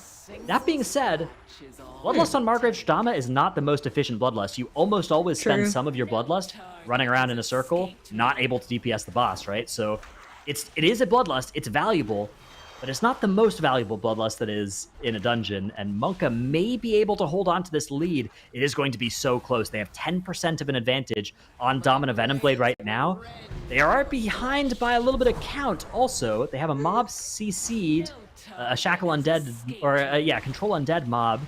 But they are actually going to have to go over to this Defender of Many Eyes and this Tentacle in order to get to enough count. So now this is probably going to slow down their boss kill to the extent that OMEGALUL may even finish the boss first. It's going to be real close here between the two teams. I don't think that's the case. So, to be honest, I really like this tack that MONKA just showed. While, like I said earlier, I'm not always a fan of holding on to that Bloodlust, kind of going to the point where you say using Bloodlust on Margrave is not very efficient, since she's probably up for like, what, 15 seconds, and then she goes underwater again, and you're standing around with your Bloodlust buff, and it's like, what did I use this for? So using it like that, and then also pulling Venom Blade onto the remaining trash so you get the count that you needed, seems really smart, and I like that. A little bit unfortunate that they did get that one death here, but you can see how much faster they are than OMEGALUL right now, as OMEGALUL is finishing off that boss and now moving down. MONKA has already arrived at the platform around Margrave and is trying to clear this room so they can eventually start that final boss of the dungeon. Yeah, this is going to come down to the wire for sure, but MONKA definitely zoomed through the end of that boss. I was expecting it to take longer when they pulled in the trash, but somehow OMEGALUL ended up being the team that sort of stalled in boss damage towards the end of Dominant Venom Blade, and they are now both on this big devoted trash pull. Although actually OMEGALUL aren't even in combat with those far sets of trash yet. They are just focusing on Ichor Bileflesh damage, but they aren't even doing actually neither team. Both teams are kind of going around in a circle and killing this trash one at a time. Because of Sanguine, right? You don't want Ichor Bileflesh to point there's no Sanguine to here. It's a camp. Well, there is. Well, no, that's a puddle, right? That's the red puddle, yeah. Yeah, so then I don't understand why. I saw the puddle and I was like, yeah, it does look like Sanguine. Sanguine. It's interesting as well. That means MONKA actually grabbed the slimes right at the start and just killed them instead of pulling them in later, like we've seen other teams doing. And they're now allowed to just go straight into Margrave Shadama. That last Defender of Many Eyes is going to die. That was the one they had Control Undeaded earlier, and they've just released it and killed it with that trash pull. And they're now at 100% count, and the boss is already dead on my screen. MONKA have already got it sub 66 or sub 67%, and they're already into that intermission. This is crazy damage that MONKA are pulling out here. This path that they have through the dungeon really kicked into overdrive here in the last couple minutes. May seem just that like, I'm gonna handle it, you guys. It's okay. Yeah, just power infusion me. I'll handle the rest. Spoken like a true warlock. So they are on to the second phase, as OMEGALUL is pushing Margrave into the first intermission right now. They are going to skip that infectious rain that's coming out, so the group isn't getting too much damage on the right side. As on the left side, MONKA has put down that AMZ, making sure they're not getting too much damage out of that rain either. Of course, the priest being able to dispel helps a little bit. Don't have to heal as much. I think the monk can dispel it as well, right? So the team just being very stable here. It's Skylar doesn't need healing anyway. He's a Blood DK and he's also Skylar, so it's really only Crims and Maystein that need a little bit of help. Maystein being a Warlock, so you really only need to heal the Hunter, right? Yeah, this is absolutely looking great for MONKA as they now just have the last little bit of the fight. Meanwhile, OMEGALUL are so close as well. They are only at 99% enemy forces, however, which means I don't know where they are getting that last. I don't see a DK-controlled pet anywhere. Controlled, yeah. Yeah, there may be a mob CC'd off to the side. In fact, I think there is a slime of some kind. Yeah, purple slime. There we that go. There's a congealed. So it's a cool idea for OMEGALUL, but I don't think it's going to be enough here for them. They do have that Bloodlust now falling off, but MONKA, 10% on the boss. Great dungeon from both teams, but MONKA have looked so smart with how they've handled this dungeon and saying, you know what? 1 Bloodlust is better than 2 in this place, and we are going to get our 100%. 1440 in Plaguefall for MONKA. Another amazingly fast run. That is going to be the game and the series going to MONKA. Yeah, MONKA grabs a 2-0, and that was incredibly fast. That was nearly 2 minutes faster than how quickly PERPLEXED did it a little bit earlier today. And yeah, I guess you just don't need 2 Bloodlusts. One's enough. On that third boss, maths. ended up working out, and quick maths, yep. Exactly. And, you know, the thing is, OMEGALUL played really well, too. Like, they were ready to put together a time that would have also beaten PERPLEXED times from earlier in the day. So both of these teams, I think, putting together pretty good performances. But there can be only one, and I'm not talking Bloodlust. I'm talking victors in this particular series, and it's MONKA. I mean, MONKA has definitely been in the lab with some of their strategies. Well, OMEGALUL played very similar strats to PERPLEXED, whereas MONKA kind of invented their own strategies for this Plaguefall in particular. That 1439, man, that's gonna be a tough time to beat. I was kind of hyping them up after their Spires of Ascension. I don't know, man. 1439 for Plaguefall is just so unbelievably fast. And something that I actually think is funny is I generally think 2 Lusts is better in this dungeon than 1. Just looking at how fast OMEGALUL was through the first part of this dungeon. They got Globgrog killed off, and then they were kind of doing a similar route to PERPLEXED where they were using that Woe Drifter to kind of skip through a lot of this dungeon. I think that MONKA's routing through this Globgrog into the second boss area is where they actually caught up a bunch of time. Just some of the pulls that they were doing relative to what OMEGALUL was doing, it seemed like OMEGALUL was faster off the rip, but I do generally think that MONKA's pathing through the second part of this dungeon was just a lot better. And then that one Lust that was in the third boss room, it seems like it's just safe. And I think that if they're able to do that pull without Lust in some way, like we've seen from other teams, other teams did show that you can do that pull without Lust.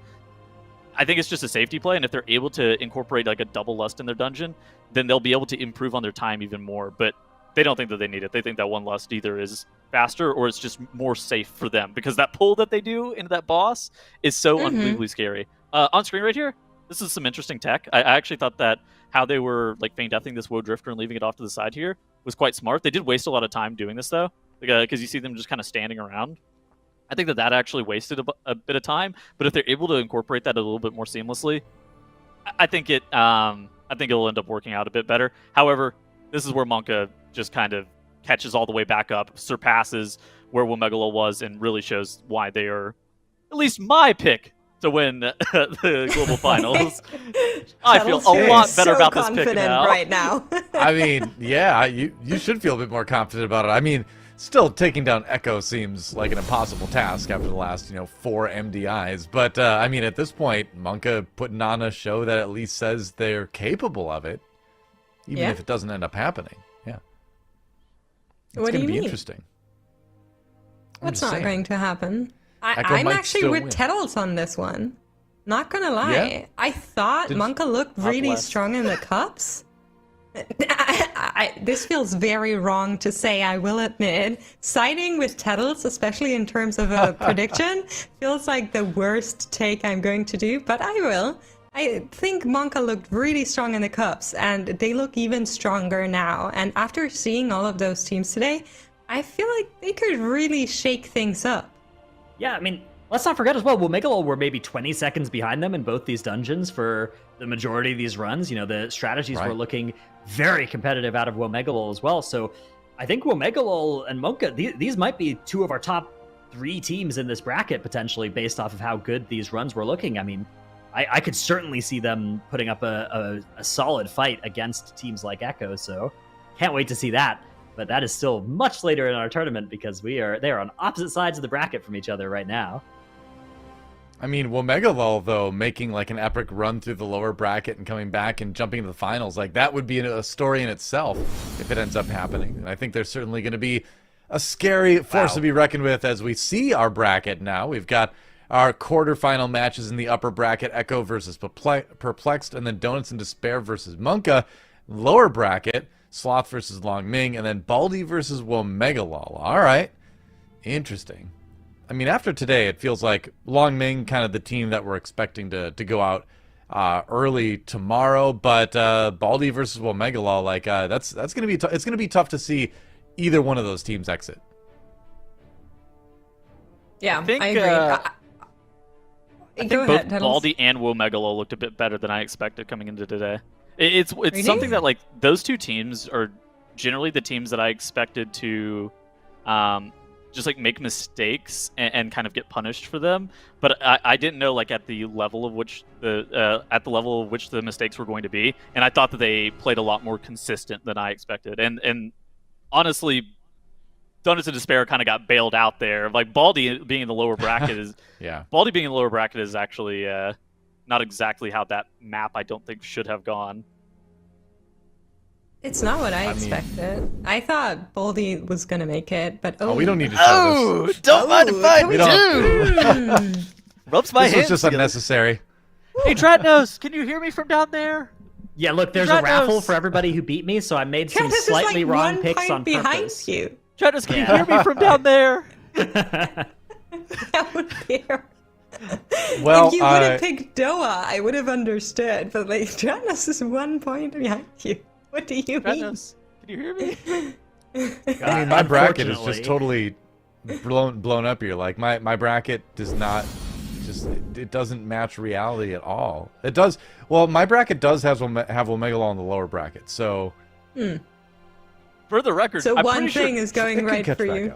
I think Dratnos actually owned us last time with his bracket predictions. Didn't you like almost have the chance to win the Helmet Domination or something last time? Yeah, I was very close. I was like 1 point off of being in the top 50. That was this time for sure, though. This time for sure. I've got all the people in the right places. I just had some of the 2 1s and the 2 0s wrong this time.